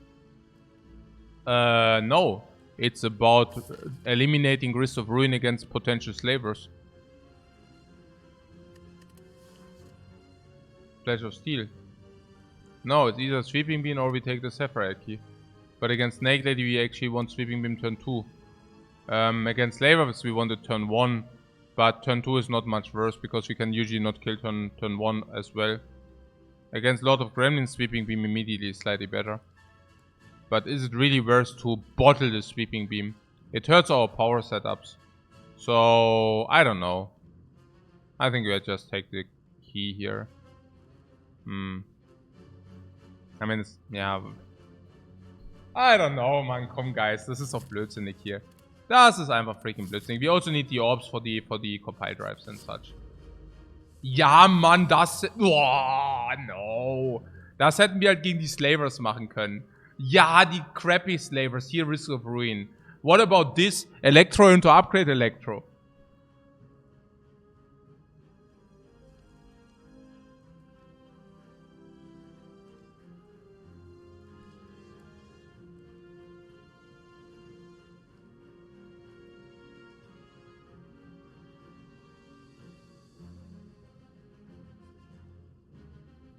No, Mann.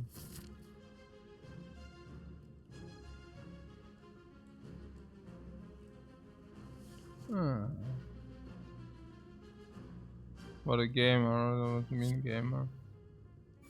I would have laughed if then was this gamer, was heißt denn? Verstehe nicht. Ich verstehe nicht.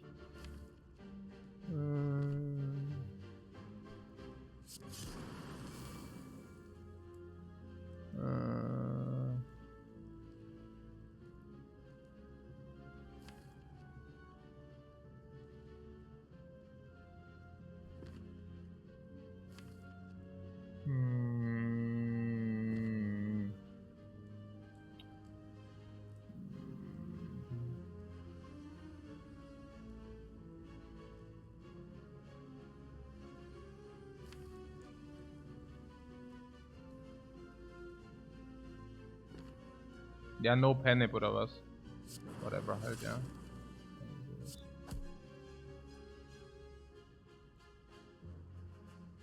Keine Ahnung, so, ja. Yeah, there was something about this regeneration potion.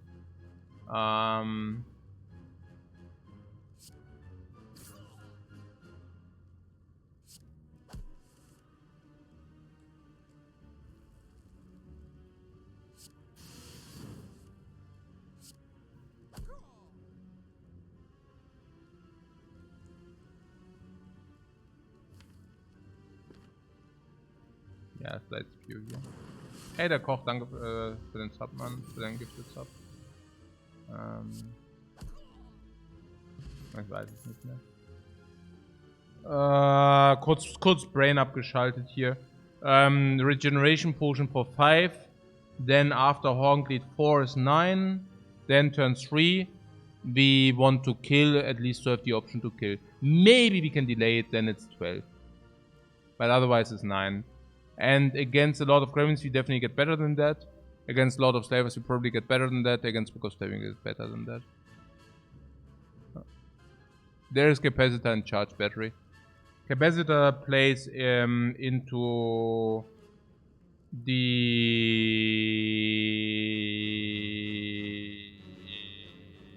Knight. Capacitor plays better into Act 3. Capacitor plays better with Focus.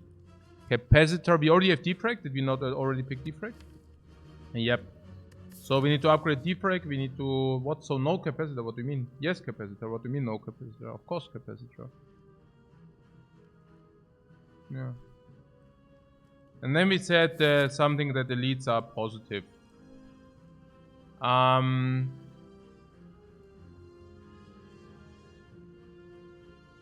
Yeah, especially of course question marks. But question mark hallways are not much more difficult than elites. In 30% of the cases, it's just like -1 relic. And so that the 70% make up for that is hard to believe. Even if it's red must bend, this is not much better than this. Unless you tell me that apparitions are so much better, but I even doubt that. I don't even know how much better it is. There are these 7 upgrades, but we also removed 2 over the course of the action. So it's really, especially now with the life, we have 49. If you spend 20, we are 29. So better utilize all life.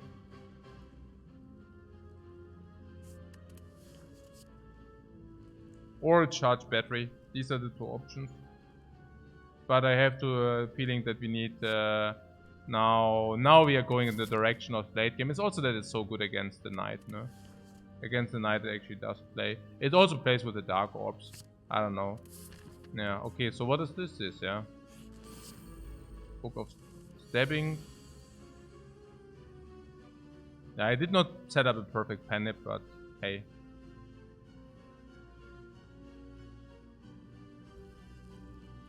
Flash of Steel? No. Yeah, Flash of Steel, Double Lightning.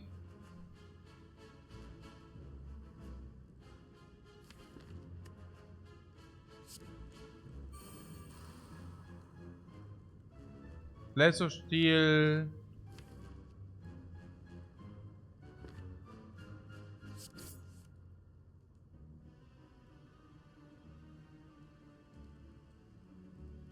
Yeah, Ball Lightning, Zap, also Dual Cast, Ball Lightning, Zap is the line probably. You with your potions, what are you talking about? Ah, the potion you mean? Also first of all, the question is, do we play Dual Cast for 16 into 17 is 33 into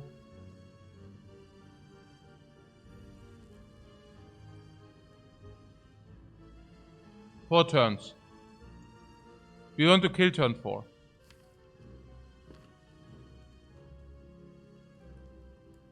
Four turns. 4 turns 9 is 36.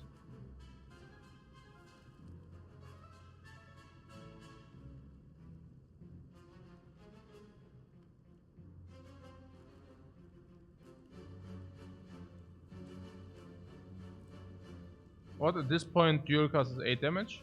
Ja, genau. Genau. Also 16 plus 13 is 29 plus 9 times 36, 39, 75. So 75, so 100, need to deal 100 in 3. So what is now here with the capacitor? What do you say with the darkness coming? I mean, capacitor is not even, might even be negative in the fight. The capacity might literally be negative into the fight. Yeah. So now what is the next hand? The next hand are these 5 plus Compile Drive, Darkness, Block Attack. Also pretty clearly this. Then there is Darkness floating around there. Then there is turn 3. 1, 2, 3, 4, 5. Yeah. We can compile a little bit into Reboot, for example. Not only for example, but we probably compile into Reboot. We probably also play Reboot, because why wouldn't we if the hand is like this? Yeah, most likely it's compile, Reboot, and then trying to apply the Darkness in turn 4. Do we kill turn 3? Well, probably not if you already... As turn 3, it's quite tricky, yeah? Because we currently have 40 sitting there, 130. In 3 turns it's like 100. Do we deal 3... do we deal 100 damage in 2 turns? That's basically the question. So how much are we looking at? In 2 turns means 1 turn is...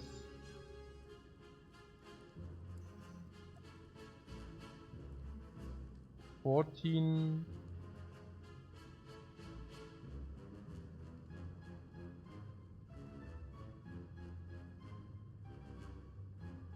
20 block, and then which is like 20, and then this is 14, 20, 30, 20. No, we don't. So we know that this fight will go until turn 4. So the regeneration potion gives us at least 5 plus 4 plus 3. Darkness useless. It's not only about the darkness, it's about the damage output in general, if you think about it. The lightning orbs want to be evoked. They do not want to deal damage and stay in our orb slots later. This is a fast fight. So 5, 4, 3 is already given with the regeneration potion. So if that is the case, do you want to use it or not? We might find another potion. Do you want to go here or here? With 220 we could go to the shop. But we could also go to the question mark. Why? Yeah, because the question mark with the memory is slightly better. We can even take curses. There are still all the very good question marks there with arena, whatever. If it's curse idle, we can let it buffer with your memory. There are also like upgrade all is very good. Apparitions are still good. Even bites can be probably taken. So yeah. So that means we have probably 2 potions, and then we go what? Yeah, here, because this is more value than advanced always. Because this is upgrade and also vital upgrade. And then we go here and we might overlay potions if we do not use the regeneration here. If we do not, I don't know. Also damage taken here to 18. Then it is 24 minus 19 is 5. So we go to 13. And the big hit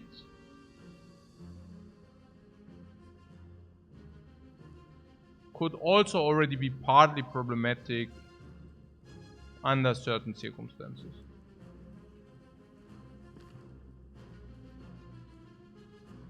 Maybe that's a waste. I wonder.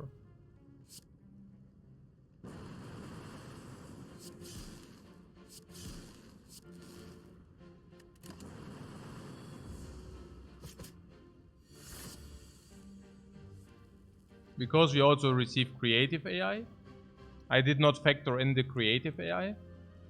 But I also think I should not factor in the creative AI. Yeah, the loop is dealing 2 times 3. So the loop is worse than the others. Of course, it's 1 more curse into the redraw.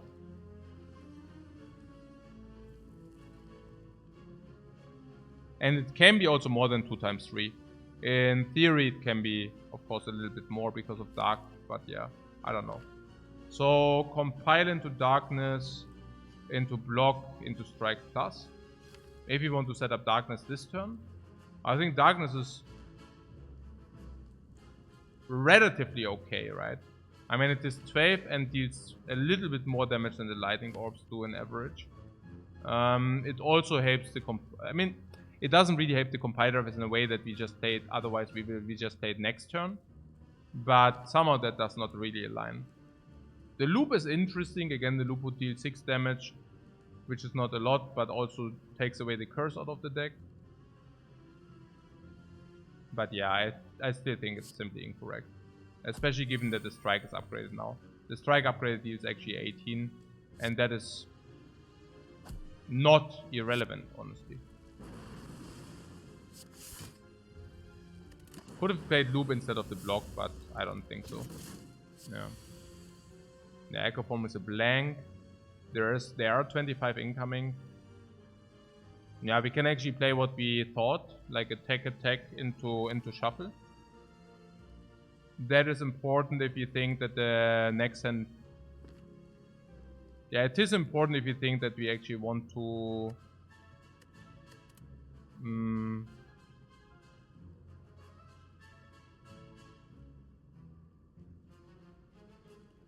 Can we evoke the Dark Orb? Yeah, I guess so in so many draws. Yeah, I'm pretty confident that we should be able to evoke this. Yeah, sure.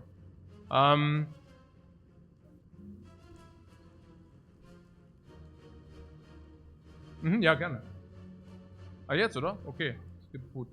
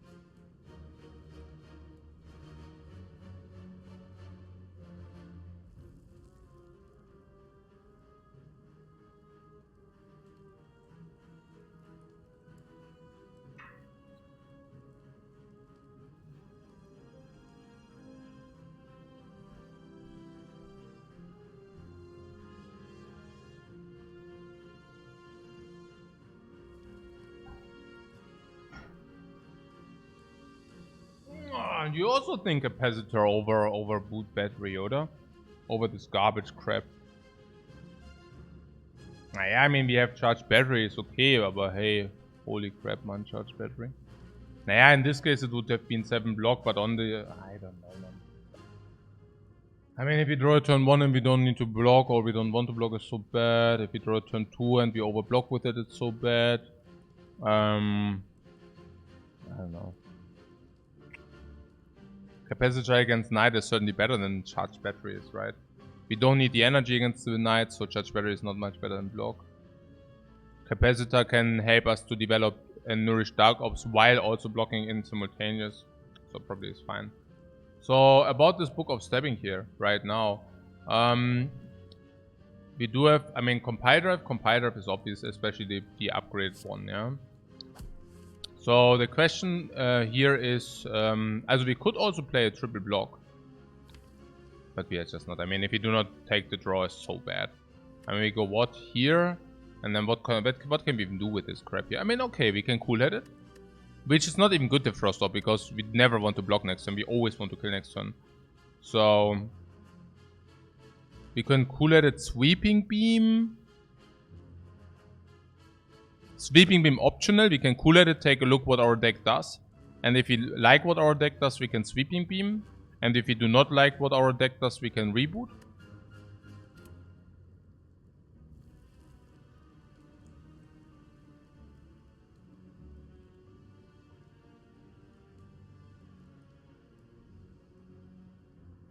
Or let's put it different. We can now block in a little bit. Next turn is 8 times 5, yeah? 8 times 5 is a lot of heat. It's like 40 damage heat. Is a lot. I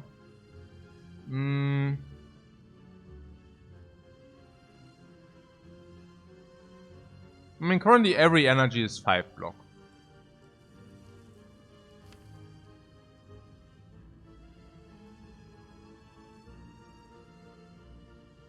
I think Sweeping Beam as a card is not really effective against the Book of Stabbing. Cool at it again is just all push plus draw card.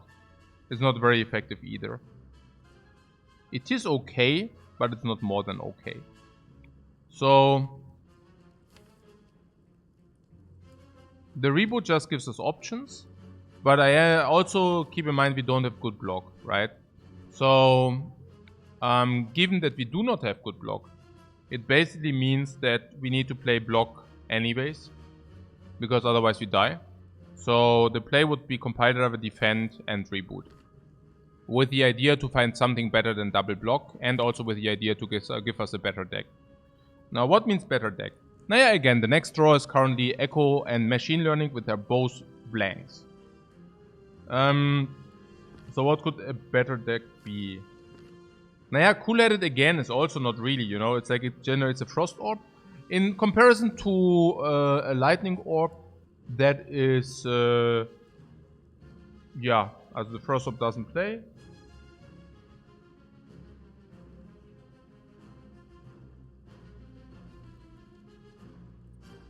But there is also something about these cards we do not want to redraw these. Oh, what? No, reboot is was not so? If you had a card, there will be one left in the draw pile. What do you mean?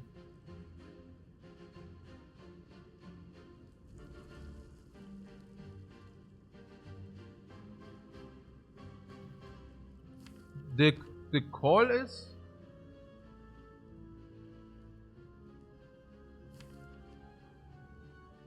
I mean, if you do Cool at it, we need to shuffle probably anyways. I mean, Cool at it and then using this for Carter is weird, I feel.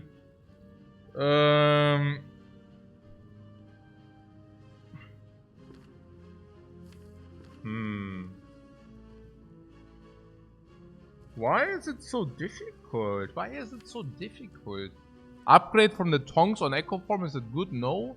Upgrade on Tongs on Machine Learning is not good. Upgrade on Reboot and Cool at it does play. Yeah.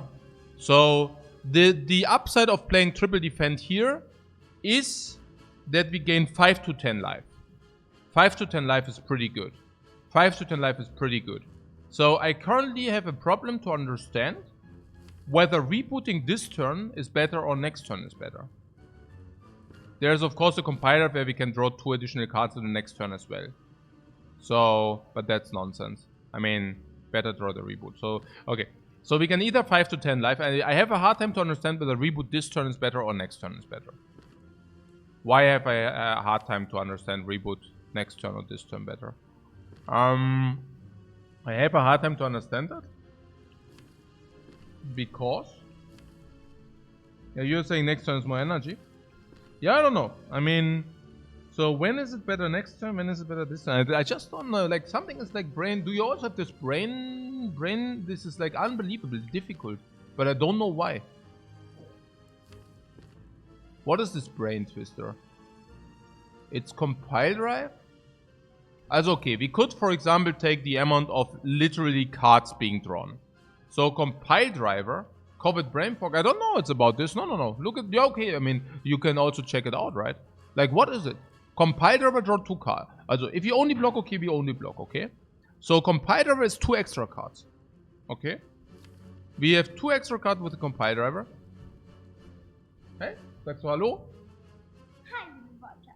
Hier bin ich wieder allein. Ach, immer ganz, ich bin die Sophia. Ich und Alicia sehen uns so mega ähnlich. Ja, du kannst auch mit denen sprechen, ohne dass du mich wegschießt. Trotzdem ist es toll, dass ich heute bei euch sein kann. Aber bis bald, ich bin kleiner. Und danke für die vielen Emojis und Herzchen. Okay. Oh, ich habe das Tschüss sagen fast vergessen. Tschüss, liebe Watchers. Bis bald.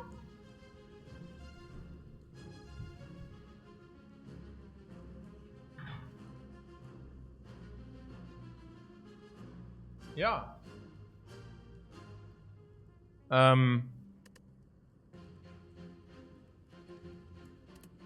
Okay, I try to easen a little bit my brain, my train of thought. So, if you reboot this turn, we have 1 energy left to use what we rebooted. If you reboot next turn, we have 4 energy left to play what we rebooted. Yeah. So we have more energy left to play what we rebooted.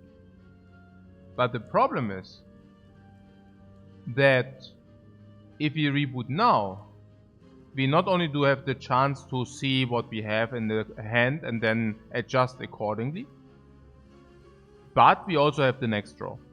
We just draw more. We just draw more if we reboot now. If we play compiler, defend and reboot, then we can basically play exactly the 1 card which is suitable to be played for 1 energy. And then we get a full 5 card draw. Whereas if you reboot now, we actually lose this 5 card draw. Oh, which is sad. We don't want that. And 1 energy is also enough to manipulate. Putting that aside, we also gain 7 damage. Instead of 5 block, I'd rather take the 5 life than the 7 damage. But what are you supposed to do? Yeah. Do you want to, what, defense stall until we push the Dark Orb? Yeah, so the next turn is the end of the line. So yeah, I guess that might cost 5 to 10 HP, but it's better than dying. Just imagine. If it might make a triple block here. We go to 15. And then what do you want to even do? You want to draw 5 cards and then you want to reboot. I don't know what even the idea is. What happens? Like we dealt 12 damage, 66. 58. We kind of also need a little bit of damage deal. Yeah. And then there is Sweeping Beam. But then we only have 2 energy to determine. Maybe the next turn we should compile immediately. Yeah, I don't know. Is it so? And why? But yeah, the answer is probably yes. We need damage. And compile is the damage or what?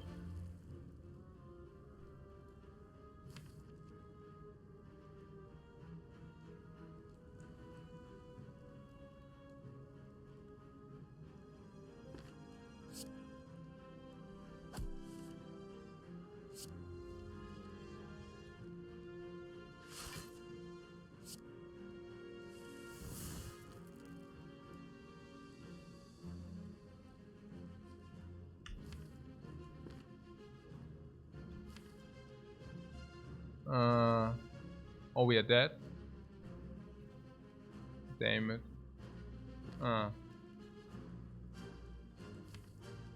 We are not dead. No, we are not necessarily dead. As we are probably dead, but not necessarily. Naja, mal gucken. It depends on the power we draw, I guess. Oh. Hmm.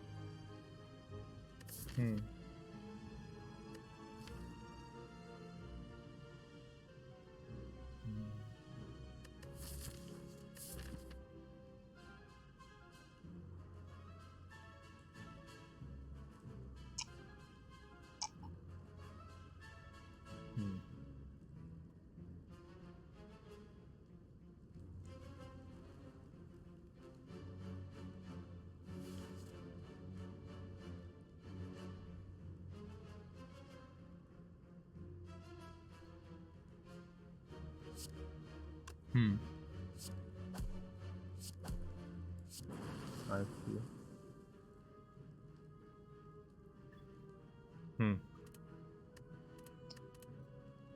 One.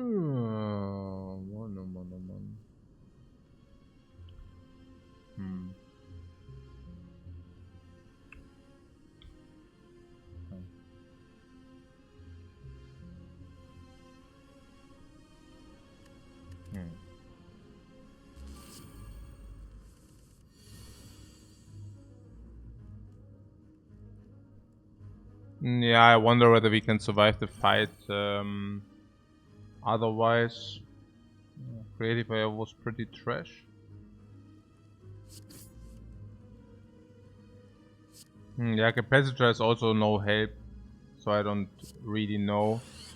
But I guess with hindsight, we do not play creative AI because it only produced trash. Okay, but now we have, of course, less draw even with these. Oh yeah, it did not. I see. Yeah, I mean, of course, here we do not need to try to proc the orb. Wasted a little bit damage. So, what's the idea? The idea is, there's no idea, right? We play Defect, attack, or what? I don't even know. Also, can we ever not die next turn? I could have maybe blocked 18. If I would have blocked 18, we probably still die next turn, right? Like, there's no real escape from that.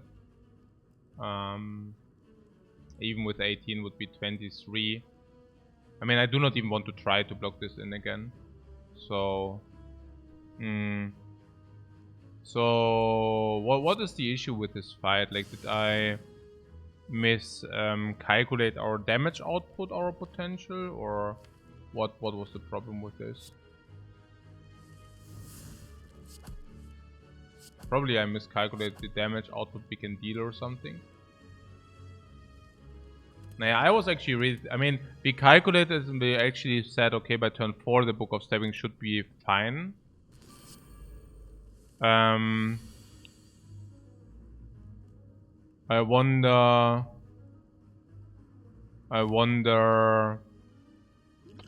what kind of... yeah, I actually calculated with real cards. But the problem is we do not have real cards only. So if we do play real cards, it is okay.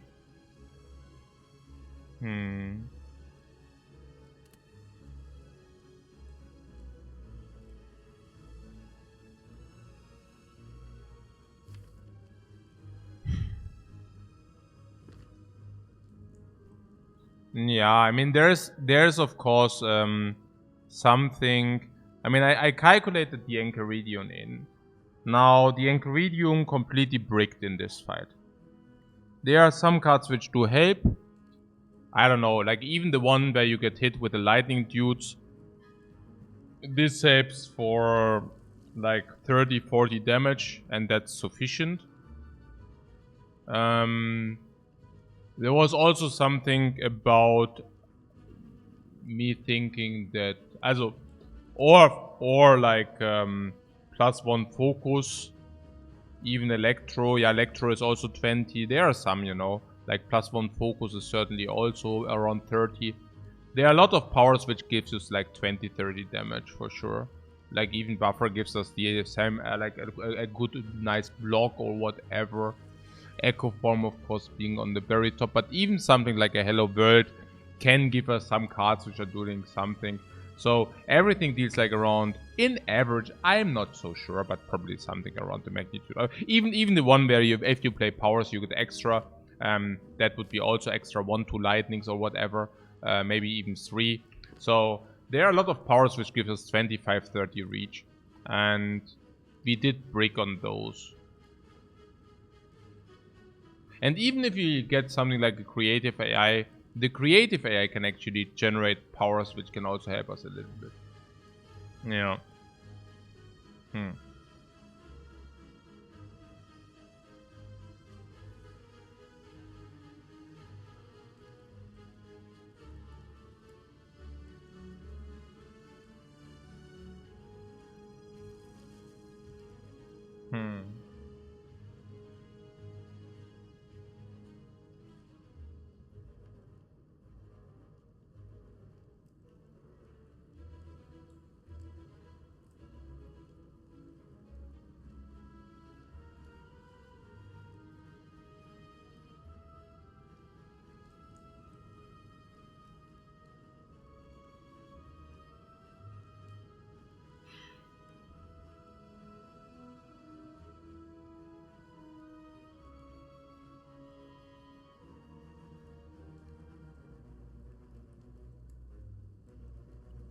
The Dark Orb earlier is of course more damage.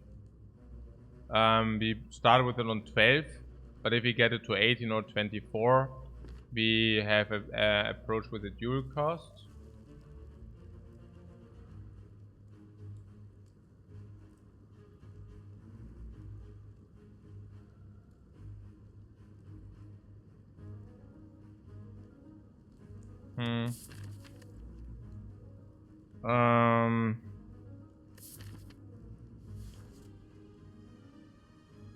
My evaluations at some point need to come back. Like, it's really...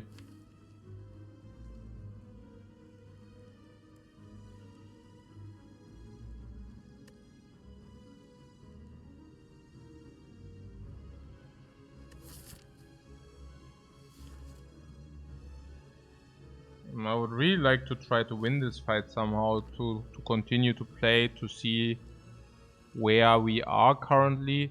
I mean, we already said something about we are under the curve. I mean, you see that being under the curve because we need to rest a lot. But I also have to say, I mean, this resting a lot goes against Enchiridion. So, yeah, we needed to rest a lot, but we also utilized a lot of Enchiridion. So,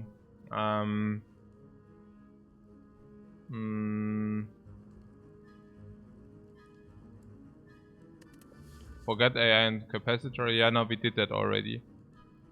So I guess there's just not... Yeah. It's really sad that we cannot reach it. I mean, there's not even a way to deal more damage. It's so stupid. Like... Yeah, I don't know. I mean, we already did this line and it didn't get there because like... yeah, okay, there's one line we can still have, which is basically not doing the dude. Nah, there's this, basically we played this way, but... So yeah, this is 9 damage only. We could also play loop, by the way. Whereas, I don't know. Yeah.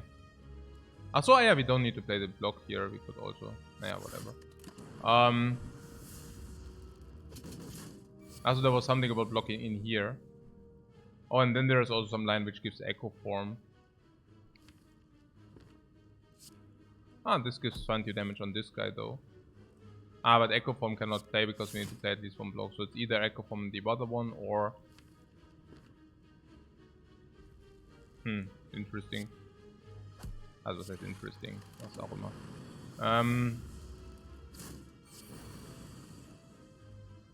Yeah, there was here with the reboot where we can maybe look first. Like this. And then could draw now with Sweeping Beam the Flash of Steel and Strike. Or could reboot.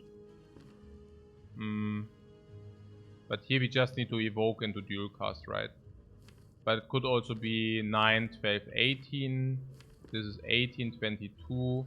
If we can evoke this somehow, 22. As we could sweep him 9, 12, 18, 38. But then there is no evoke, right? We currently do not evoke this. So if 9, 12, 18, 9, 12, 9, 12. Yeah, we can basically Sweeping Beam for 12 if we want that. That would mean if we evoke these two is 34 plus 12. Nah, it's probably not good enough. I don't know, but probably not. Ey. Ah, komm schon, das kann doch nicht sein, Mann. Dass wir den scheiß Dargob nicht reinkriegen, das ist so zum Kotzen. Dass wir den scheiß fucking Dargob nicht reinkriegen. Ja, es geht halt nicht. Es geht einfach fucking nicht. Es ist zum fucking Mäusemelken. Es geht einfach nicht. Wie kann ich denn den Schaden so fucking miss einschätzen? Ich habe den Schaden voll falsch eingeschätzt. Ich verstehe das nicht. Das ist so schlecht. Das ist so mieses Gameplay. Nein, ich habe den Fight schon richtig gespielt, aber ich habe nicht, Achso, da ist noch irgendwas mit Echo-Form. Echo-Form block is not the last line if you want that. I mean, since the creative I only created dog crap anyways, we don't even need to do it. Yeah, there's last line is like that we play that we actually do play Echo Form. Yeah, I mean I'm only doing that because I would really play a little bit more this run. I cannot believe that I misrated the damage so hard. I'm feeling really bad about it. Feeling really bad about it that I misvalued the damage so badly. Really feel bad. Like really bad. I don't know.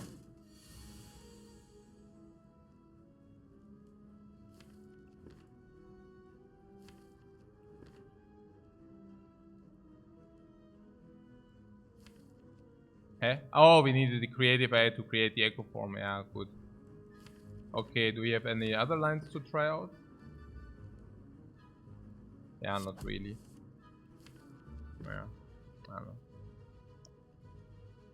Oh man, so frustrating. So super duper. Ah, yeah, there's one line we can do this. This is another line. We cannot reboot. That would be also something. Maybe not reboot. Ah, this is some fucking stupid. No, it's not about this. It's about misevaluating the damage against this dude here. This is like I'm misevaluating the damage, and this is something which is not allowed to happen. I cannot misevaluate the damage against this Book of Stabbing. It's just not possible, you know. If I do this, it's bad, and bad means unacceptably bad. Cannot do that, you know. And you cannot do that. It's just not possible. If I cannot even count the damage of a fight, I mean,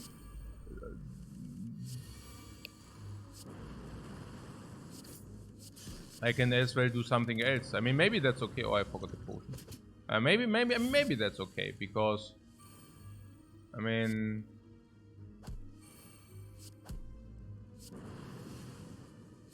so what did you say? Achso, genau, sowas hier, genau. Und dann Echo Form. But now can I still play Echo Form after I forgot the potion or not? Ah, no, I cannot do it if I forgot the potion. Okay, never mind. Huh, interesting. No, this is schon pretty sad. I thought we really have more damage, but maybe, I don't know.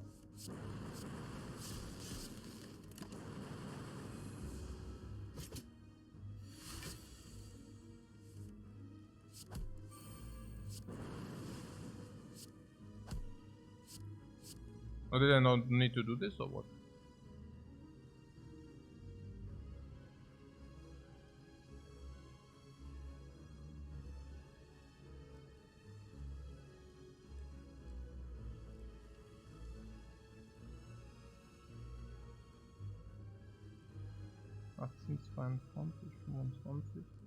Nö. Ja, wahrscheinlich trotzdem. Too lazy to calculate. Scheißegal. So, ja.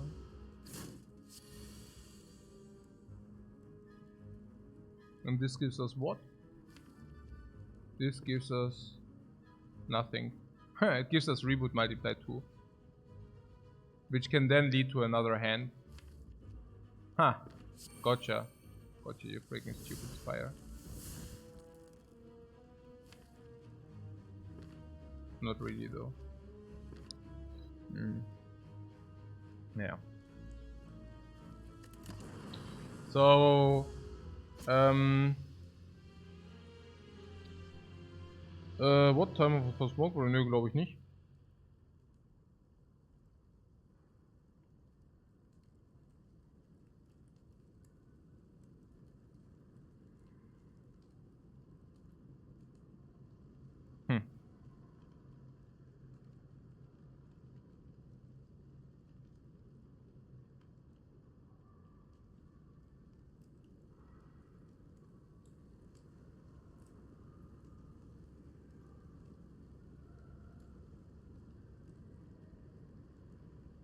Schon sad, ne?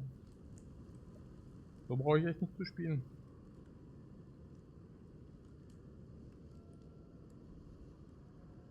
It's a very double-edged sword, because the way how I play is either I play very great to greatness, or I play like a sucker, like a super sick sucker. Like what I'm saying is, I squeeze out the very last HP out of the fights, and the calculations must be on top of the top. And the way I play is, if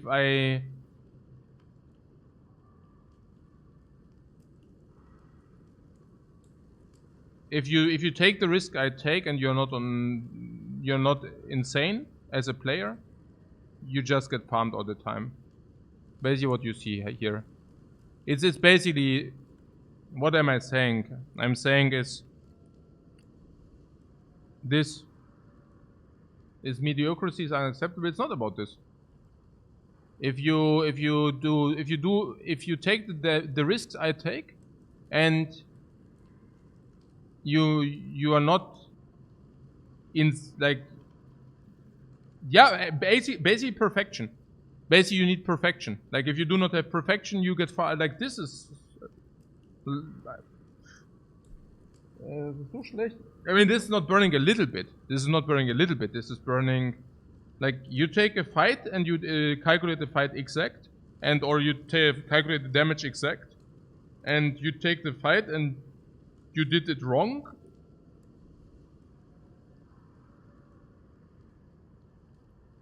It's like devastation. It's like devastation. I mean, if this evaluation is wrong, you know, then, I mean, if we actually do take risk of ruin by taking this node,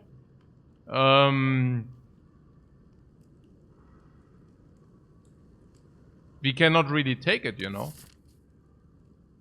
We cannot really take it. Like if that's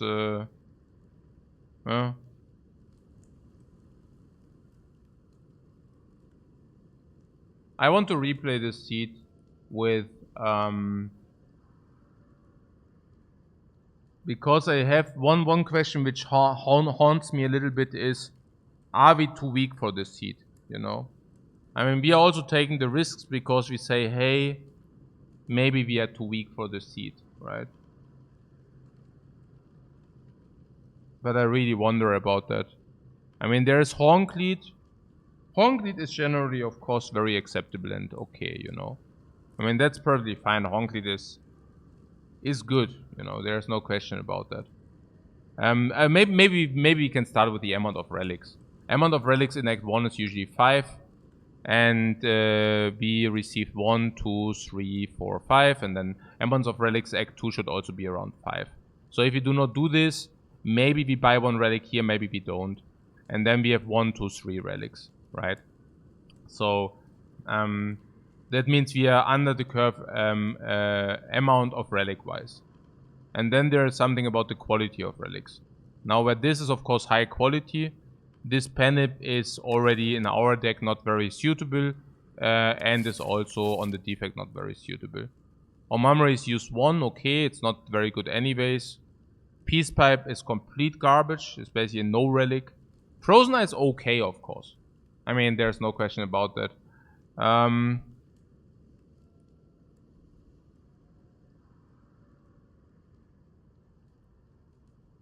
Whereas sometimes I wonder though how much it really gives us. But it should give us sufficient. I mean, it's not like insanity. It's not like, hey, you get this and you get... For me, it doesn't feel like... I don't even know what to put in gold. Maybe 200 gold. It really doesn't feel... It really feels you... Very often you're just crippled by your deck, you know? It's not... It's very often like you just don't... It's not that if you get this whole card sorted that you suddenly are magically 10 times stronger. But you can... Yeah, it feels like a filler relic, exactly. It's like, hey, you can utilize it. It's okay, you know? Like, you will get some value of it. But it's not that your deck suddenly becomes... I mean, mostly like... and there are some situations where it can help you. Actually, it's like a half-ass pyramid. It's like a pyramid in bad. In quite bad, right? So, something... I see the Frozen Eye very similar to a pyramid. Like, value-wise. Just that it's worse. Maybe that's half a pyramid. It's not even that. Yeah. So, Philosopher's Stone is a bad boss relic. Enchiridion, I don't know. It's probably not bad. It's like 400 gold. I don't know what to apply to that. It's not that bad. I mean, no, it's never 400 gold. It gives you a random power. And Power Potion is okay. Like 40, 400. Also, if it would be a Power Potion every fight, it would be probably 500. But it's simply not. So, probably 300. It's okay. Warp Tongs is also okay. What about our deck? How many removes did we have? 1. Yeah, that's rather bad.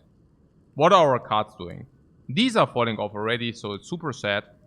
Then we have like triple Compile Driver. These are all non-upgraded. We already said that they are around break even already.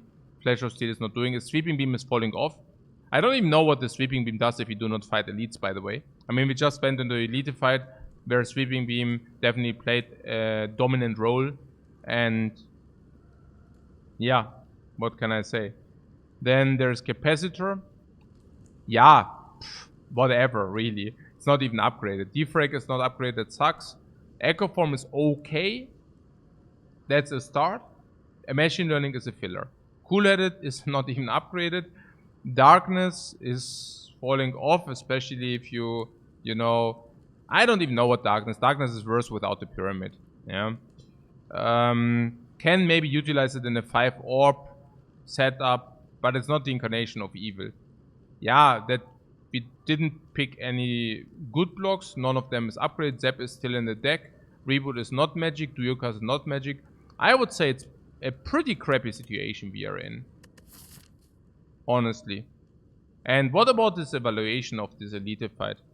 I mean, we talked about the Lord of Gremlin. I think the Lord of Gremlin, the evaluation was simply correct. I mean, we do have a Sweeping Beam in the deck, and the Sweeping Beam is, of course, the best against Lord of Gremlin.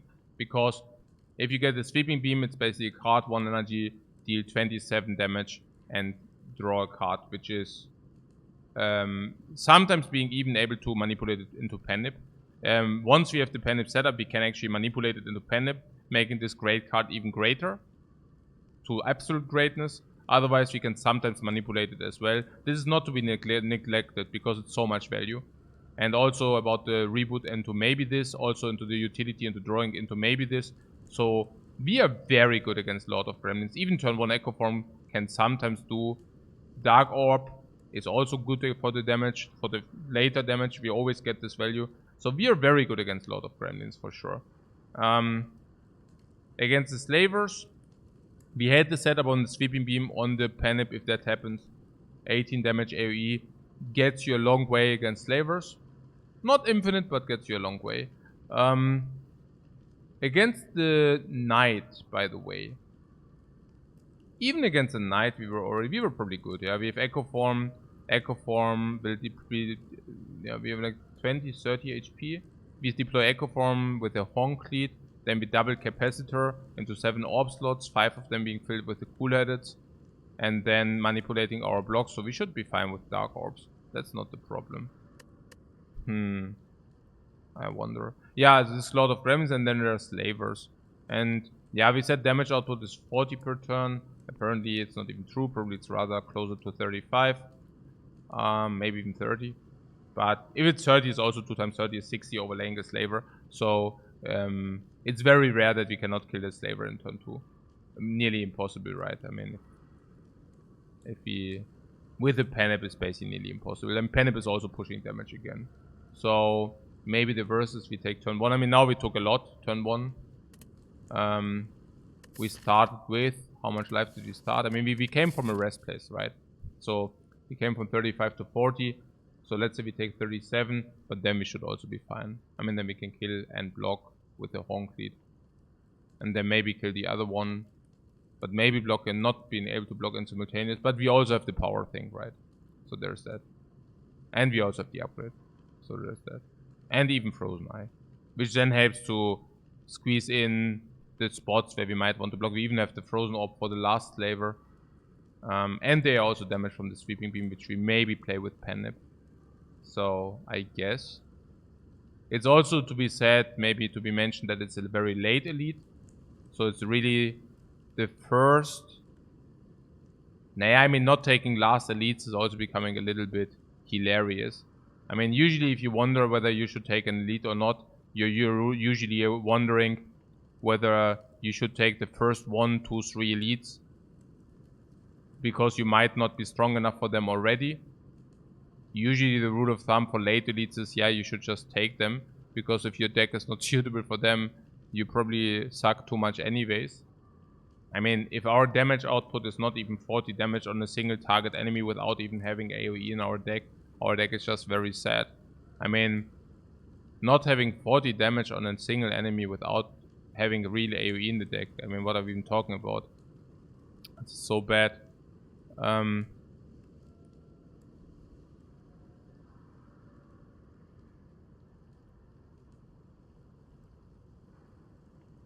Yeah.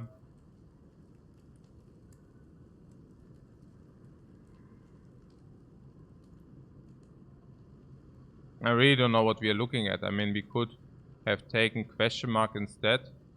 I mean, the shop with 220 is not even rocking the house, you know. So this.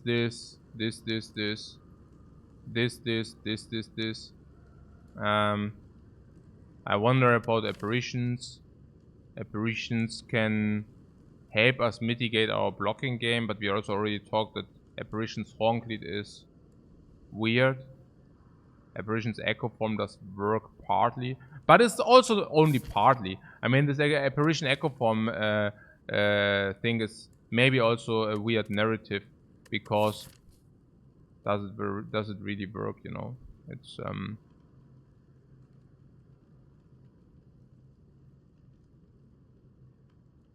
Can we quantify the apparitions?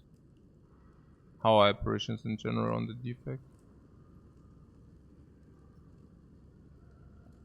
How are apparitions generally on the defect?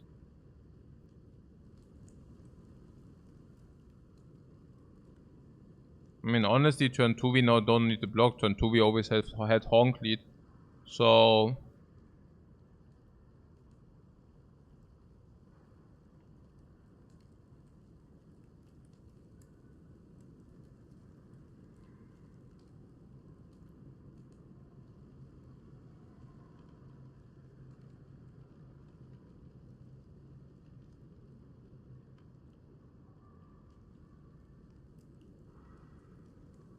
Apparition on the Honk lead, apparition on the Defect.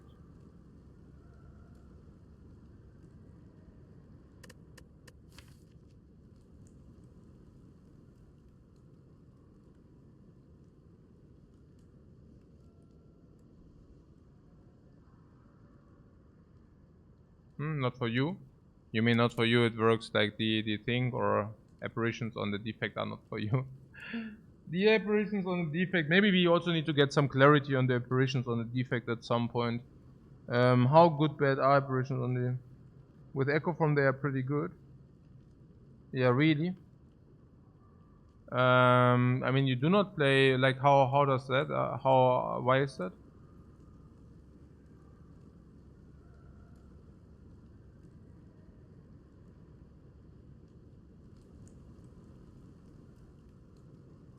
Why is that with the apparitions Echo Form?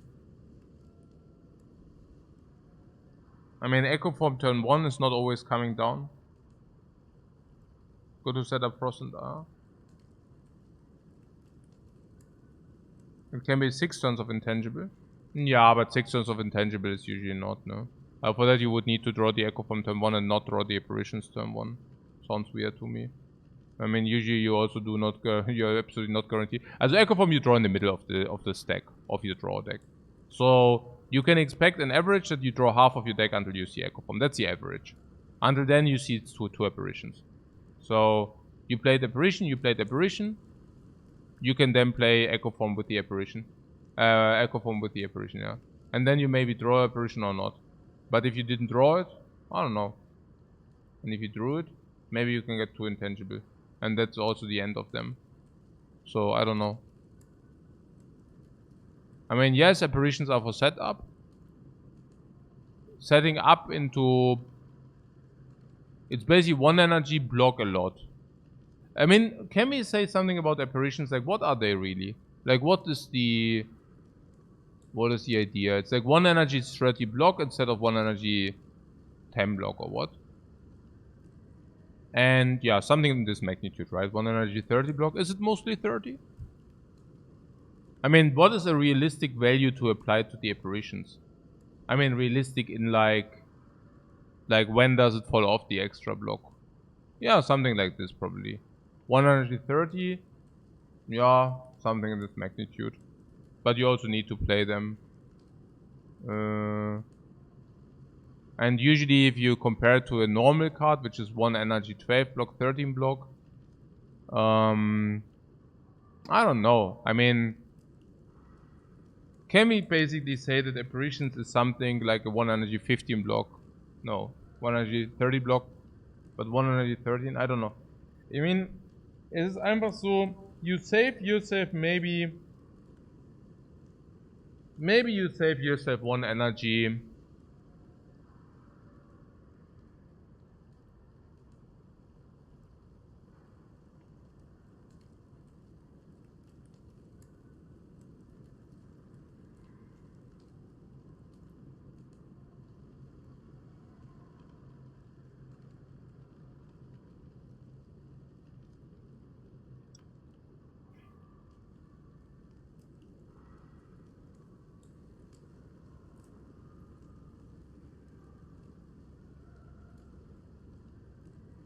It's 3 turns and 2 times it saves you maybe 1 or 2 energy or what.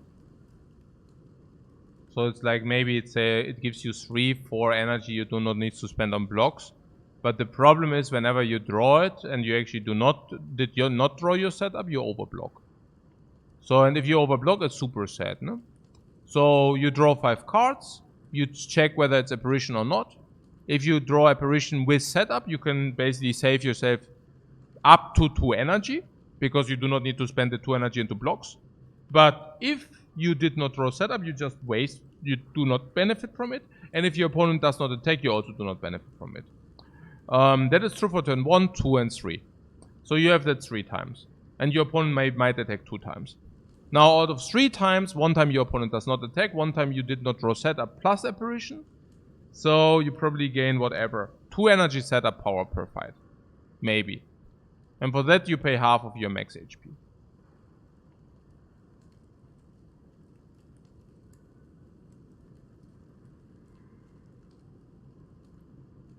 the threat of overblocking is much higher if you have something like a concrete.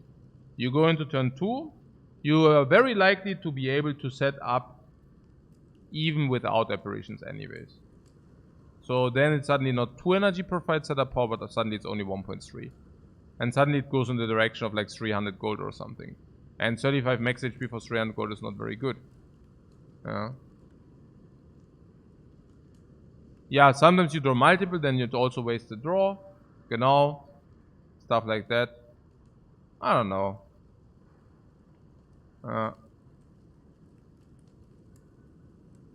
Save a turn later, but for that you also have to pay dearly. I don't like it that much, I have to say. I don't know. I mean, we would have taken it because we would have not lost 3 life in this act, sure.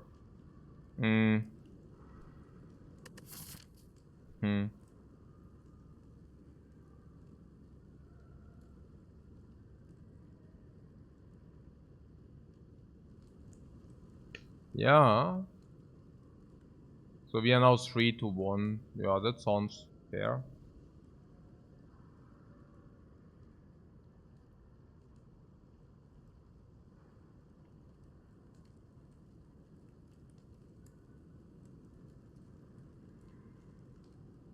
Yeah, misevaluation of damage is not pretty.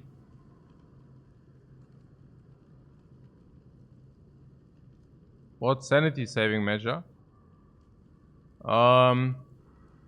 Take a break or go next. It's been over 6 hours now. What, go next or take break?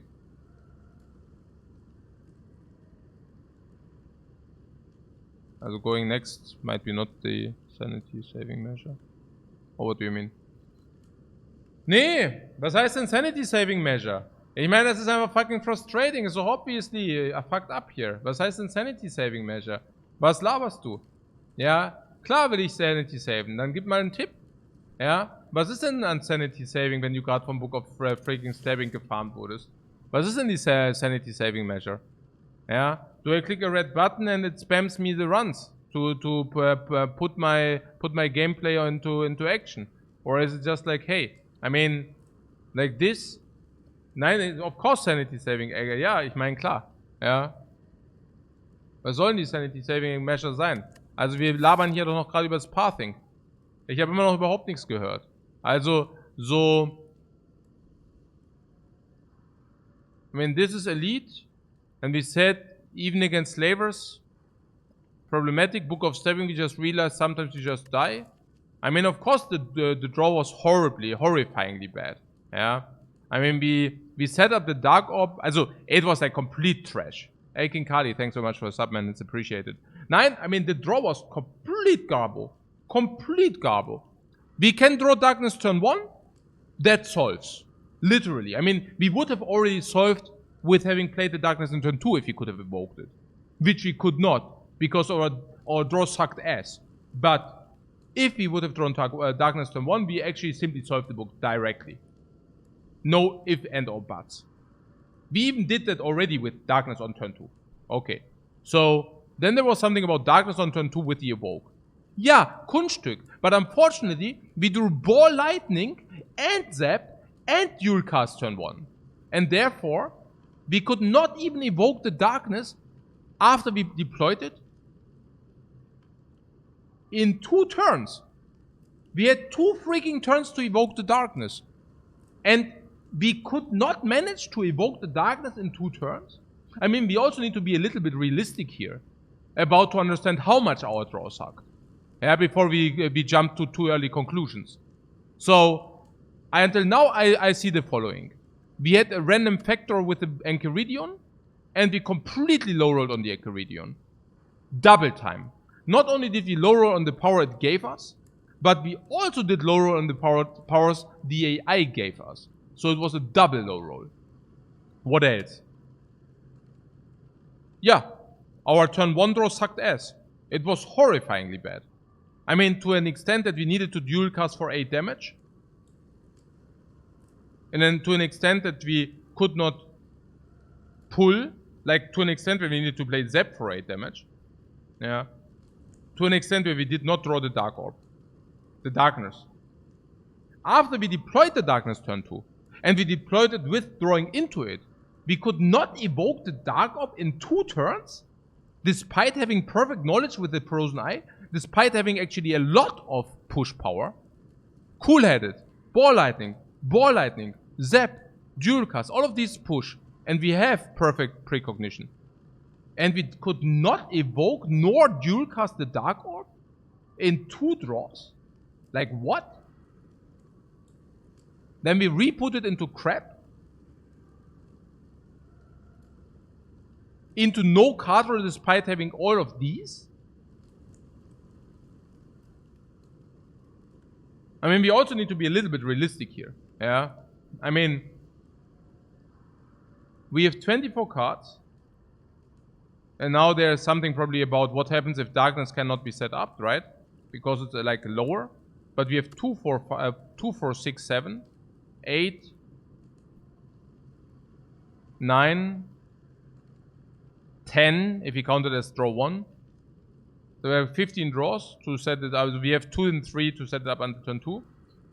If it's on the bottom, what does happen? Ah yeah, Echo from turn 1 of course as well, by the way. Yeah. If you get Echo from turn 1, we can just set it up. That should also be enough. We triplicate 3 times. I'm pretty certain that's also not too bad. It's definitely positive, yeah. It's definitely positive to have the 3 times the best card.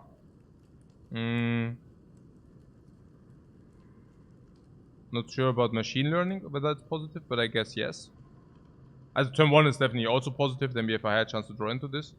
There are also probably some hands where this turn 3 is still good enough, but only if we can evoke it. But even that is possible, yeah. We can set it turn 3, then rotate, and then, yeah, I mean, even this is not out of the question, that we draw turn 3 and then we evoke it after a rotation. Yeah. Then there are also the upgrades. I think they break, but I mean, there's also like usually they will break. I don't know. There was something about the reboot which could be hit for 6. Oh, that is something we could have tried, like drawing it and then reboot 6, but whatever. There. Yeah, I mean, so we have. I don't know. A little bit stupid, really. I mean, against the slavers, I believe he basically had nearly no risk of ruin. Cannot believe that we had a high risk of ruin against slavers. Must be low. Maybe 0%, maybe, but definitely below 5. Then there's a lot of gremlins. Risk of ruin certainly 0%. Like no way that we break there. Then we had what? Book of Stabbing. I mean, now we realize, okay, there is some risk of ruin. But, I mean, I don't know. It must be ridiculously low. I mean, I can still not fathom that it actually stabbed us. Also, unbelievable actually. Also, if Dark Orb is not in the 3rd row, it's basically already, also, it's unreal eigentlich. Yeah. And even if it's on the 3rd row, I would assume the risk of against Book of Stabbing with the no, also, it's kind of nicht höher. It cannot be higher than 10%. Also, I would be very surprised. I would be very surprised. If the power rolls normal, I don't know. Also, I'm extremely dumbfounded that we actually did play the Dark Orb and we could not evoke or dual cast it, despite having played the Dark Orb within the first 2. Extremely weird. Yeah. So, yeah, also if the Dark Orb is in the 3rd row, I can see that we have a certain risk of ruin. But I don't know how high that is even. If the power potion rolls normal, I mean, we certainly, I mean, if the power potion bricks, we probably have risk of ruin 70% maybe, if it rolls normal, maybe 40, 30%, maybe 10, 11, 12, 17 divided by 3, risk of ruin 6% here. But the problem is also, I mean, we also have a realistic, whatever. I mean, that we go out of this fight with, against slavers and Book of Stabbing, let's say at least 10. And then we had basically rest and elite for making us stronger. Question mark for maybe whatever. I mean, again, we are below the curve. We are definitely below the curve. I mean, it sucks, yeah. But yeah, we had the chance to, if we really took too much damage, we even have the chance to avert Risk of Ruin by resting again, or we upgrade, for example, Defect, here, against Knight, yeah, but maybe, I mean, 10, I guess maybe we rest to avert Risk of Ruin if you really are 10. But if he faced the Gremlin Lord and we did not lose life, we don't. If he took Apparitions, we don't. So there are some things where we do not. If we get bites, we also do not rest. If we get upgrade base cuts, it depends on our life total. And then we go into the Night, and then, I don't know. I mean, there's Apparition, so that blocks in, and then there's the Horncleat, so that blocks in. We have Echo Form set up. 5 Frost Ops, or 4 Frost Ops, 5 Frost Ops and double. Yeah, 5 Frost Ops with them, of course, yeah. Echo Form, double Capacitor, 4 Frosts, multiplied 4 is 16 already. So there was also a chance that we do utilize our life in that way without really failing, if that makes sense. There are some examples where we just do not. For example, if we go to 10, was it likely?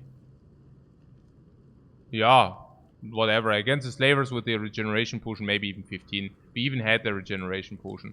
So 10, 15.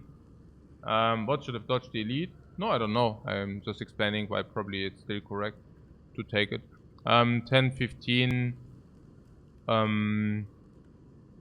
If you take the bites, resting is completely out of the question. I mean, we are 10, 15. We go into this. We get chipped down to 5, but we bite ourselves up with one entire iteration to 15 plus Horncleat. And then maybe go to 5 again, but bite ourselves up to 15 plus 7 Orb plus Frost is 16 block. Maybe we get chipped 4 or 5, but probably not. And then we are out of the deuce. If this is bites, if this is upgrade all base, and we are 15, 10, 15, we get chipped down to 5, but only maybe not. So we have one time Joker to get chipped down. If we do not get chipped down, we can use that here to chip down, or we get chipped down here, and then maybe we find potion here, and then we also can risk basically. So basically again utilizing full value. Basically investing our life, if you want to say so. Investing our life. It's not that horrible. Probably even correct, most likely. Apparitions, I don't know. It's probably positive, but it's not like wow positive. It's like, hey, it's positive, but that's about it, you know. If this is Red Mask Bandits, Red Mask Bandits are more approachable than Slavers. I mean, that's clear. But they also do only give you a Red Mask. I don't know. I mean, Red Mask is Artifact Strip. It also is weakness by turn 1, but usually it's a little bit worse than an average Relic. But yeah, of course. I mean, Red Masks are slightly better. Arena is, of course, a super event. Arena. Yeah, I mean, we don't need to talk about that. Arena is, of course, very good. But it's always very good. But there are also some which are just complete crap. Knowing Skull is unusable for us, but we still would roll it. There are some others. Golden Idol, of course, like always, where the memory actually does count. There are some very, very bad ones as well. Even mutagens, I don't even know mutagens. Yeah, sure, we take transforms. But how valuable is the node? 200? Is it even 200? Yeah, I don't know. Bites were also, I mean, yeah, we can take bites, but yeah, we transform our 3 strikes into bites. So, for like 20 max HP, it is... Yeah, I mean, adding bites is a little bit so it's like we are talking 3 upgrades for 20 max HP is also weird. What else? Yeah, I mean, we could talk ages about this. I'm just wondering. I'm just so curious whether it's like this deep frag into Orb Monkey, whether we even have a chance, you know. I mean, Horncleat Act 2 is okay, but sometimes we of course take too much damage. Like, in a way, do we need to become stronger, you know? Or are we already fine? Horncleat does a little bit, this is doing nearly nothing. It's really, this is doing basically nothing. This is only good if you actually have something going on. Philosopher's Stone ist echt auch nicht so gut. Enchiridion can sometimes salvage fights, sure, but I wouldn't like bet on that card. Warp Tongues is also only good so far.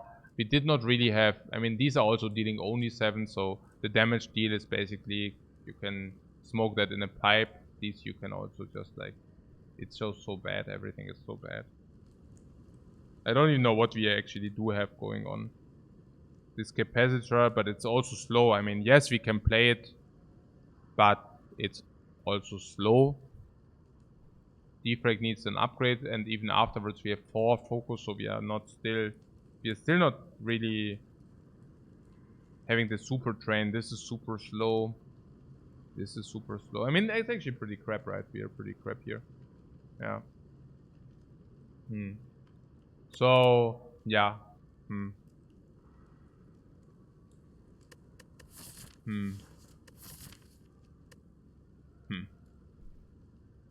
I don't know. Maybe it's fine. It's not that horrible. I can...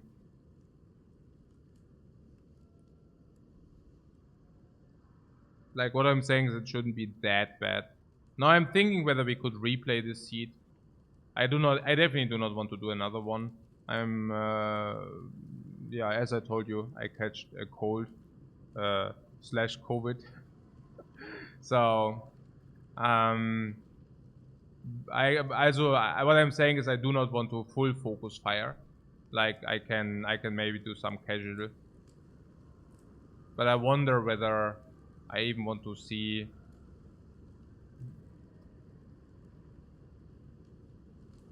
I mean, for me, I think the most important factor is, was it okay to go here or not? That's maybe the most important part. And...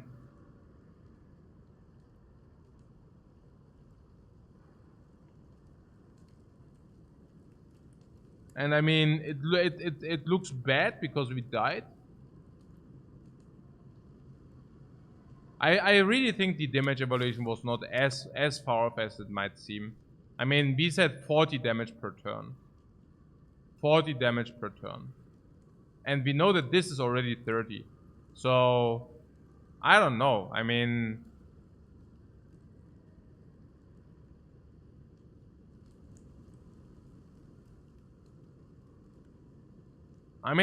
we have this for free damage.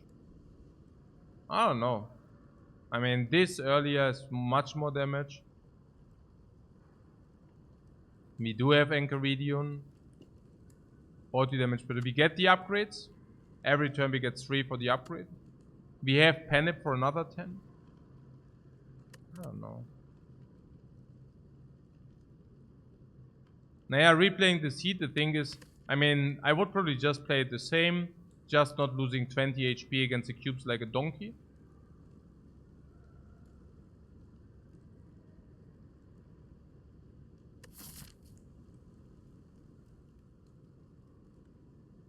I mean, this is a bad seed, so what we can usually expect that we just get farmed later.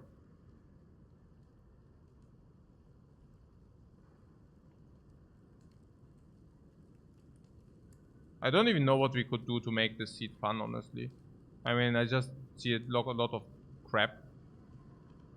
I am really in regrets because of the cube fight, but maybe I shouldn't. I mean, I guess it's just how sometimes, like, things sometimes go.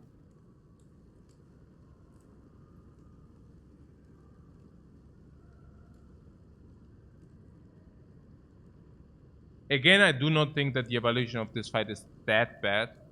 I mean, they're really... I mean, yes, you can go through the Spire with dodging all elites, but I feel that is just... I mean, late elites...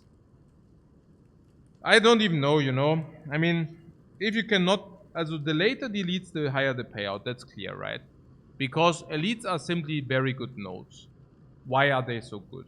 Relic for around 180 gold, plus 30 gold is 210, plus potion is 250, plus card choice, which is more rarity, is 350. And nodes for 350 are pretty good. In comparison to monsters, which are payout around 100, but also carry risk of life loss, these are infinitely better than these. right? Now, compared with fires is also like fires usually compare with 120, and this is 350. So it's still infinitely better than any fire is, of course. Yeah. It's just that question marks are also pretty good in Act 2. Now the problem with the question marks is, and this is also something I just forgot to mention, but maybe we should also bring it back into our mind again. This is 30% a hallway fight. And a hallway fight, I mean, first of all, we also have very bad hallway fights where we lose a lot of life as well. And the reward is potion for 40 gold, gold for 15 gold is 55 gold. 55 gold plus what? 55 gold plus card choice. 120 gold. Now, the average life loss on this fight was probably 10, maybe. Because there's also Bird and Chosen, there's Avocado and Dude, so probably even more than 10. So, the 30%, the payout on a hallway fight is probably 50 gold, if you deduct the life loss. So, if you choose this against this, this is 30% multiplied 50 gold, is 15 gold, plus 70% on whatever you say a question mark is. Now, are we happy if we see mutagens for 200 gold? Yeah, I'm happy. If you get upgrade all, if you remove a strike later, it's upgrade 5, which is upgrade 3, which is like 300. Am I happy? Of course I'm happy. Sure. 300. If it's arena, it's 400, but not without the risk or what. Even the blue and red slave are already hitting us a little bit. So, but yeah, it should be around 400, I guess, yeah? It's 2 relics, right? And gold, and card choice. The arena is pretty crazy, by the way. Who would have thought? 600 gold minus the life loss. So it's a 500 gold node. But it's also a shrine value.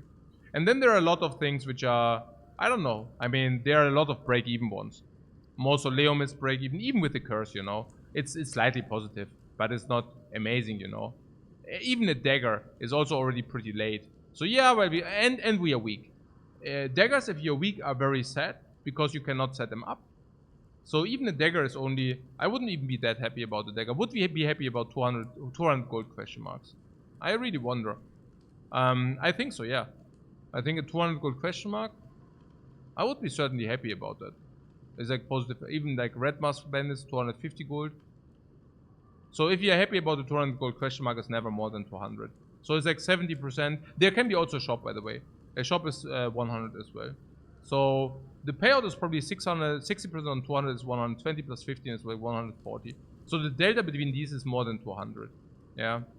And what I'm saying is this is just very, very good unless we die, honestly. I mean, this is 200 gold better than this. Even if you take the life loss of 20 in average, we convert this into 200. Yeah.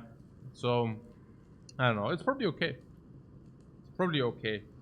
I mean, it's also, of course, the higher the risk of ruin, the higher the chance that we are completely under the curve and need to take the risk is also this, right?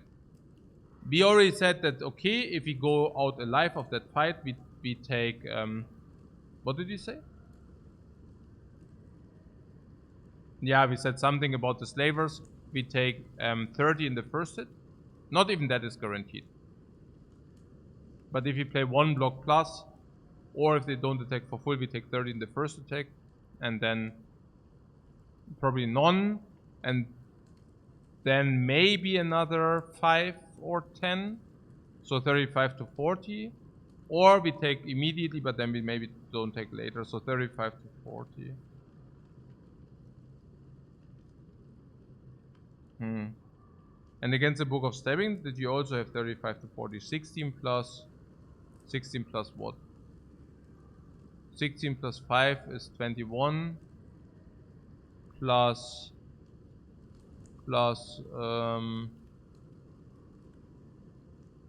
36. And against Lord of Gremlins, 10 or what? 80 divided by 3, 27.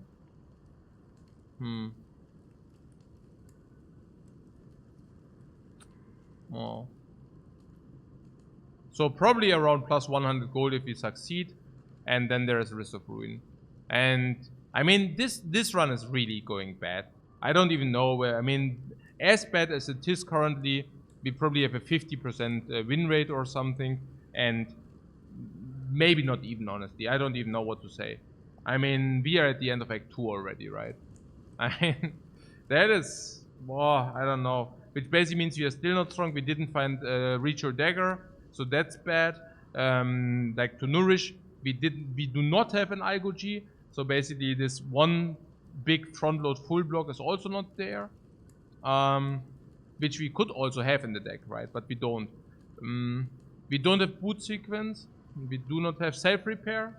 Those are also things, right? No self-repair is harming. No boot sequence is harming. Is our deck big enough for aggregate already? Not even that is the case if it doesn't come upgraded. We also have upgraded that. Yeah, maybe we have 50% from here. I don't even know. Do we have 50% from here? I mean, we are already here, which basically means usually we have 70% in a run. But if we are already here, we do not have more than 70. If we are already here, we usually have an average 80 because we didn't die turn 1, like Act 1. Is that true? How often do we die Act 1? Sometimes, I don't know. If we are already here, do we have an average 80%? Do we die that often in Act 1? Maybe we have 80%, but only if it's a normal run. And this is way below the normal run, what we currently encounter. So, maybe we have 50%. Yeah, we don't even have Glacier. Auto Shields doesn't matter, but we don't even have Glacier. Yeah, maybe we have 50% here. Maybe we have 40. I don't know. And receiving a gold value of 100 just by surviving this node definitely increases our win rate by 3 to 5%. Yeah. And the lower the win rate, the more willing we are to accept Risk of Ruin for 100 gold. I give you one example. If you have 50% from this point, and we do not go here, we always live, which basically means we have 50%. But if the 100 gold increase our win rate to, for example, 55, yeah, then we are even good with the 10% Risk of Ruin. Because 90% multiplied 55 is also 50, yeah? And we said something in the magnitude of 10% Risk of Ruin into here. Did we say that? No, I said 5% against Slavers, and then what? 15 against Book of Stabbing or something like this. Making for Risk of Ruin like 7%. Even if Book of Stabbing is Risk of Ruin, also if the Risk of Ruin against Slavers is 5%, then we can calculate the Risk of Ruin against the Book of Stabbing being break even on 10, which is like 25%. And we never die against the Book of Stabbing with 25%. I don't know. Probably fair. Maybe we did everything right.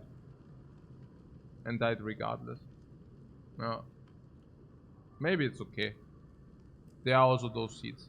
I mean, this seed is certainly bad. Yeah, sure. So, yeah, I mean, replaying the seed. Again, I think it was pretty clear the blunder against the cubes. Then we get out a little bit more HP. But to be fair, we also did not... We basically min-maxed the rest against the Hexaghost as well. So we literally did not rest because of it, you know. But instead of resting, we actually breached through and ended the act with 1 HP. Yeah, maybe we could have saved the weak potion. And the weak potion we could have then used against the Birds of Dudes. And saving us 6 life against the Birds of Dudes. But I don't think that matters that much. And then there was also something... We picked Ball Lightning. Because of my misplay, I actually picked Ball Lightning. But Ball Lightning stayed the strongest... One of the strongest attack cards in our deck until this very moment. No, I do not feel that replaying the seed gives us anything. Besides another garbage crap. So what could we do? Ah yeah, there was also potion chance. What about the potion chances? We did not receive a potion 40%. Rigged.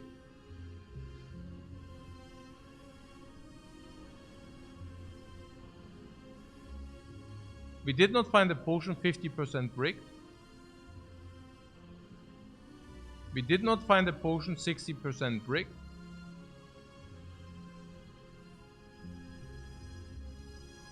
%, we found a potion.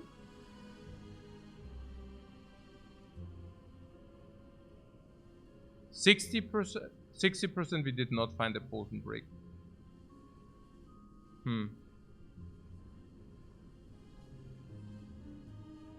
There was also something about the Book of Stabbing.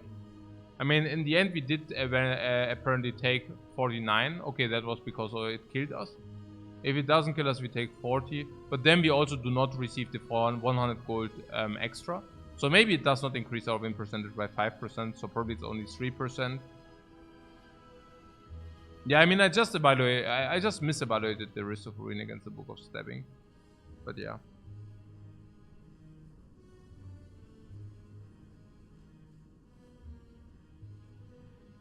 What HOM 3 impossible run with the Garbo faction?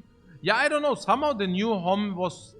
I mean, we played two times HOM and it was somehow bugged out. We had 2 times an impossible map or something, which was super weird. I don't know. And I never had that when I played it like 22 years ago. So that was weird. So I don't want to try it again. Maybe the new version is different from the old one, which would be weird. But maybe something is bugged with the map generator. I don't know. I don't know why. It's weird.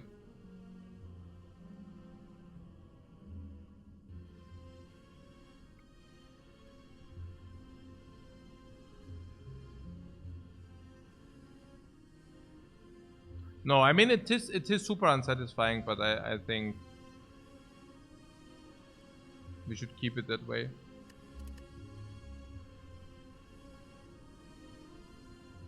I really need to be no guys. We really need to work some on this. I mean, it cannot be that I play 4 hours or 5 hours or 6 hours of stream, we lose a run, and then it's just super unsatisfying, and I'm always sad. I mean, this is just not possible. Yeah. Need to work because after 6 hours of then losing a run, making a tilt run is always stupid.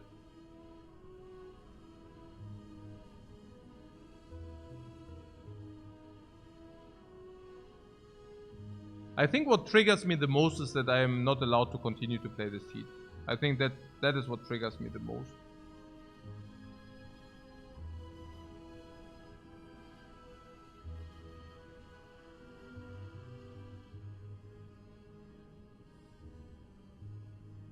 You think we are value not block enough? We do not value block enough, you mean, or what? Oh, I don't get it.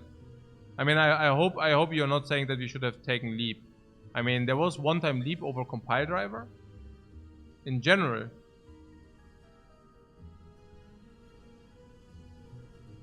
What do you mean in general? I mean, we are saying leap is not a good card, yeah. In general. And now we couldn't change this approach and decrease our win rate. In general. Sorry that I'm being mean, I'm just tilted. No, but seriously, you don't want to take leap. I am understanding that leap is a better blocker than what we had, okay? But before I take leap, I'd rather try to kill our opponents, especially if we have the honk lead. So the turn where we have honk lead, the leap is actually irrelevant. And yes, we could have sometimes blocked in more heat with the leap, but leap is not really a block card for me. Leap is a card which blocks for 9 block. It's crap. It's utter garbage.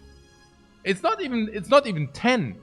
It's 9 on a character which does not have access to card draw. Cannot be. No, it's okay.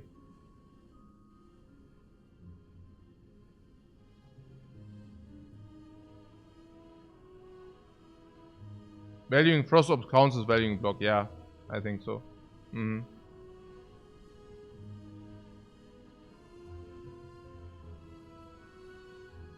Panapanix says, I mean, this was just a bad seed. Yeah, probably. We even went successful against the Hexaghost. Also because of the Dark Orb, by the way, we picked. No, I think everything is fine. I think it was just a bad seed. Very likely. Yeah. No, I think what triggers me is that I'm just having this this cold, and I really should not play another one. Not because I'm like not feeling well, but simply because I feel I cannot 100% it. So I would be in for some leisure run. I told you something about the silent and the shift spam, right? But I don't know. I mean, Yeah. I think what did we learn from this run? That the run was not wasted? What do you mean? No, I mean, we are just playing runs. It was okay. It felt just unsatisfying, but it's true that it was also a low roll. I think we did not bad, given... I misplayed against the cubes, but that is not what ultimately led to our demise. Yeah.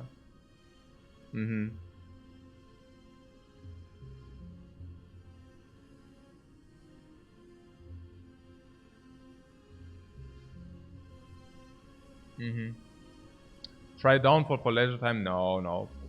For me, it's really like, it's also about the narrative and about the fairy tale in the Spire. And I do not want to wreck myself this experience with like suddenly... I have a very specific Slay the Spire narrative in my mind. And I am really afraid that playing something which ruins this narrative for me...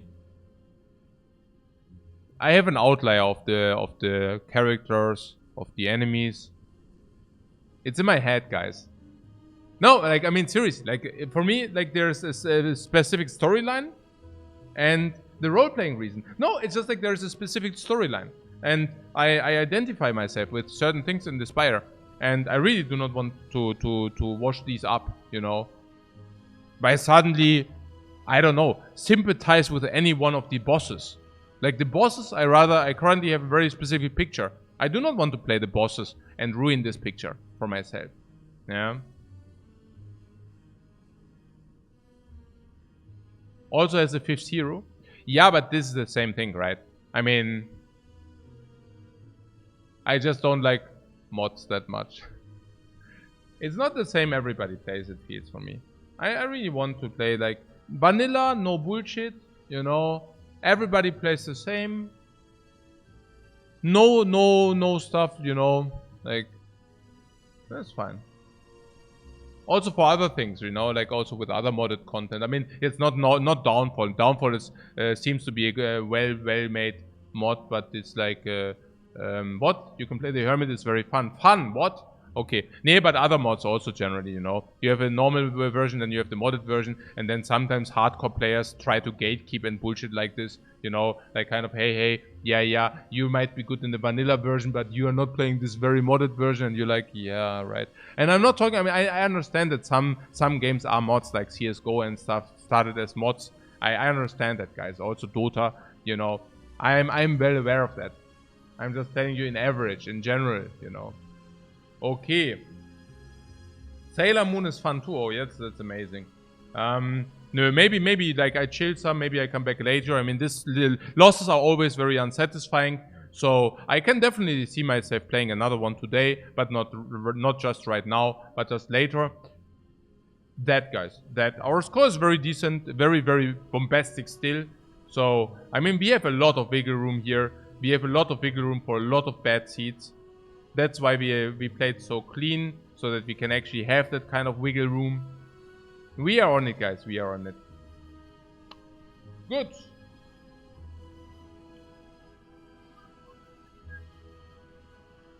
Einmal Superchat hier hosten, endlich mal. Kann ich zurückhosten. Schnell zurückhosten, sonst hostet er mich immer.